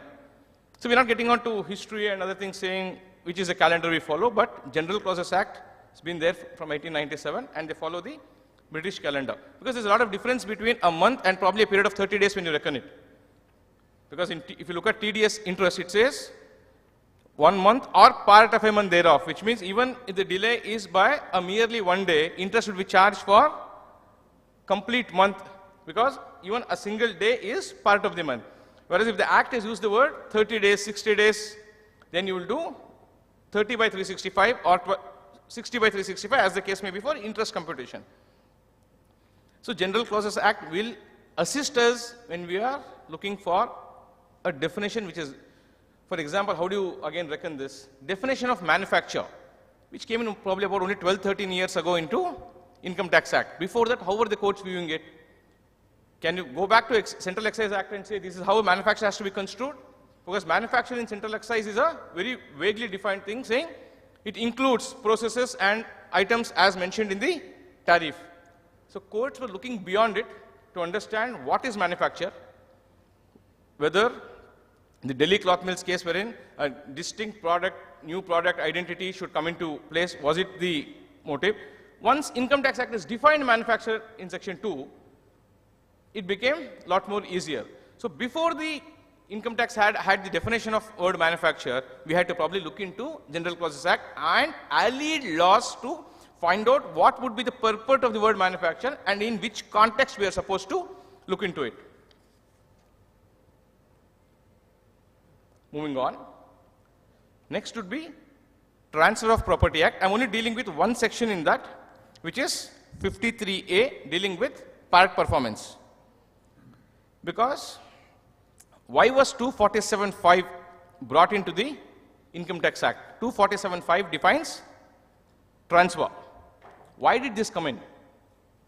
Way back, Supreme Court Alapati Venkatramaya and Sons, 57 ITR 185, said that registration is mandatory for the conveyancing of an immovable property, without which the title in the immovable property cannot be passed on. So how do you overcome that? What was happening? Before the insertion of 247(5), I think in late 80s, the modus operandi was that you will enter into development agreements, part with possession, ultimately you will not transfer the title in the land, but you will get back your built-up area and it used to go on. How do you curb that? How do you bring to tax that particular transfer of land which has happened, for which in turn you are receiving the built-up area? Therefore, transfer was, the definition was brought in to say that any transaction involving the allowing of possession of any immovable property to be taken or retained in part performance of a contract of the nature referred to in 53A of the Transfer of Property Act. Now you look at the present dispensation with respect to joint development agreements. 45(5)A, which has been brought about from 2017, is a self-contained code in itself, wherein the chargeability is brought about, but the taxability is pushed to a different year. How do you look at Transfer of Property Act 53A and 247(5)? For capital gains to be computed under 45, it is the year in which the capital gains will be taxed for joint development rights especially. When is the transfer of possession happening? When is that moment? From the landowner's perspective, when the joint development agreement is entered into, at what point in time is the possession given? The position across India now, it started with Bombay High Court in Chaturbush Dwarkadas Kapadia's case, 268 year, followed in Karnataka High Court also in T.K. Dayalu's case to say that the date on which the possession was handed over to the developer is relevant for determining the incidence of tax. So what happens? What is the difficulty in this particular thing in Transfer of Property Act 53A?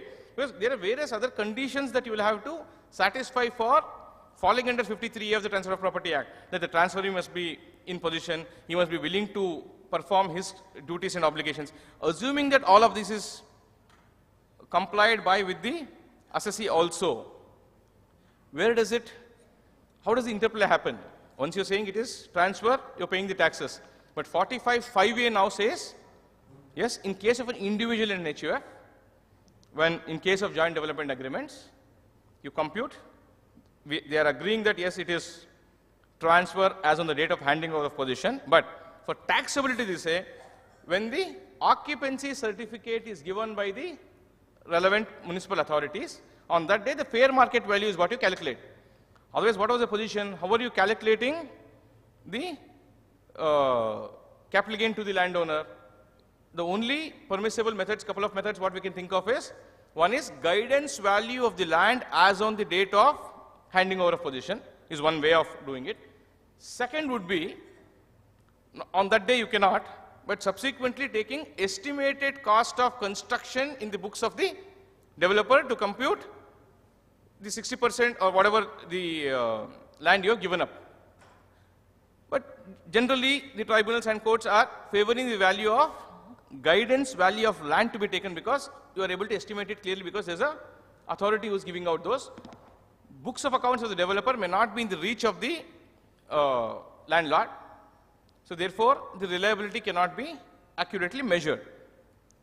So what does this have to do with the Income Tax Act as such in terms of capital gains? It was specifically brought in to ensure that the revenue gets its taxes at the time and when the possession was given, which is why the reference was brought about to 53A of the Transfer of Property Act.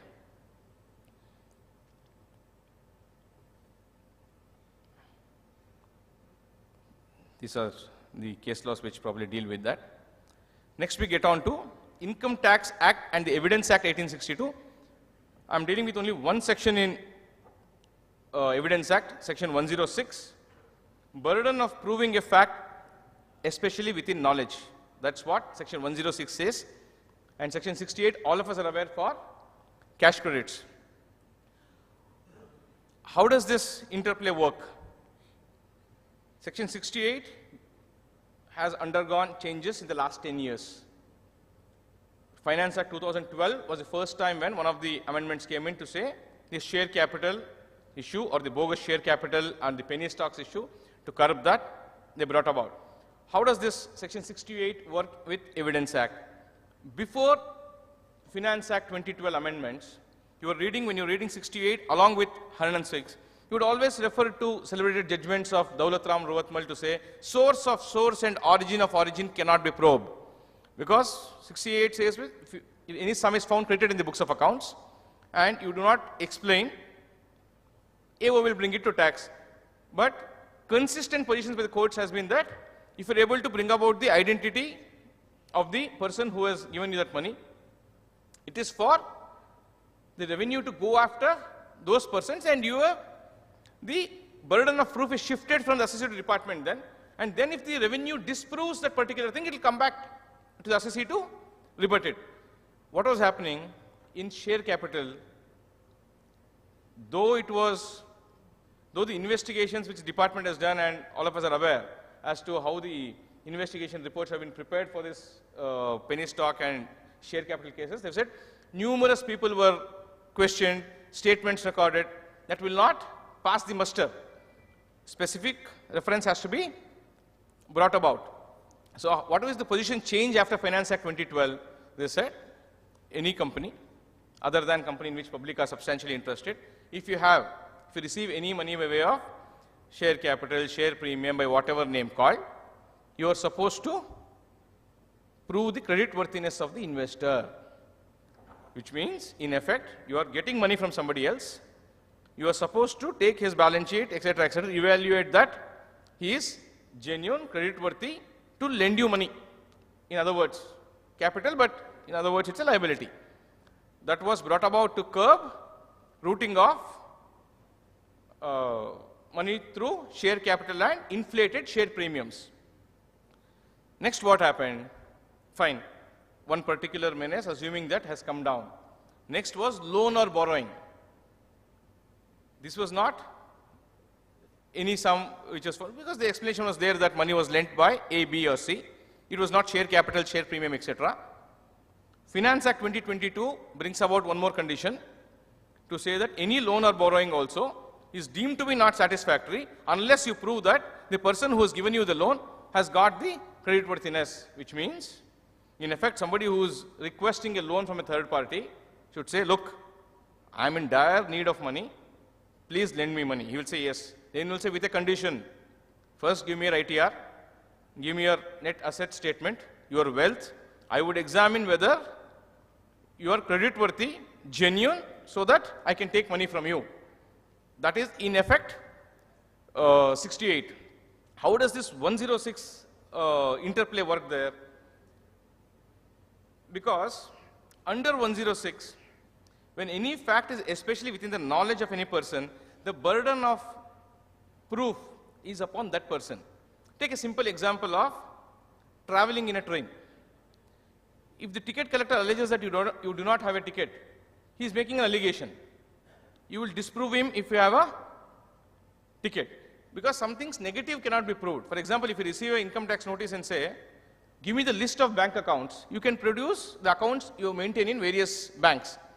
But how will you be able to produce something saying that I do not hold an account in State Bank of India, that I do not hold an account in? There is no proof that you can adduce excepting that making a statement, if required, filing an affidavit to that effect saying that, look, this is what it is. If you are able to rebut my presumption, we are willing to take any position or face any consequence for the misstatement. But this burden of proof used to move from department to assessee back and forth. Now, the source of source and origin of origin theory has been disbanded. You have a credit, it is for you to prove that the credit is from a person who is genuine, whose credit worthiness can be proved, and the transaction also they can look into it by lifting the corporate wheel as well. So how does this work? Does it mean that now section 106 of the Evidence Act becomes redundant? No. It will operate in the sphere that it has been operating for so many years, just that a specific provision in Income Tax Act does not mean 106 of the Evidence Act will become redundant.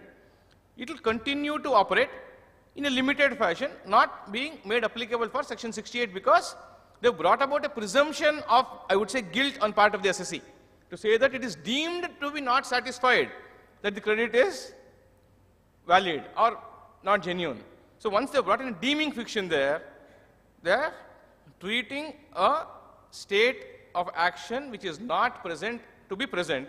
The corollary also has to be imagined by the assessee. But whenever the department says that burden of proof, why was this happening? Time and again they were losing cases in the courts. That the assessee has discharged this burden of proving it. What happened for the share capital? The moment money was credited in the books of accounts as share capital with inflated share premium, assessee gave the details. Look, A, B and C have invested. Share capital 10 rupees, premium 90 rupees, 100 rupees collected. And this is the name, PAN and address of the investor. Supreme Court came back and said, in liberty, look, you cannot go after the company. Go after the persons who have given the, or who have invested that money. Only then you can look into the source. Once that particular thing was disbanded, you would not be able to take away the rigors of 68 and 106.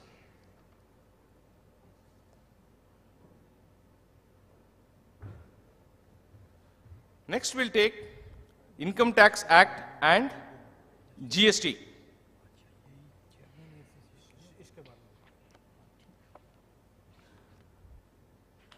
In GST, my job is made much easier because Enter Venkat sir is here to clarify any doubts on GST.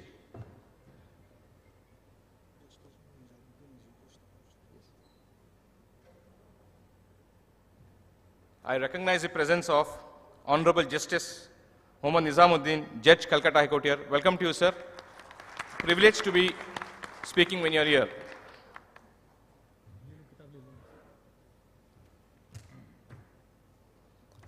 How does the interplay between income tax and GST move on? GST, I'm talking with a disclaimer. The expert, Mr. Venkat sir, is here to clarify all your doubts on GST. I'm only going to talk on the interplay. It starts with your registration number. It is linked to your PAN. Unless you have PAN, you will not be in a position to move forward. So PAN, Aadhaar linked is one thing. Next we come to how are this on the method of accounting regularly employed by the assessee. GST is compulsorily on accrual. There is no cash basis of accounting in GST. Whereas Income Tax Act permits you to follow either mercantile or cash basis of accounting. Excepting for class of people like companies who are mandated to follow mercantile system of accounting, there is an option available to the assessee under the Income Tax Act. But for the same assessee who follows cash basis of accounting in income tax, GST does not give you that luxury. You are supposed to go under the accrual system of accounting or the mercantile system of accounting. So where is the difference that will arise? The sales as per the books of accounts, which are regularly maintained by the assessee as mandated by the respective statute, maybe the Companies Act or the LLP for the limited liability partnerships, or maintenance of regular books of accounts by the assessee based on generally accepted accounting principles, which he follows, vis-a-vis the turnover based on accrual system of invoices only for GST. You raise an invoice. If you're following cash basis of accounting, you will never account that when you raise the invoice. You issue the invoice. If you get the payment, you will recognize both the receipt of the fees or income from sale of goods or whatever as the case may be, and the GST component also, without which also you are supposed to discharge the GST liability, dehorse collecting it, subject to credit notes and other things. Assuming you do not collect the money at all, even then, if time has passed, you are supposed to, if the service is rendered or the goods are sold, just because you are not able to collect the money does not mean that the liability to pay GST is off. You will have to pay it and then take it forward. But whereas in income tax, the turnover will not be depicted because you are following cash basis of accounting. So that's where the first difference will arise. Because in the income tax returns, if you look at it now, there is a specific column, what is the turnover as per GST. Why is this happening? Because of the seamless flow of information now between the CBDT and CBIC, that data is being consistently exchanged by these authorities. They want to keep a track of the turnover, expenditure, wherever applicable. Next, you look at turnover data in Form 26AS. Why is this coming in now? Though it is not that whatever is depicted in 26AS is not to be construed as full and final, but which is only showing a path that the interlinking has happened in a seamless way, or the interplay between these two statutes, that whatever you are reporting to GST as your turnover in GST R1, when you upload your invoices, will get reflected in your 26AS at the end of the 26AS in a monthly format saying what is the turnover as per GST. Of course, as we speak today, I don't think there is a provision for you to dispute something in 26AS because that is not which is being considered for the purpose of assessment by the income tax authorities. But it's only leading as a reference to them to say, this is the turnover in GST. It may also happen that what is turnover for the purpose of GST may not be income here. So those cases will again come back in reconciliation. So 26AS income vis-a-vis your GST1 is one aspect of it.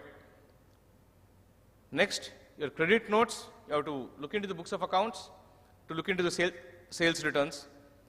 Next, on the expenditure side, depreciation and input credit on capital goods.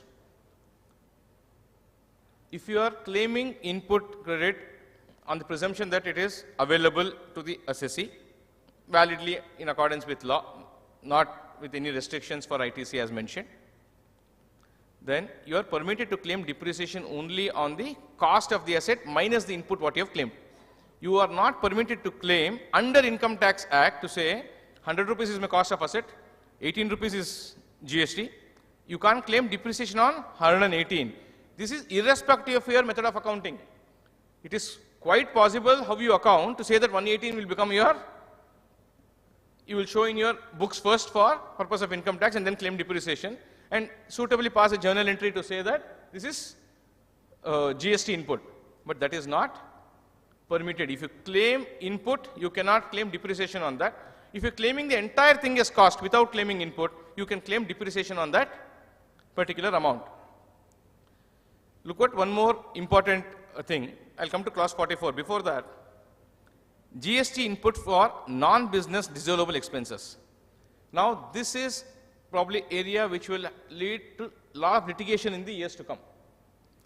Because under the assessment mechanism for income tax, certain expenditure can be disallowed with authorities saying that it does not pertain to business or it is not wholly and exclusively spent for the purpose of business.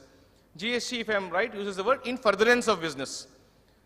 So, in furtherance of business would completely be different from expended wholly and exclusively for the purpose of business under 37. So, what the income tax officer believes that it is not wholly and exclusively spent for the purpose of business to be disallowed under 37 may very well be a valid business expenditure under GST. It is in the course of furtherance of business. If an income tax officer disallows a particular portion of the expenditure saying it is not for business on different terms, how will it impact GST? Will you voluntarily go and reverse input tax credit, or will you wait for the information to flow from the income tax department to GST to say, look, there was an original credit of 1 lakh available to the SSE, GST input. By virtue of disallowance of this particular 1 lakh expenditure in income tax, on which say 18,000 was claimed, does the proportionate income input will be reversed in GST by seamless way is one thing. If assessee wants to voluntarily revise within the time permitted under GST laws within that 6 months, I think which is now getting extended to 9 months for the adjustments, the assessee is at liberty to change and say on various reasons. But when the assessment generally happens after the year, the time limits may not overlap. So we have to look into as to how the GST authorities will look into whether they will want to come back and hound you saying it's claiming of input tax credit which is on the lines of being bogus. Can it lead to 67(1) inspection under GST, saying that, look, in income tax assessment they have disallowed expenditure saying it is not for business and you have claimed input on this. So does it lead to an inspection under GST? I'm not getting on to search, because search operates differently in income tax and differently in GST, because GST in 67(1) uses inspection. All searches are inspections, but all inspections are not searches. Mysore High Court, before it was State of Karnataka, GM Agadi Brothers, 32 STC 243. Wherein, now looking into the inspection aspect of 67(1). Just a while ago, Siddesh was also telling me how the 67(2) provision under GST under search will be different in income tax, because the term reason to believe, which under 148 of the income, 147, 148 reassessment now has been taken away in that, has been retained in 132. Under provision of search, it is still if the DG, principal CC, so and so has reason to believe that you violate the conditions in 132(1) clause A, clause B, clause C, then action under 132 can be undertaken. It is reason to believe in his opinion and reason to suspect under 132(1)A. Whereas in 67(2) of CGST, how will he get into a search? Reason to believe by the officer not lower than the rank of Joint Commissioner, either pursuant to an inspection under 67(1) or otherwise. Otherwise has to be construed to say the JC will have the power to directly authorize for the search under 67(2). So, the search can happen either based on an income tax assessment which gets completed and some disallowance is made there. It may lead to an inspection. Inspection leading to search in GST, again, you have to get back to the warrant and authorization saying whether the authorized officer has permitted you. And in most cases, we understand that they will get the authorization from the superior authority when they are wanting to convert an inspection into a search by recording reasons as to what necessitated the change of action from an inspection to a search. Similar is survey to search in income tax. When you go for a survey and you found bullion, jewelry, cash, whatever, if the officer feels, if the authorized officer feels that this is a fit case for action under 132, he cannot abandon the premises and come back. He will wait for the authorizing officer to send a fresh team with a warrant, with the premises to be searched, to continue. Then they will record reasons saying this particular action under 133A of the Income Tax Act is being converted into a 132 search action and move on. Similar will be 67(1) and 67(2) in CGST with respect to 133A and 132 in income tax for search. Next, what is the other interplay that we can look at now? Treatment of assets or stock taken over by proprietor or partner, deemed supply under GST. Whereas in income tax, no man can trade with himself. Sir Kika by Premchand, 24 ITR 506, wherein similar provisions, wherein the proprietor withdraws silver bar from his stock and credits his capital account. The profit was not to be computed because at cost it had to be removed because the principle that the courts laid down was man cannot trade with himself. But here there is a deeming fiction under GST to say if that particular stock is taken over by the proprietor or partner, it is a deemed supply under GST. Because it's a deeming fiction, to that extent the interplay won't really help us because it's deeming an action which is not present to be happening. To that extent, there is a variation in terms of how the treatment is meted out. Next is the principle of mutuality under income tax and GST. Both till the retrospective amendment came in after the Calcutta Club's case in GST, wherein they gave retrospective effect from 1/7/2017 to say that the transactions of club with its members is taxable, saying it is a supply. How does it differ from income tax? In income tax, under the principles of mutuality, transaction between the members, take for example Calcutta Club, one of the oldest clubs in India. Second oldest is Bangalore Club, 1858. I think Calcutta Club, is a little older to Bangalore Club. These are probably the two oldest clubs. Transaction between the members, subscription or for food or any other activity received by the club from its members and expended for various activities including administrative expenses, and assuming there is a surplus, that surplus is not taxed as income because it is running on the principle of mutuality. What is the distinction there? If banks are also permitted to be members of clubs, take Bangalore Club's case in Supreme Court. Supreme Court said the moment a bank has become a member of a club, the mutuality concept will not work because your money is, which is lying with the bank, it steps into being a debtor and creditor relationship. Therefore, the interest from fixed deposits is liable to be taxed separately for the club's income under Income Tax Act. But other activities which are coming under mutuality remain to be exempt. Whereas in GST now, there is no distinction of providing of supply to non-members vis-a-vis to members of its club. So to that extent, there is an interplay, but there is gross variation in treatment under various statutes for the same principle. We are not on the same person being taxed twice. No. Different persons can be taxed on the same income, but the same person cannot be taxed twice. But here it is the differential treatment in two central legislations for a similar concept of mutuality.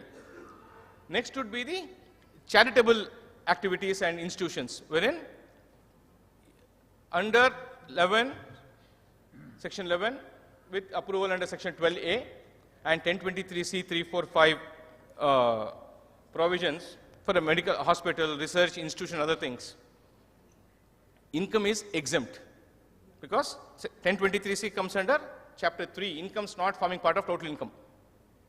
So entire income is exempt, even if that particular trust is running, say one Kalyana Mandap, and if it is not being treated as business, and if the activities are incidental to the objects of the trust and not being treated as business separately, the proviso to 215 does not come into play.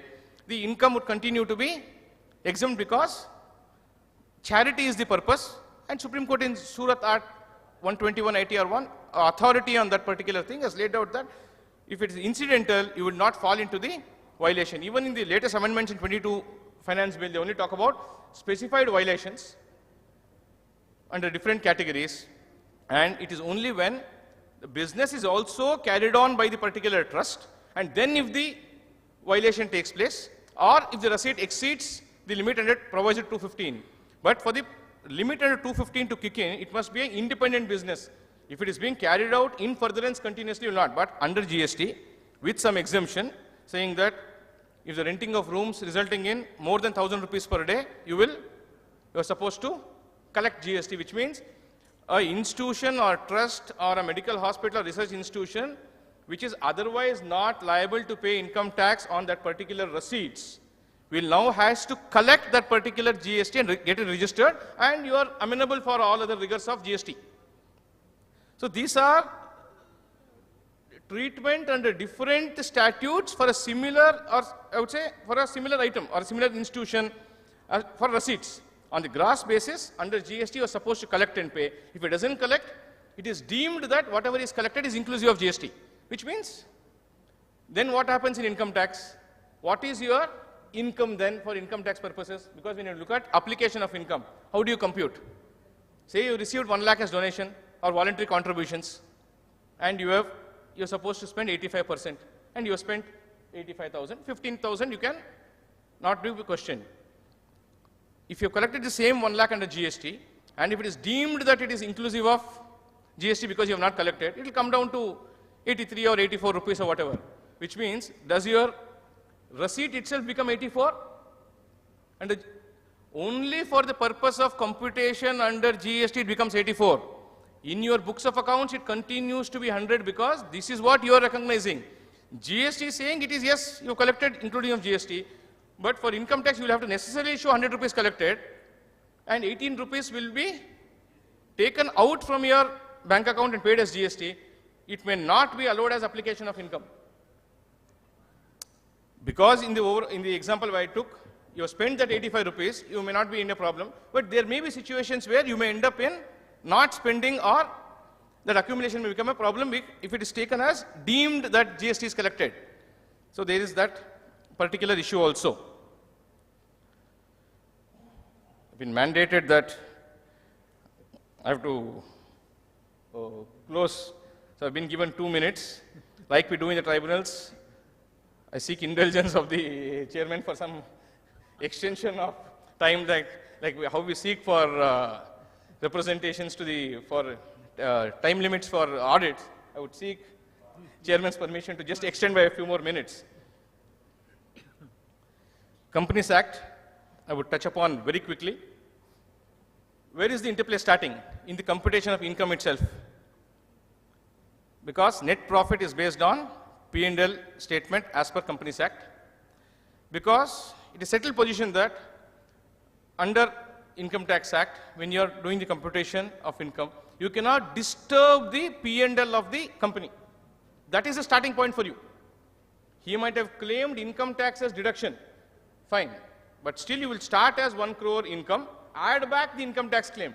So the starting point is the P&L as per the statement in the Companies Act, whereas in income tax, you always go by the net profit shown, which obviously will be before appropriations. That is one thing. And in 145A in income tax, valuation of inventory wherein, how do you value the inventory? The cost which is incurred to bring the asset to the present condition, location and use of the particular taxes paid will be grossed up for 145A, which will not be the provision in how you treat your inventory in your company's law. There are a lot of things on ICDS and other things. Only one thing for ICDS is that ICDS under Income Tax Act is only for computation of income and not for bookkeeping. So to comply with ICDS, you will still start with net profit as per Companies Act and do the adjustments in the computation statement only for ICDS. There is no separate set of books of accounts to be maintained for ICDS, but only the effect has to be given in the computation, and relevant note in 3CD saying what is the effect of ICDS on that. We will not get on to this. One important thing is that what was a financial year now is been reasonably harmonized in Income Tax and Companies Act. Earlier in Companies Act you could have had any period, Jan to December, July to June. Now it is unless specifically permitted by the central government, which powers it has under the delegated legislation delegated to the registrar, you can make an application. Otherwise it is financial year only, excepting for such of those companies which are incorporated in January of any year, The first financial year may be a period of 15 months. That is the amendment in Companies Act 2013. Last aspect in CSR in Companies Act vis-a-vis Income Tax Act. There are various stipulations for companies having turnover of profit of more than 5 crores, turnover exceeding 500, whatever, to say that they have to spend on corporate social responsibility. Whether this particular amount which is being expended, can it be claimed as deduction under Income Tax Act? 37(1) specifically prohibits you from claiming any expenditure in the nature of corporate social responsibility as expended wholly and exclusively for the purpose of business. But it comes with a rider. If that expenditure can fall into any of the categories in 30 to 36, you can still claim the corporate social responsibility expenditure in 30 to 36. Where does it fit in? To understand it, generally it is being given for the deductions under section 35. When you make these donations to research institute and under those when you make those donations, it is a deduction under section 35 for you. It may be in the nature of corporate social responsibility as per Companies Act. In income tax, you will be able to claim it, which is why they say it is not allowable under 37(1), but it does not bar you from claiming if it is permissible under 30 to 36 of the Income Tax Act. Most probably it can only come in 35, because other things, depreciation, investment allowance, or repairs, those things you will not be able to bring in as corporate social responsibility. We will not get on to IBC. Last 30 seconds on the labor laws. 36(1)(5)(a), you always had that issue saying that is the employee's contribution collected by the employer first is treated as income and then allowed as deduction on payment basis under 36(1)(5)(a). Read with 43B. We will not get on to why 43B came into the statute book. It was specifically to address that employee welfare measures and payments relating to that should be not be retained by the companies but should be paid to the credit of the relevant authorities. Now, what was the controversy? Employer's contribution was being allowed under 43B till the date of filing of return. What was for employee's contribution? You are collecting from the employee as a deduction from his salary and retaining it. You are supposed to remit it within the relevant due date. Interpretations were that even employee's contribution should be permitted till the date of filing the return of income. And various judgments were there. What was the amendment recently which was brought about in Finance Act 21? They said that particular allowability under 36(1)(5)(a) is permitted only if it is remitted within the due date under those acts, which means for PF and ESI if it is 15th, including the grace days, those under those statutes for 5 days or 3 days as the case may be. If you don't remit it, it leads to a dissolvence under 36(1)(5)(a). How did they bring it about? They brought about amendment in this to say that it is never deemed to have been part of 43B. So therefore, now what is the position? 36(1)(5)(a), employee's contribution collected in the month of April, due date May 15th, including grace days under the PF Act 5 days, May 20th. If you pay on May 21st, it is disallowed now. What is the controversy now going on? Whether the amendment is prospective or retrospective. Is it a clarificatory in nature? Because it is fastening a liability, at least tribunals now, I don't think it has reached the high courts now, at least tribunals, at least in Bangalore, are holding that this amendment is prospective in nature. For before the Finance Act 2021 came in, they are allowing it as based on the judgments that prevailed then. So therefore, this is what I am able to summarize in a nutshell. The Benami and black money I am not able to touch. Anyway, it was discussed in the morning session. So thank you for a very patient hearing. To close with the words of Justice Krishna Iyer, where ignorance is bliss, it is folly to be wise. Thank you. Thank you very much.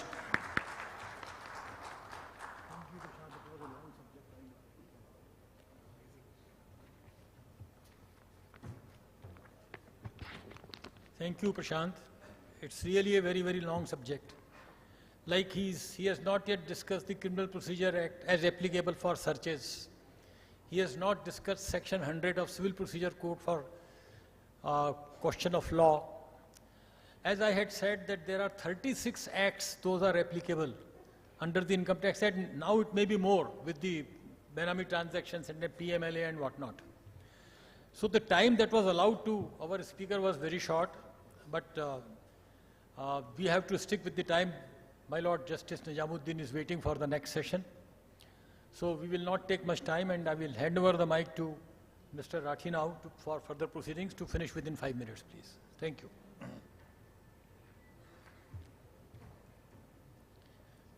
Thank you, Chairman, sir, and for your closing remarks. And a big word of thanks to the speaker of the session. Sir, I'm sure no one was asleep, right? In fact, the rich knowledge content that he has shared was very much beneficial to all our members. I am actually reminded of one thing, if I may be permitted. पैदा ना हो जमी पर नया आसमां कोई, दिल कांपता है आपकी रफ्तार देखकर. So, sir, with these words, I would extend a word of thanks to sir and all the dignitaries here. We will be starting the next session in next 5 minutes. Thank you, sir.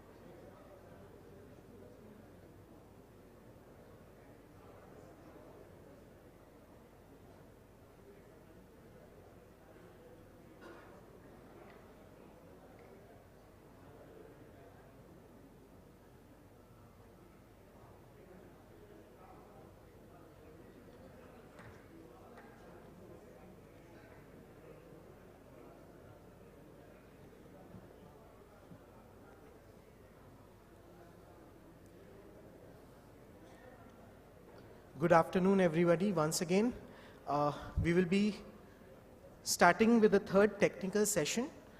The topic for the session is comparative of coercive actions under various tax laws. For this session, I would request the chairman of this session, Honorable Mr. Justice Nizamuddin sir, to be pleased on dais.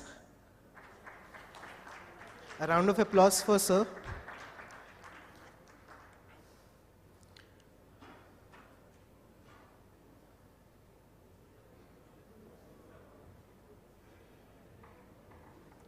Now I would like to call upon the speaker of the session, Mr. Tarun Gulati, Senior Advocate, New Delhi.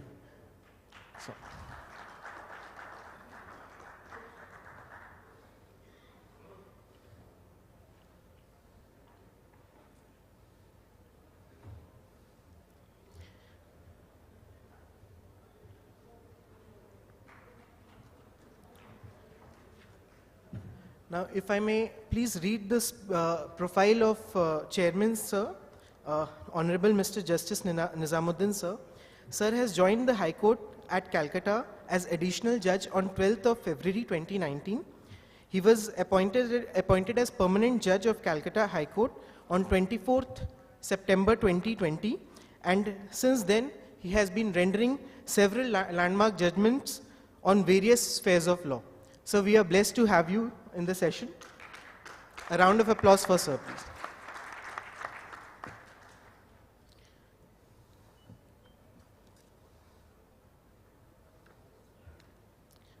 Now I may read the profile for the speaker of the session, Senior Advocate Tarun Gulati ji. Tarun Gulati is a designated senior advocate based out of Delhi and practices in Supreme Court of India. He has over 25 years of experience as a lawyer and is also qualified chartered accountant. He is widely recognized as a specialist in tax and regulatory litigation and frequently briefed for arguing before the Supreme Court of India, as well as high courts and tribunals throughout the country.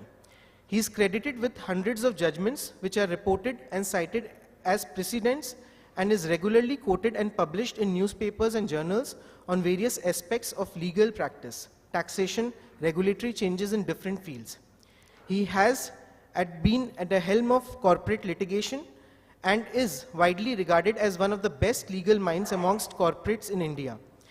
With a background of finance and law, he is one of the few top lawyers of the country who understands nuances of both these subjects equally well. He is often invited to speak at events and webinars, and his views are regularly sought by media on variety of subjects. So thank you so much for coming out at Calcutta for giving this session. Now I would request Shri Girdhar Delia ji to kindly come and give a memento to Justice Nizamuddin sir.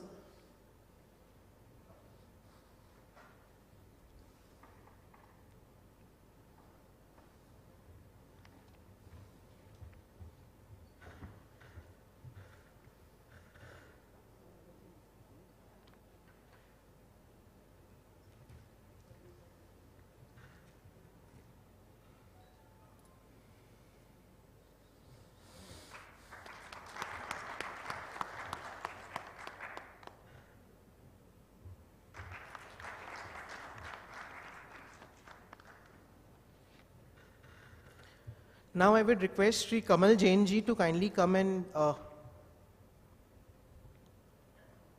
felicitate our speaker of the session, Sri Tarun Gulati ji.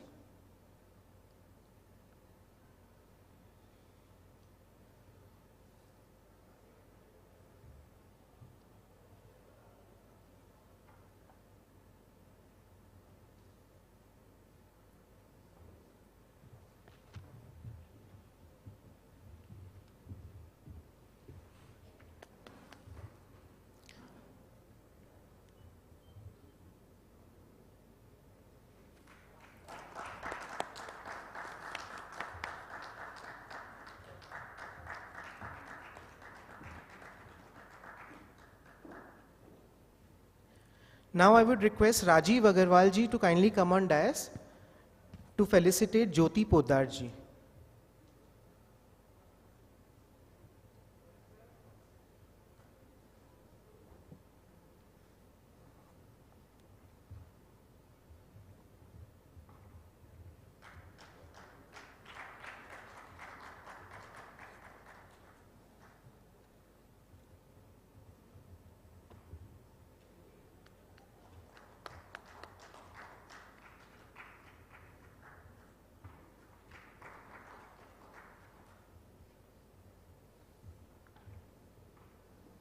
Now I would request the chairman, sir, Shri Nizamuddin, sir, to kindly take over the session.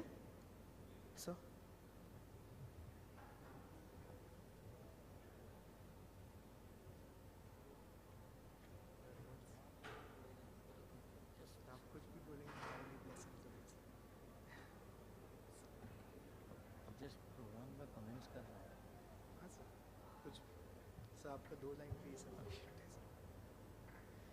Many thanks to the organizer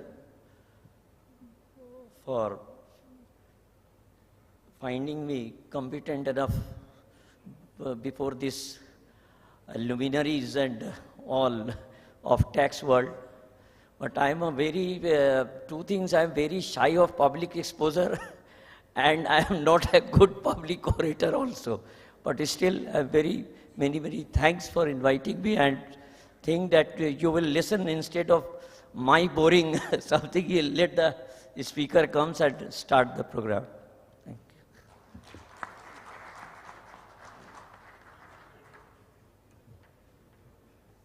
Now I would request Shri Tarun Gulati ji to kindly commence with the session.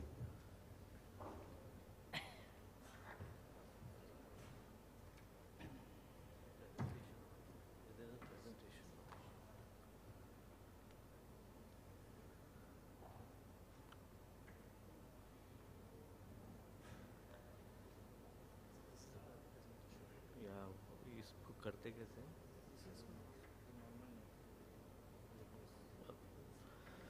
Good evening, everybody. It's a real privilege to be invited here and to be part of a session where Honorable Justice Nizamuddin is presiding.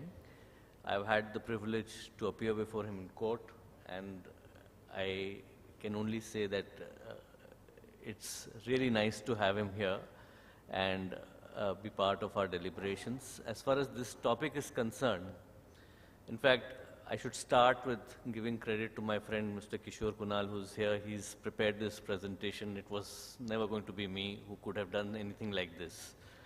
I'm kind of IT challenged, and I don't think I could have done anything on this at all. I am aware that Justice Nizamuddin has spared his time, and he is constrained on time. So the presentation is extremely long. It is the enthusiasm of a young lawyer who has put in a lot of research, and there's a good material in this presentation. But given constraints of time, and the Honorable Judge has consented to be here, we will see how much we can cover. What I intend doing in this presentation is to raise some practice-related issues, because we are all members of the same fraternity. And this topic that I have chosen today is really because of the reason that in at least 2.5 decades of my practice, the manner in which proceedings are changing, the manner in which the profession is changing, the pressures that are coming on to the professionals these days as tax practitioners, I find is very different from when we had started off. And I think all of you will agree that the kind of disproportionate powers that have been given to the tax authorities, and I think it changes from law to law. In income tax, there are different kind of challenges. In indirect taxes, there are such slightly different kind of challenges.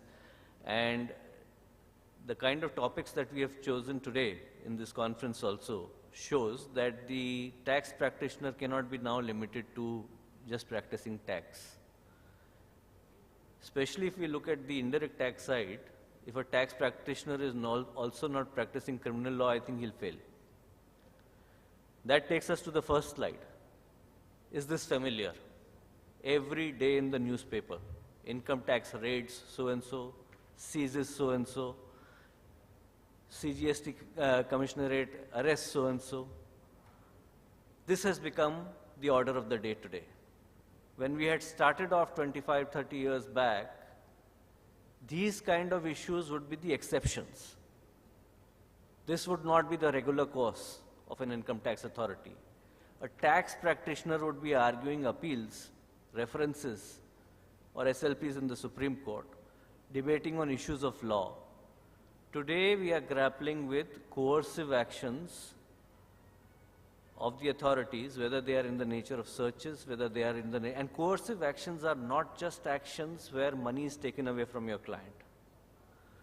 Coercive actions are where different kinds of pressures are adopted by the tax authority, whether it be by way of a summons, whether it be by way of a search, whether it be by way of a provisional attachment. And many of these actions we are seeing are on the basis of a bare surmise or an allegation. There are no fructified demands when these actions are being taken. And as tax practitioners, we have to grapple with situations like this today. And that is why I wanted to speak on this topic. It may not be very technical in nature, but it is practical in nature for the profession.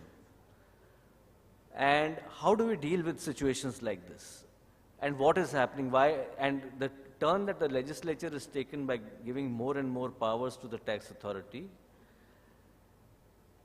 and hardly any recourse to the SSC or councils who appear for the SSCs to vent their grievances. If I look at GST today, just look at GST today. Is there even a single independent judicial body in the country which can decide independently on an SSC's grievance? If I look at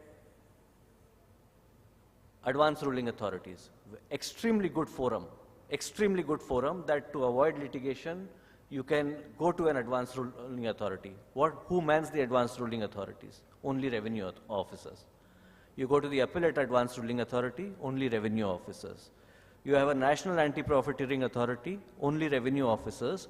No appeal, no remedy after that. Original authority adjudicating on civil rights of parties, no judicial interference. Tribunal, 4 years to date from GST, no tribunal because the government does not want to appoint independent lawyers are not being given opportunities to be members of the tribunal. And therefore, we have to trouble courts. I have appeared in the Calcutta High Court and I was just telling Justice Nizamuddin that I really don't envy the honorable judges. They are dealing with 100 cases a day. And if a case directly from an authority comes to the Honorable High Court, how do we expect the High Court judges to get into the nitty-gritty, because there are hardly any independent findings. Even on findings of fact, we don't have independent findings of any judicial body.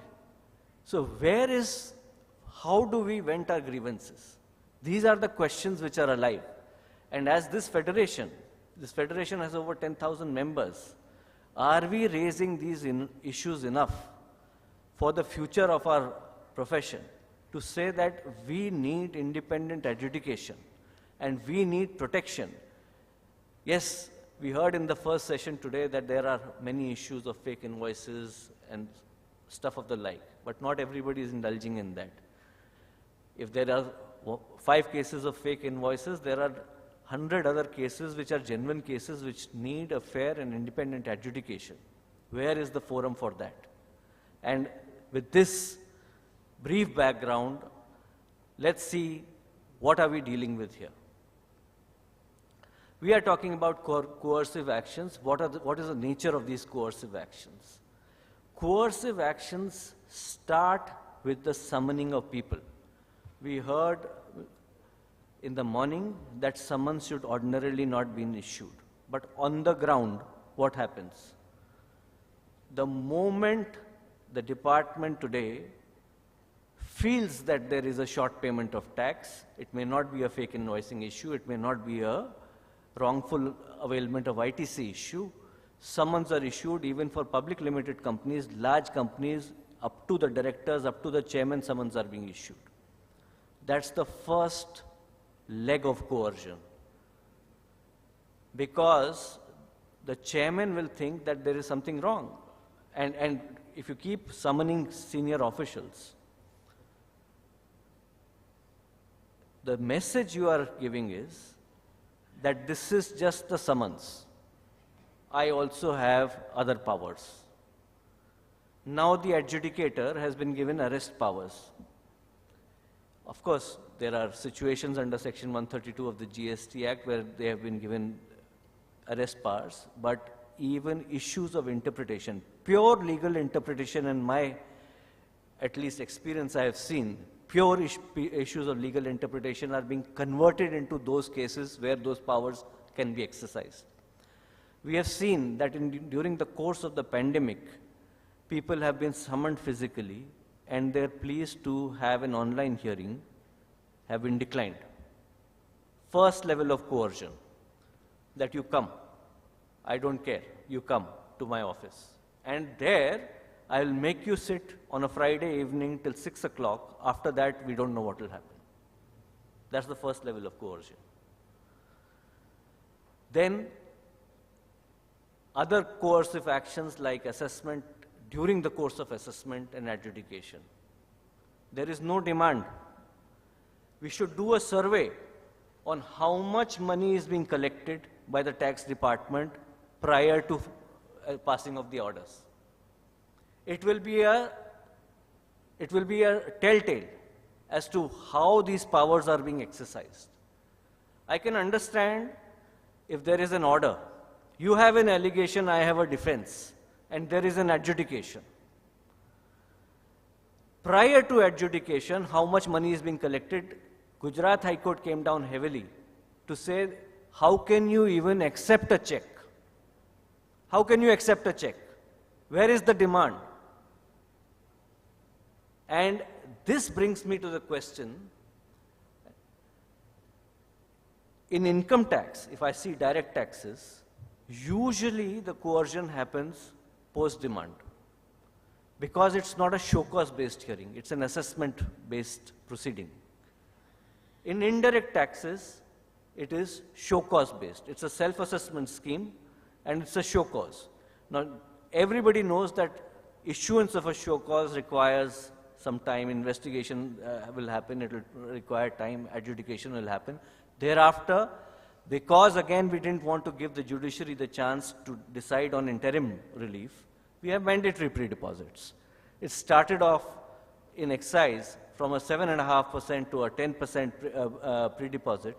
Today, in GST, we have a 10% plus 20%. So by the time you get to the first independent forum of appeal, you have to deposit 30% of your tax liability, even if the demand is completely outlandish. This is where we have come to. And they know that, fine, I'll get 30%, but I will never get 100%. So why not arm twist somebody during the course of proceedings and get everything deposited right now? That is what is happening today, and that is what we have to deal with as professionals.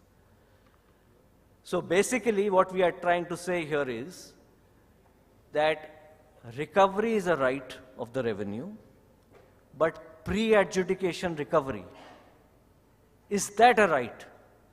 And is that correct? And is there a forum for us other than knocking the doors of the Honorable High Courts? That's where we are. This is what we know. At the drop of the hat today, search warrants are being issued. Searches are being. My previous speaker mentioned that Section 132 also has the words reasons to believe. We all know what reasons to believe means. It has to be based on tangible material. The tangible material has to have nexus with income which has escaped assessment. Supreme Court, when it upheld the powers of Section 132, upheld it saying that there is a safeguard, that a search will be authorized by a higher officer, the rank of a commissioner. Do we really feel as practitioners today that that is a safeguard at all, or is it just a rubber stamping which happens? Reasons to believe under Section 148 can be demanded, are required to be given. In a search, Section 132 itself bars that the SSC will not get the reasons to believe. But right from Seth Brothers Supreme Court, Courts have said, while the SSC may not be given the reasons to believe, the court is entitled to examine it. Court can examine the reasons. But how many times as practitioners do we have the guts to challenge a search at the inception? We cannot. We are completely in the dark. And there have been cases. There is Nandlal Tehliani's case of Allahabad High Court. I belong to Allahabad.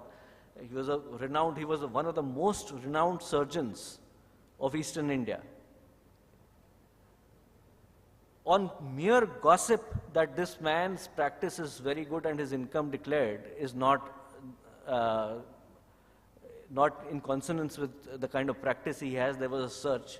High Court came down and struck down the search, saying that this is based on a mere pretense, on gossip. Reasons to believe does not mean that it can be hearsay. It has to be tangible. And if you are saying that it is some kind of an anonymous information you're relying on, then you have to bring it on record. And the test before court is, and there are judicial precedents on that as well, the test before court is that if the SSC alleges that a search is invalid because there are no reasons, then unless rebutted properly, and the court can look at the file, the search will be invalidated. But where is the problem? The problem lies somewhere else. The problem lies, I'm not going to follow this presentation fully, because if I keep reading the text, I think we'll lose the flow. The problem lies somewhere else. The problem lies in the law that we had followed. In Malkani's case, that our country follows this law, that even if a search is invalidated, that it was not proper, the evidence collected can still be used. Now this is peculiar, because this, if we allow this to go on, then really the challenge is meaningless. Challenge to the search itself is completely meaningless.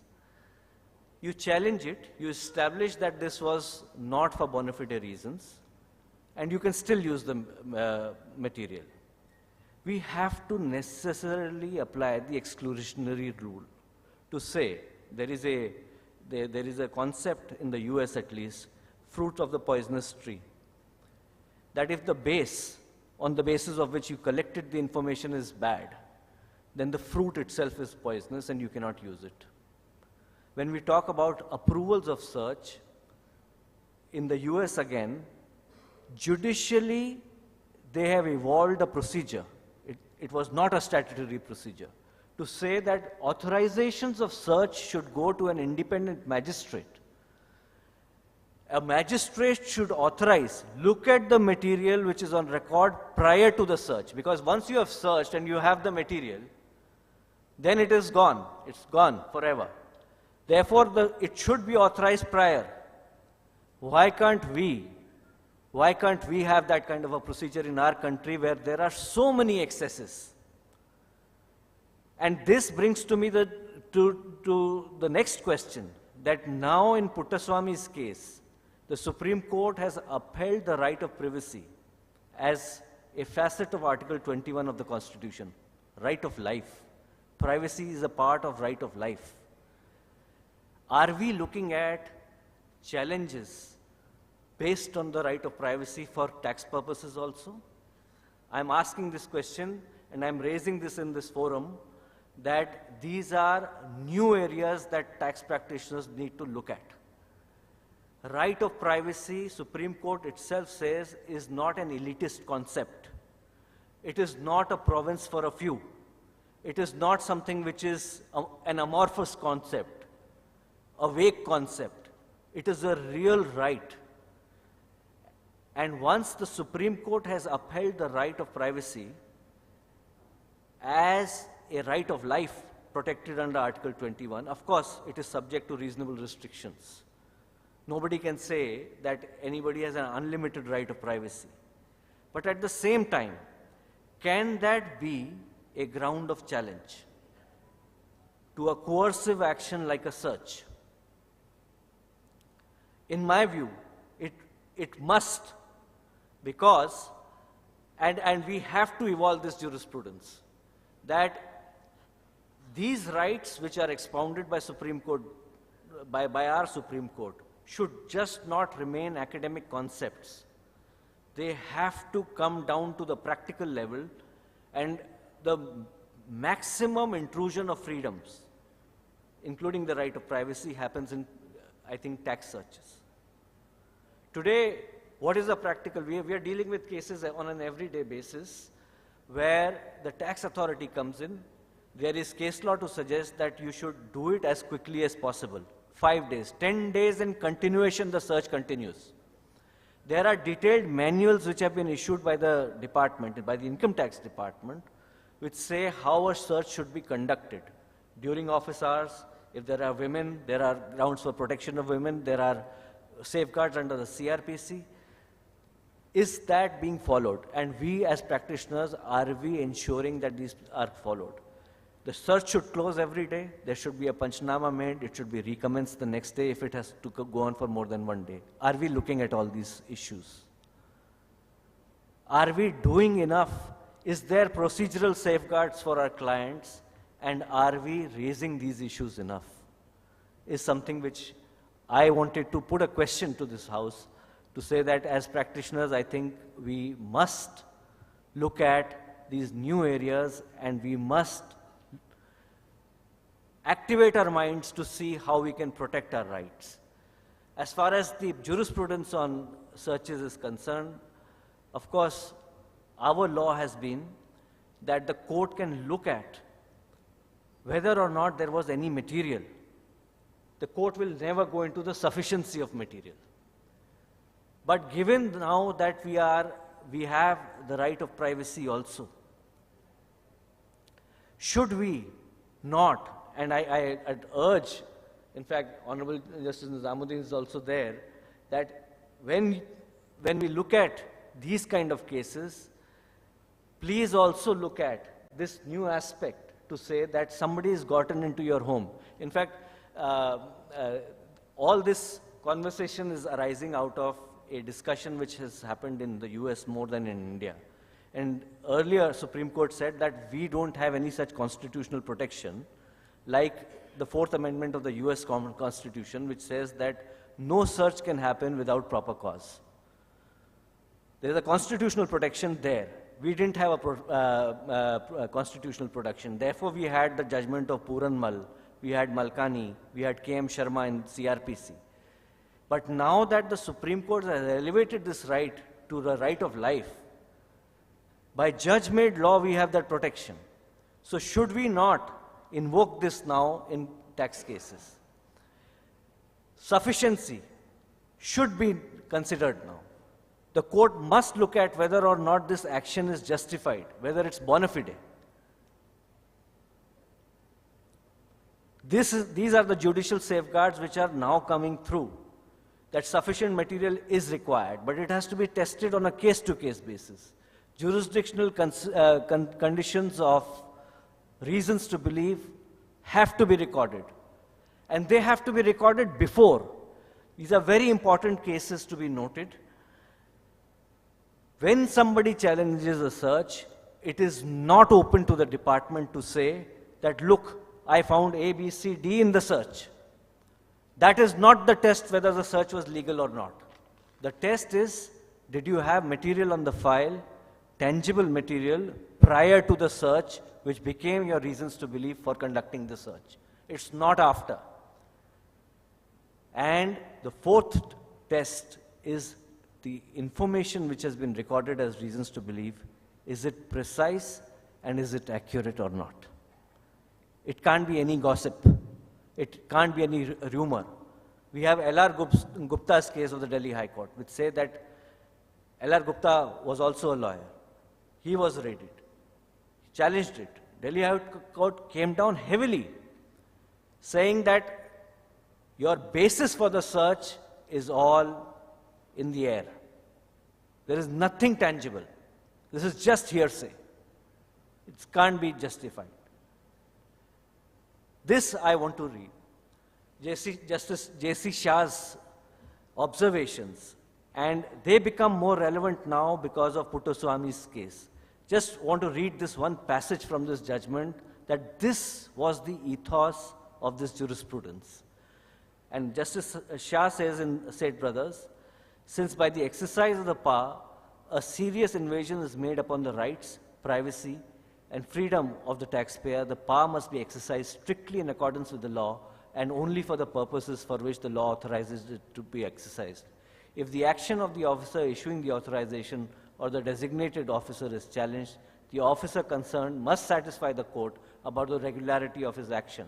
If the action is maliciously taken or power under the section is exercised for a collateral purpose, it is liable to be struck down by the court. If the conditions for exercise of power are not satisfied, the proceeding is liable to be quashed, but where the power is exercised bona fide and in furtherance of the statutory duties of the tax officers, any error in judgment on the part of the officers will not vitiate the exercise of power.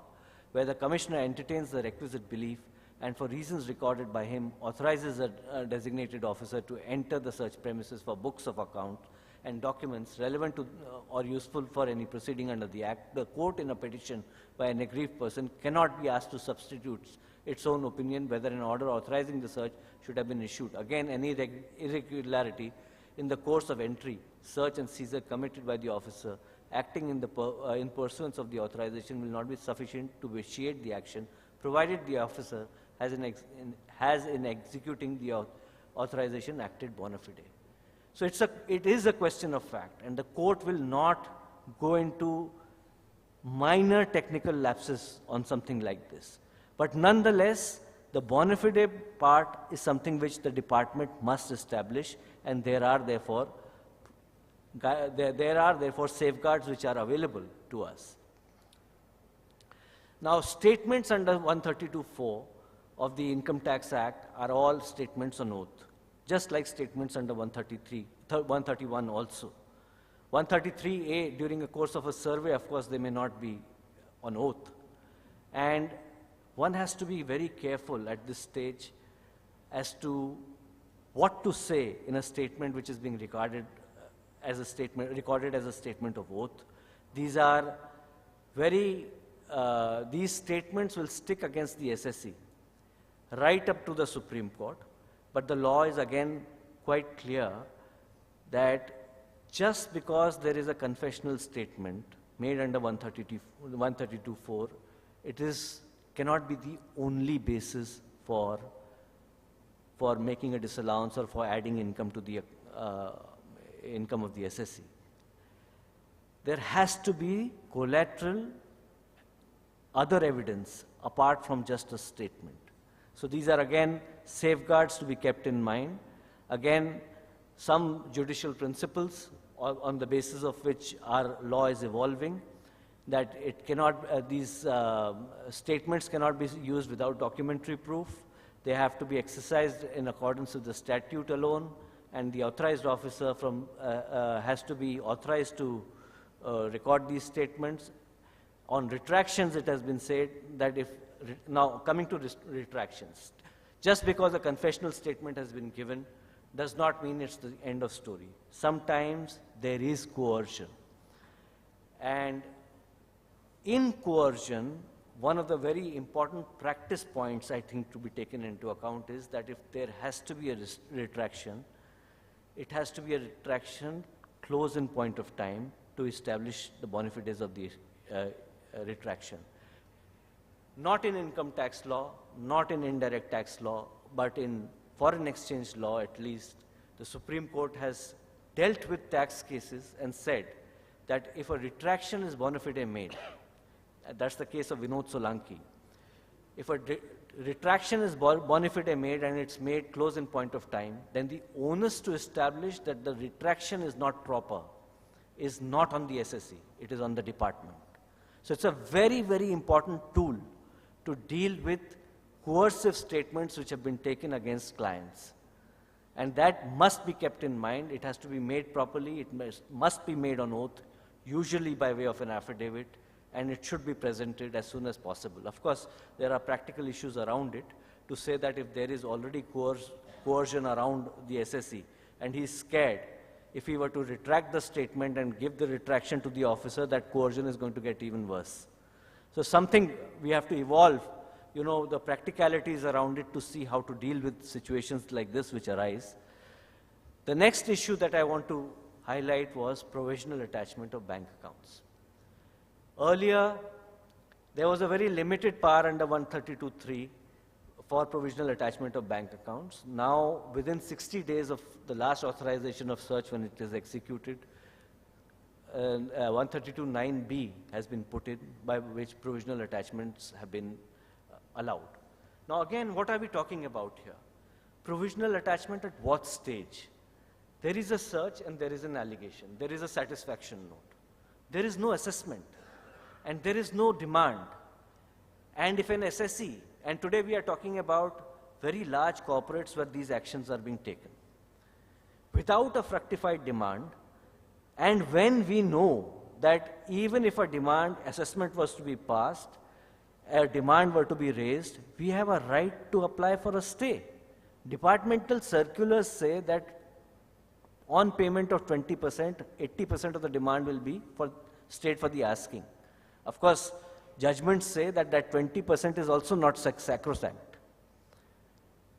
So provisional attachment for what? And provisional attachment, what should be the consideration for provisional attachment? And what should be the consideration for somebody to take a matter to court? I say that if a SSE is a regular SSE, he is not a regular defaulter. He has been paying his taxes, he is in good financial health. What right does the department have to come and stop his business? And today when we are talking about provisional attachments, we are talking about cases where all the bank accounts of an SSE are attached. He can't receive income, he can't pay. We are talking about cases where they can't even pay salaries.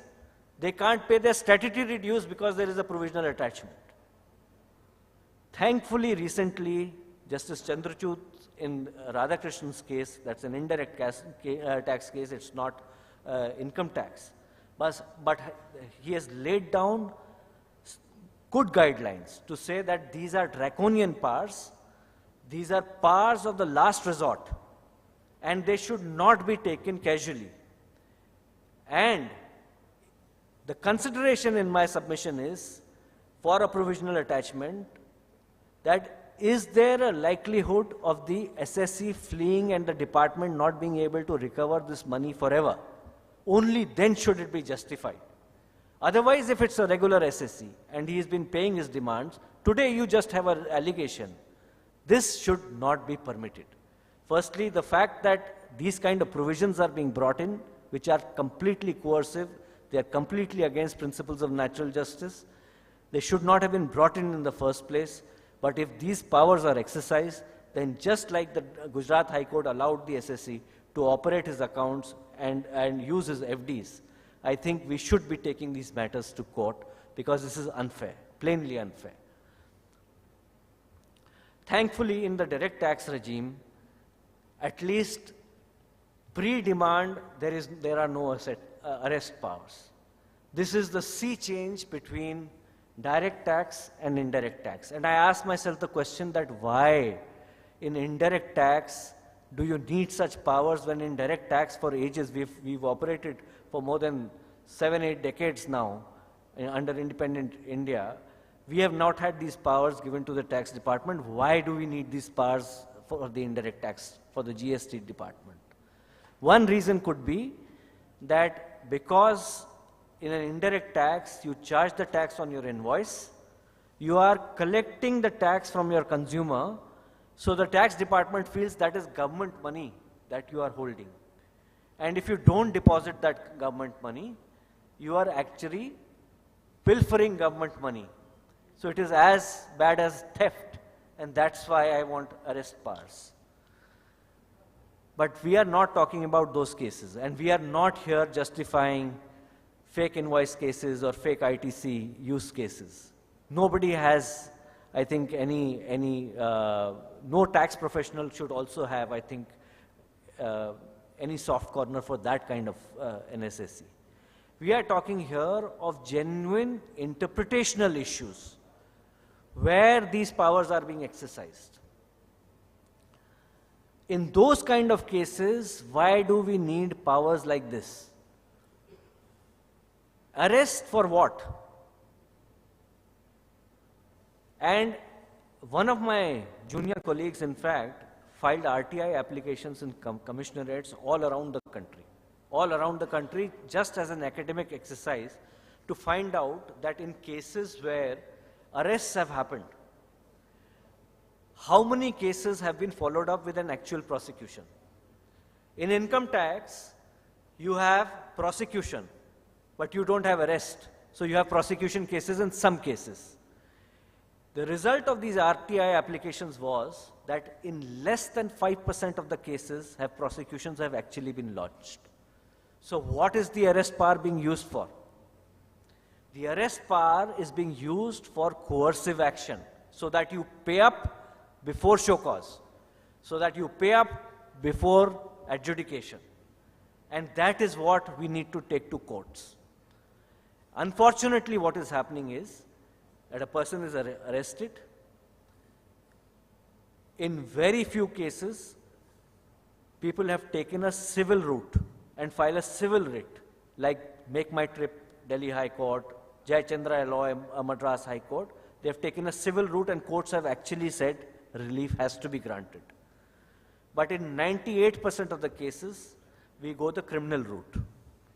We file for anticipatory bail and then bail, and the bail gets rejected. The bail gets rejected for several reasons. The allegations are wild allegations at that stage, and the court that you are approaching, which is a magistrate's court, has no idea of this complex law. It is difficult to explain it to a layman what these issues of GST are, and 95% of the cases bails are rejected.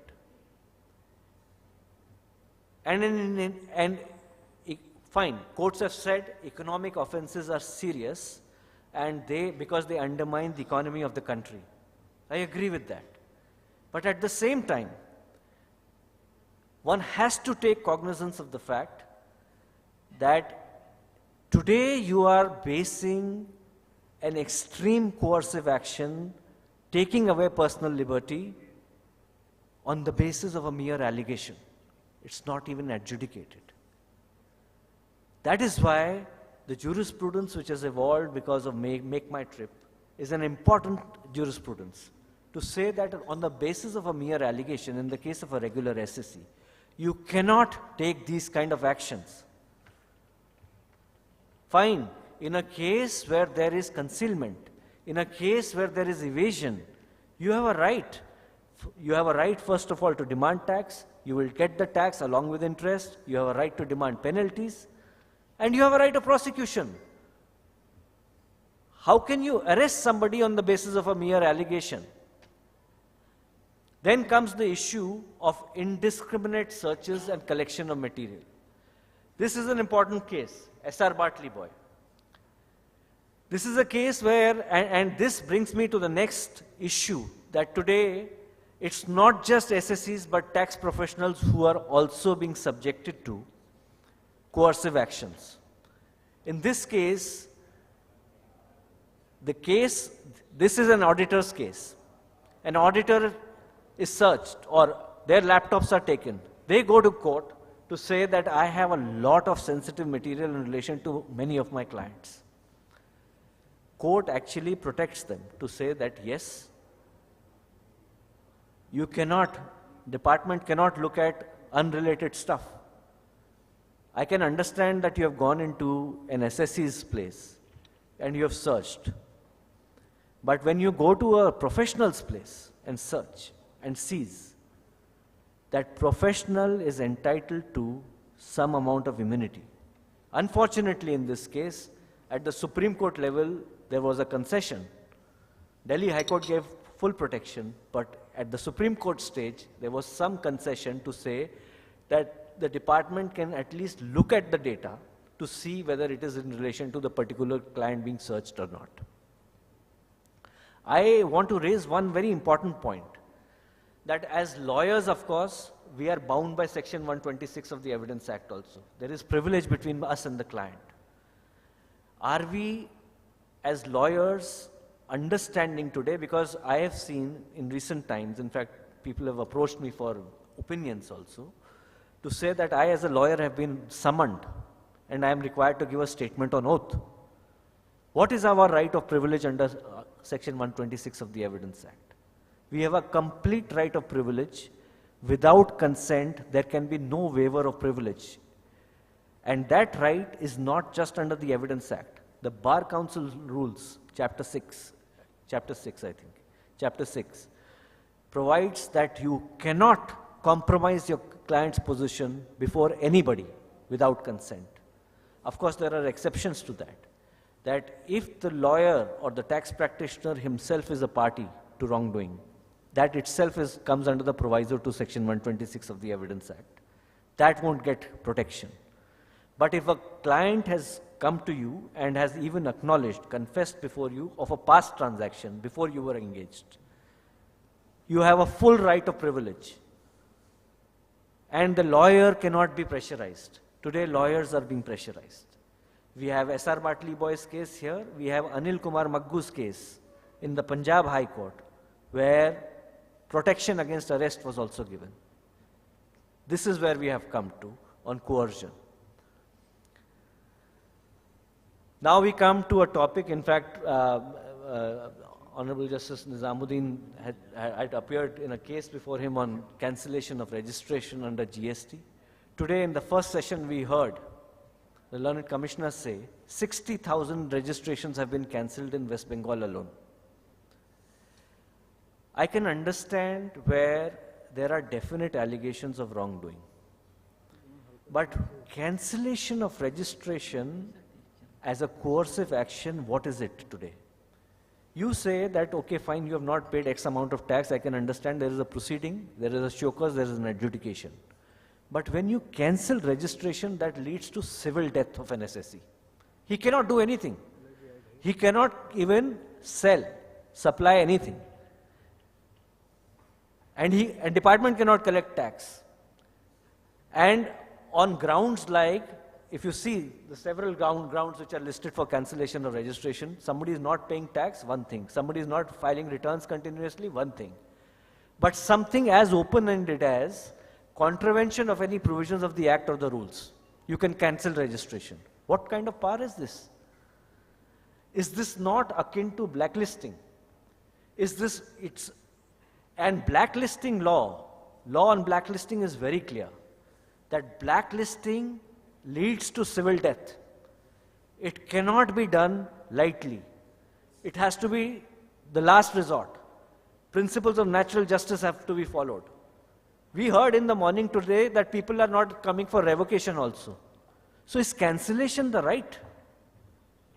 Should you wait for a revocation application to understand whether the case is genuine or not? Should you wait for a case today? So many cases have happened where during the course of the pandemic, a premises was found closed and they cancelled the registration. Today, as a lawyer, if I choose to keep my office closed, can the Bar Council come and tap my door and say that, Mr. Lawyer, your office was closed, your license is gone? Can this ever be a ground for cancellation? Is registration, are we getting into license Raj? Is registration a license? Under Section 22 and 24 of the GST Act, registration can be voluntary, and in some cases it is compulsory. The moment I have a reverse charge liability, it's compulsory registration. How can you cancel my registration? Even if I have a liability, I can't pay it. Now these kind of cases again, unfortunately, we have to take to court. Because the first level, it's going to be a no. They cancel it without even a hearing. They cancel it without a show cause, or the show cause has one small reason which is completely useless. As you go further in the proceedings, those reasons keep getting added. You go to the Commissioner Appeals, rejected. What is the recourse? You have to go and trouble the High Court. That's where we are on coercion again. Again, this is why these judicial principles are evolving from court. Reasons for cancellation cannot be arbitrary. They have to be reasonable. In the first case, somebody was operating through a partially completed building. Department cancels the registration. What is your business? To cancel the registration, he is working, he is making supplies, he is raising invoices, paying you tax. How can you cancel the registration? Without any notice to somebody, during the course of the pandemic, many registrations cancelled. No natural justice. What is the basis for the opinion? On a suspicion basis, you are cancelling registrations. So people are inevitably knocking on the doors of the court to say, please help us, because the department is not even understanding that the cancellation of registration is counterproductive to them also. If you cancel my registration, I can't even pay you tax. I cannot conduct any business. I cannot discharge my liabilities. Everything comes to a standstill.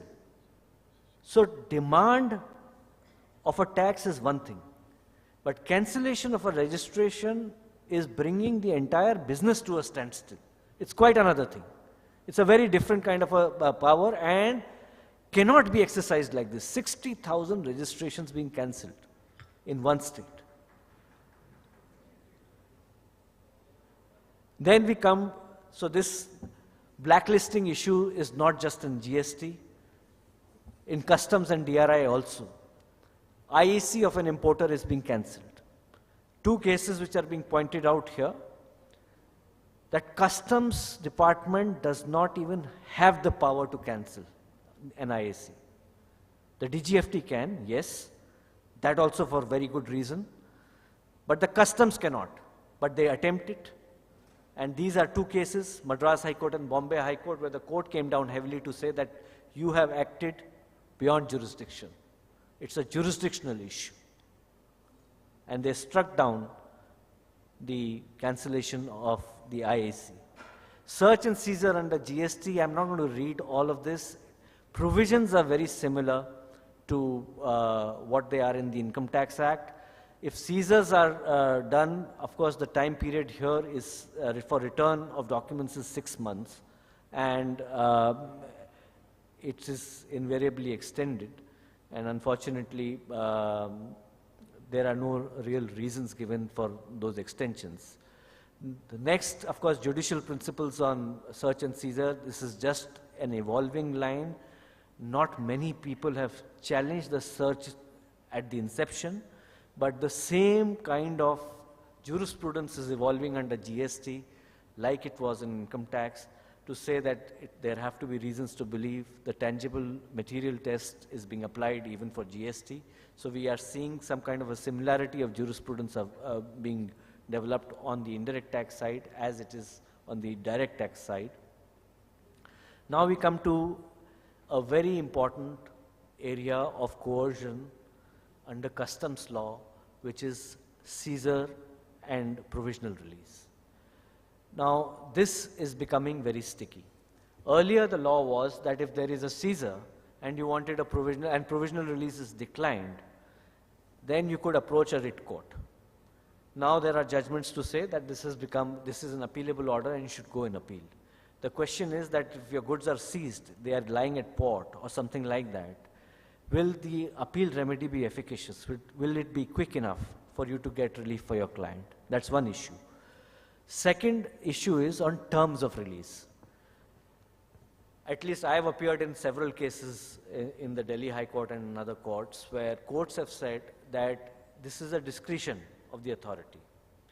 Board had issued circulars to say that pay 100% of the demand for provisional release. Courts have struck it down to say that you cannot impose these kind of conditions. In fact, in a slightly different context on provisional assessment, Up to the Supreme Court, there was a, in Navshakti Industries case, they had said 30% bank guarantee should be good enough.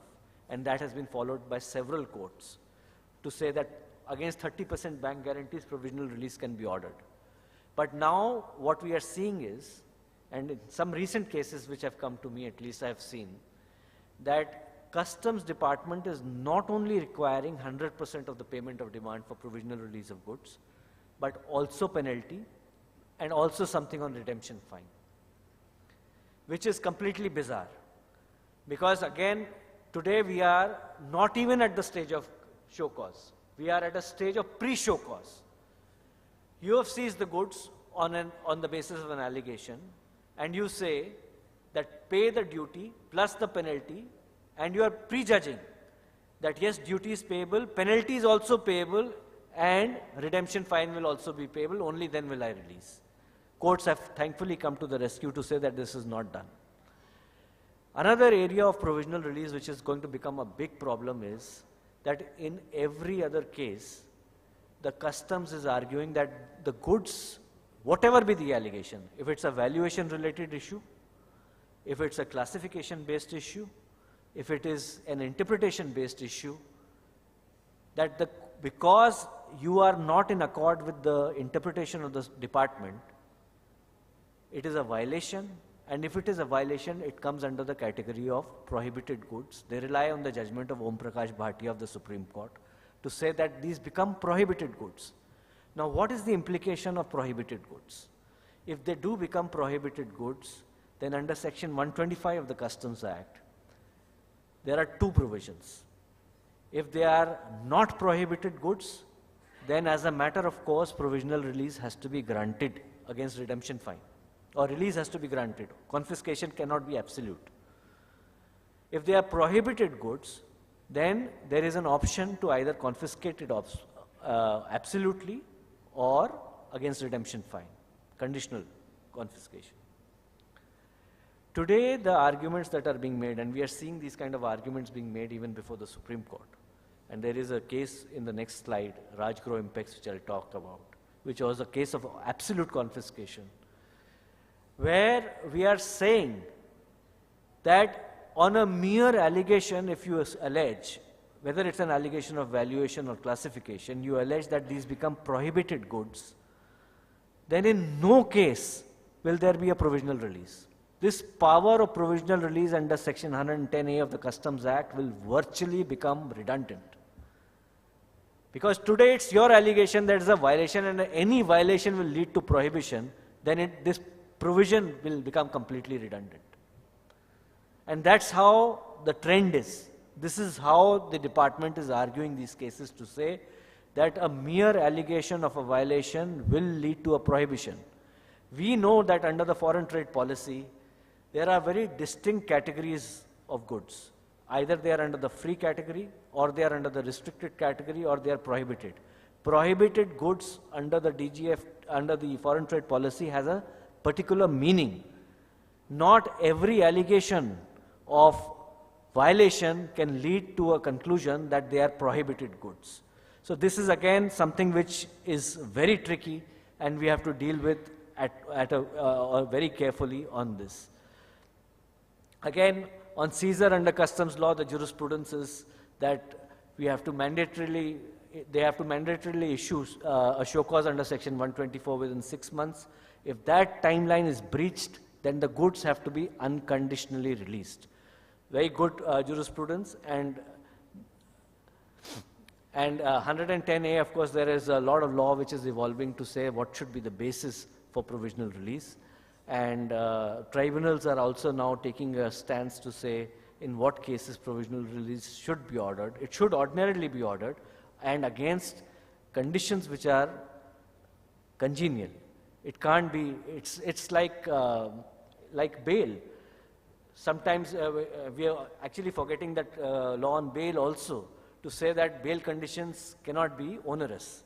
So you can demand a bond against provisional release, but when you ask for a financial security or a guarantee, it must be congenial. It can't be overly burdensome.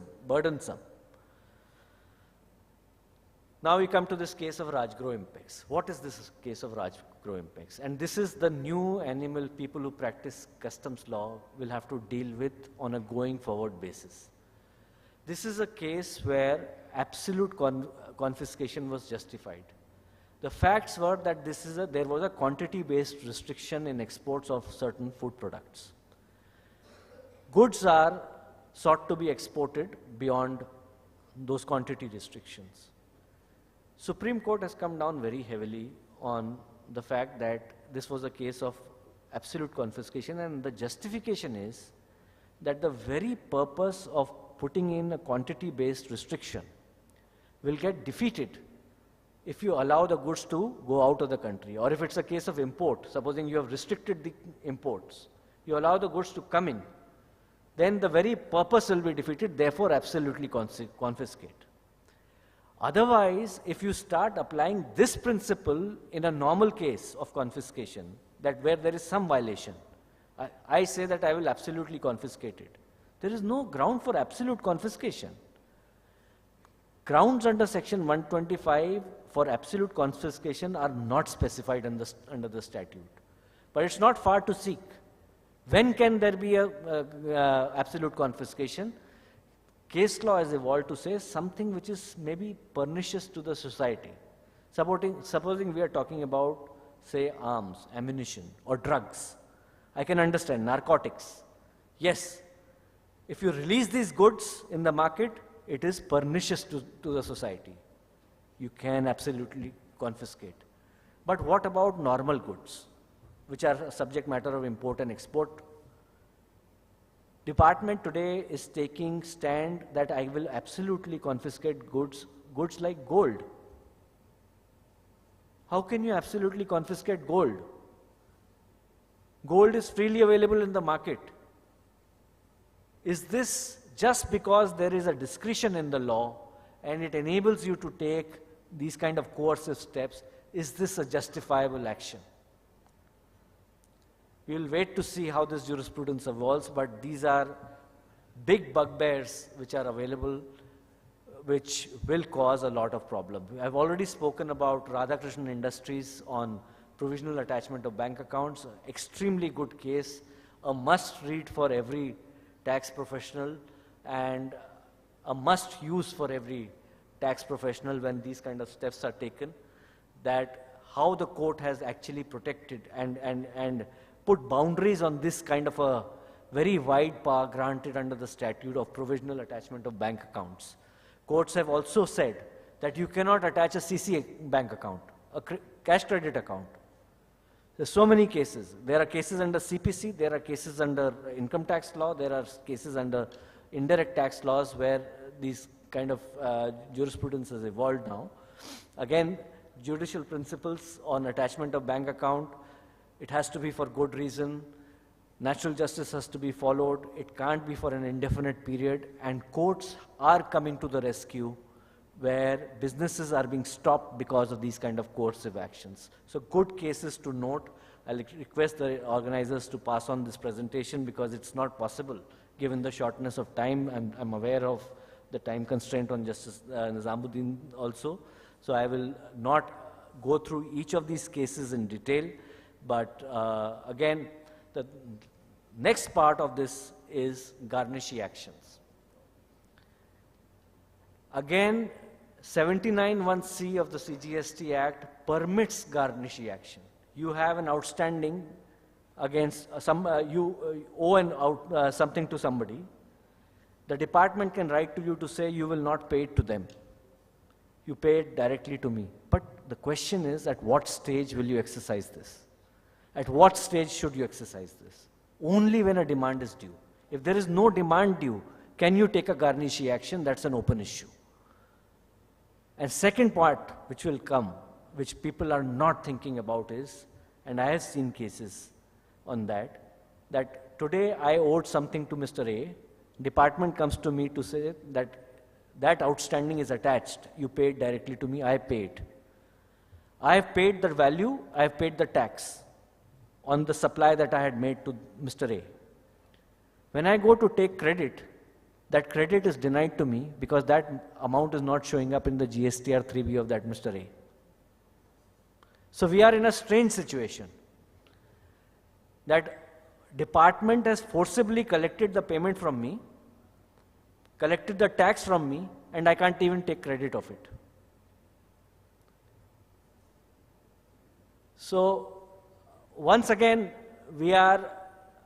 what I'm trying to demonstrate here is that this law, apart from being complex, is being implemented in such a one-sided way that as tax professionals, sometimes we are at our wit's end to understand how do we provide a solution to a client.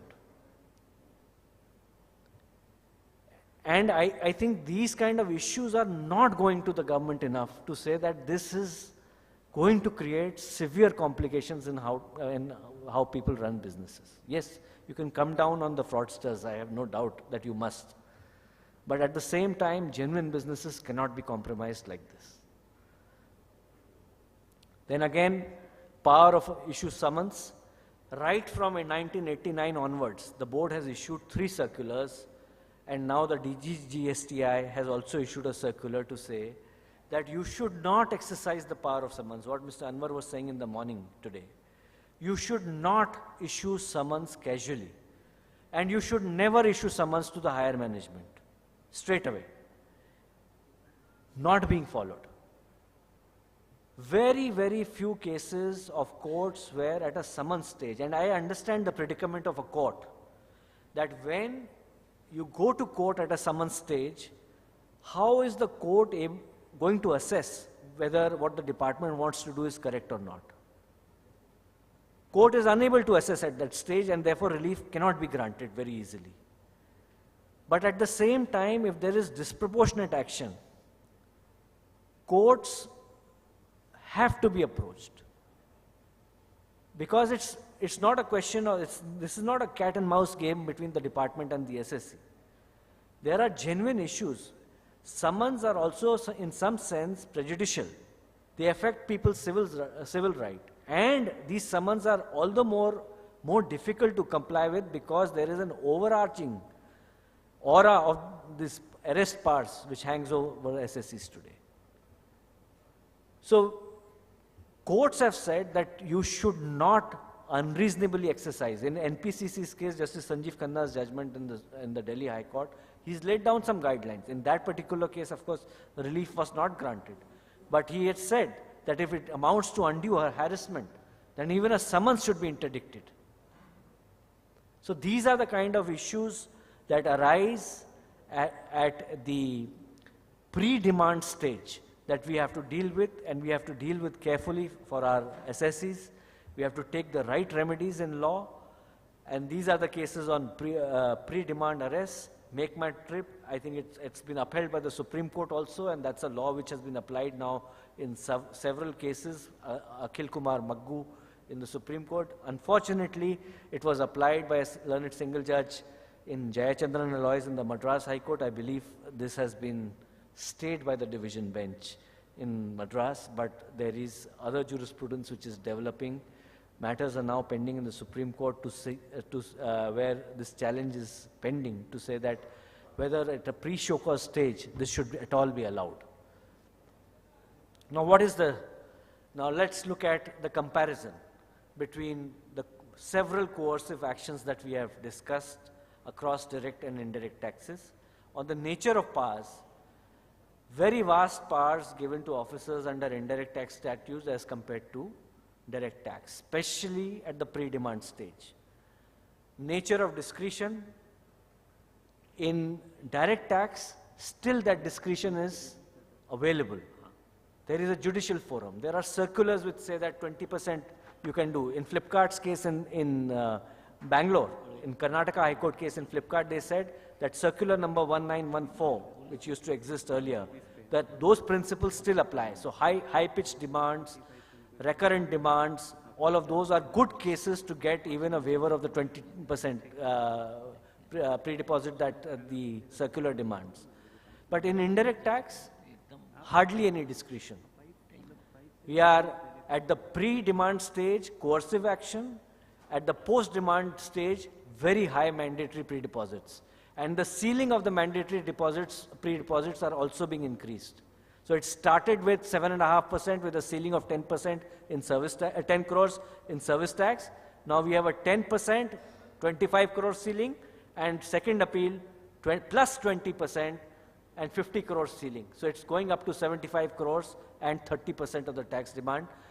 I asked the question that in a case where it's a genuine case and the demand is completely high-pitched, 10 times of turnover, say, if you demand 30%, you're actually saying pay 300% of your actual demand. Is that a good case to take to a writ court? In my respectful submission, yes, while there are cases to suggest that the writ court cannot direct the appellate authority to waive a mandatory pre-deposit, at the same time, the power of the writ court is wide enough that in a deserving case like this, if you are able to demonstrate it, the writ should be entertained and at least the order which is so prejudicial should be quashed. Attachment of bank searches, again, powers are quite similar, and including police powers. Attachment of bank accounts, again, much wider in indirect taxes and direct taxes, and pre-demand arrest, once again, indirect taxes, very wide. In direct taxes, these powers have not been given. Choice of remedies, usually we are confronted with the choice, should we go the appeal route, should we go the writ route? I think the parameters are well known. Everybody knows that what are the grounds on which one can approach a writ, if the orders are without jurisdiction, if natural justice has been violated, if you want to challenge the constitutionality, or if there are no disputed questions of fact and it poses a legal question which can be entertained by a writ court.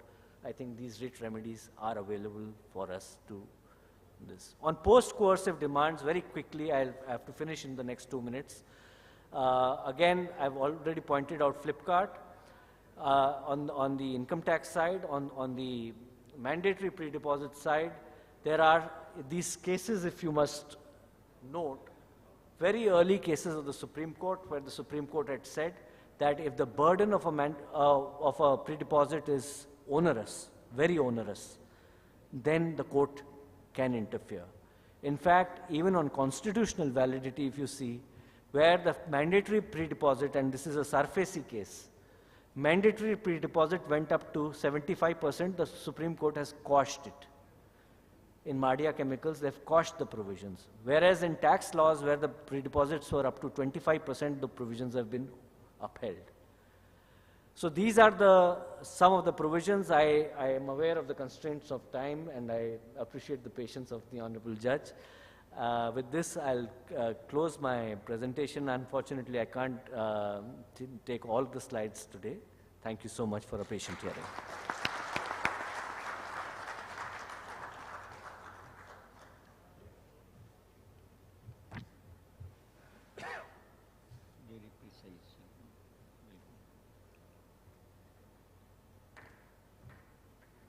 I'll request Honorable Justice Nizamuddin sir to kindly sum up and conclude his chairman's remark, please.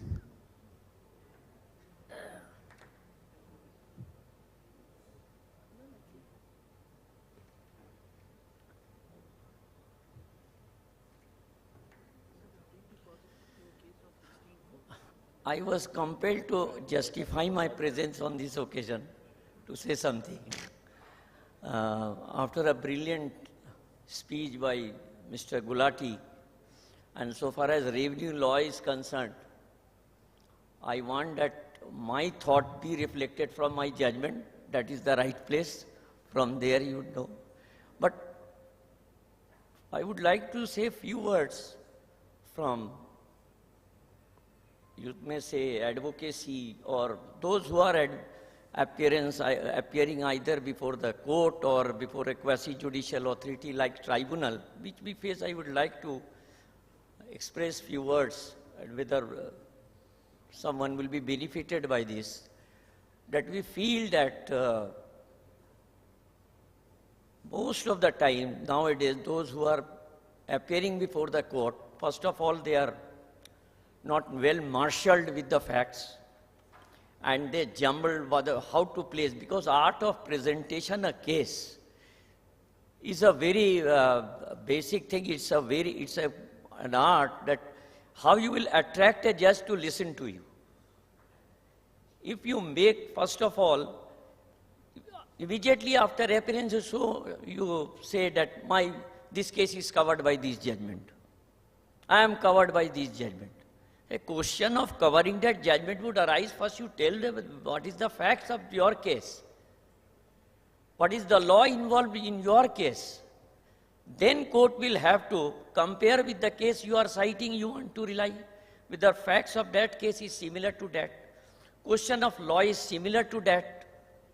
Without showing, and not only that, this only relying on the case, because law is a dynamic thing, how it will develop. I may take a different view from that judgment. I may say that no, it is not. I may refer to the larger bench if I am not agreeable, or I may something. So the thing is that first of all, appearing before the judge, you must have a command over the facts. Facts should be in your fingertips. And it should be very interesting. And you should place it like a tale, like a story, but as brief as possible. And particularly when you are appearing before the High Court, either under Article 226 of the Constitution of India, the scope of it is very limited. Only violation of your constitutional right or legal right. Writ court cannot appreciate the evidence or fact. Yes, before the High Court, if you are appearing in an appeal under Section 260A, certainly. But there is also limitation. At least there also jurisdiction is much narrower than tribunal or before the CIT. Even they have got, in some sense, they have got larger power than us. They can go into the fact, they can reappreciate the evidence, but we can't. Only substantial question of law, or by chance, if some even facts, but it is a mixed question of law. As Supreme Court has held, that a mixed question of fact and law can be a substantial question of law. Maybe, even if it is not.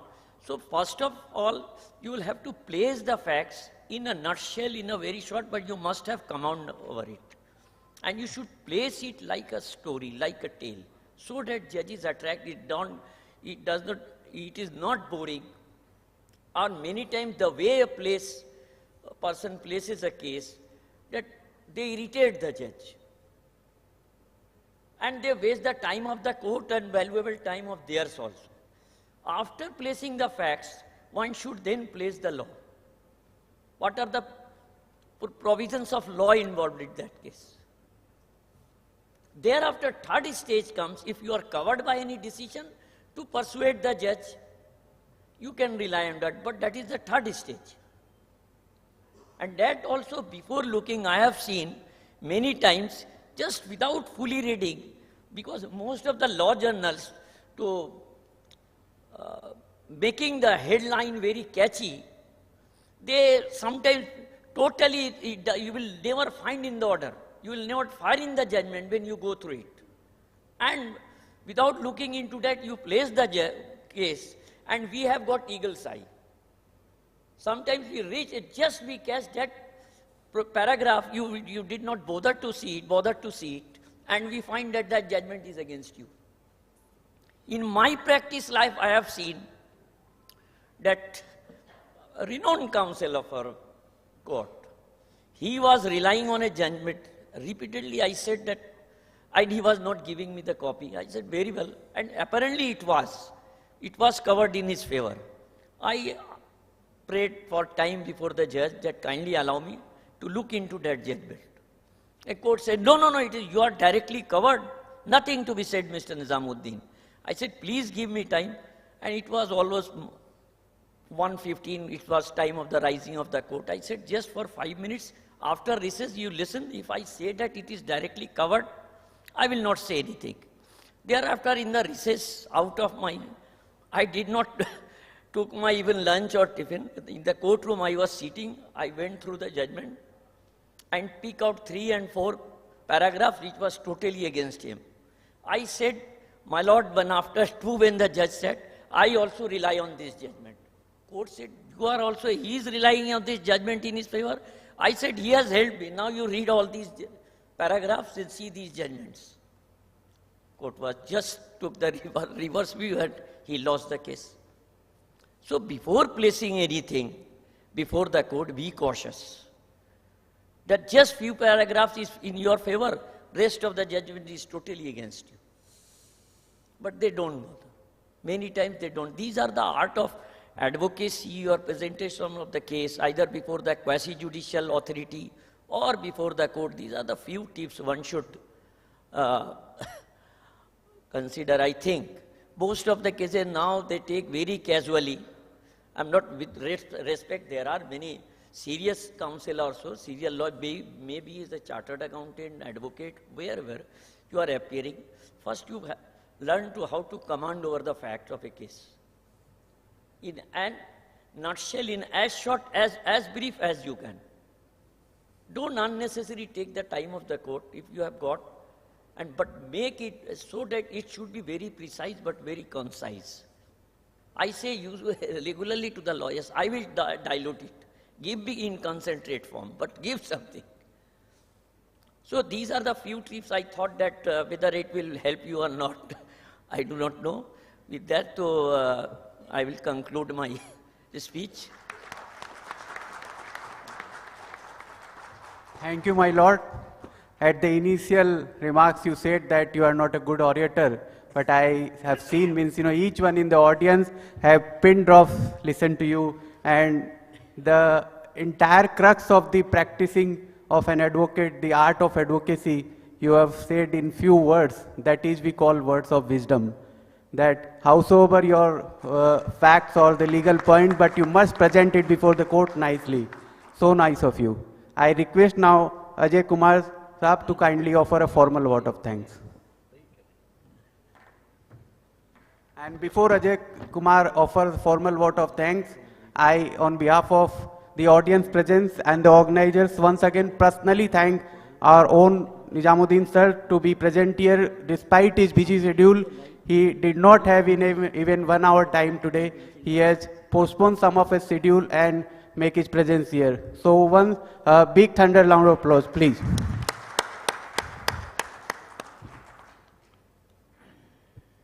Respected members, dignitaries, on the dais and off the dais.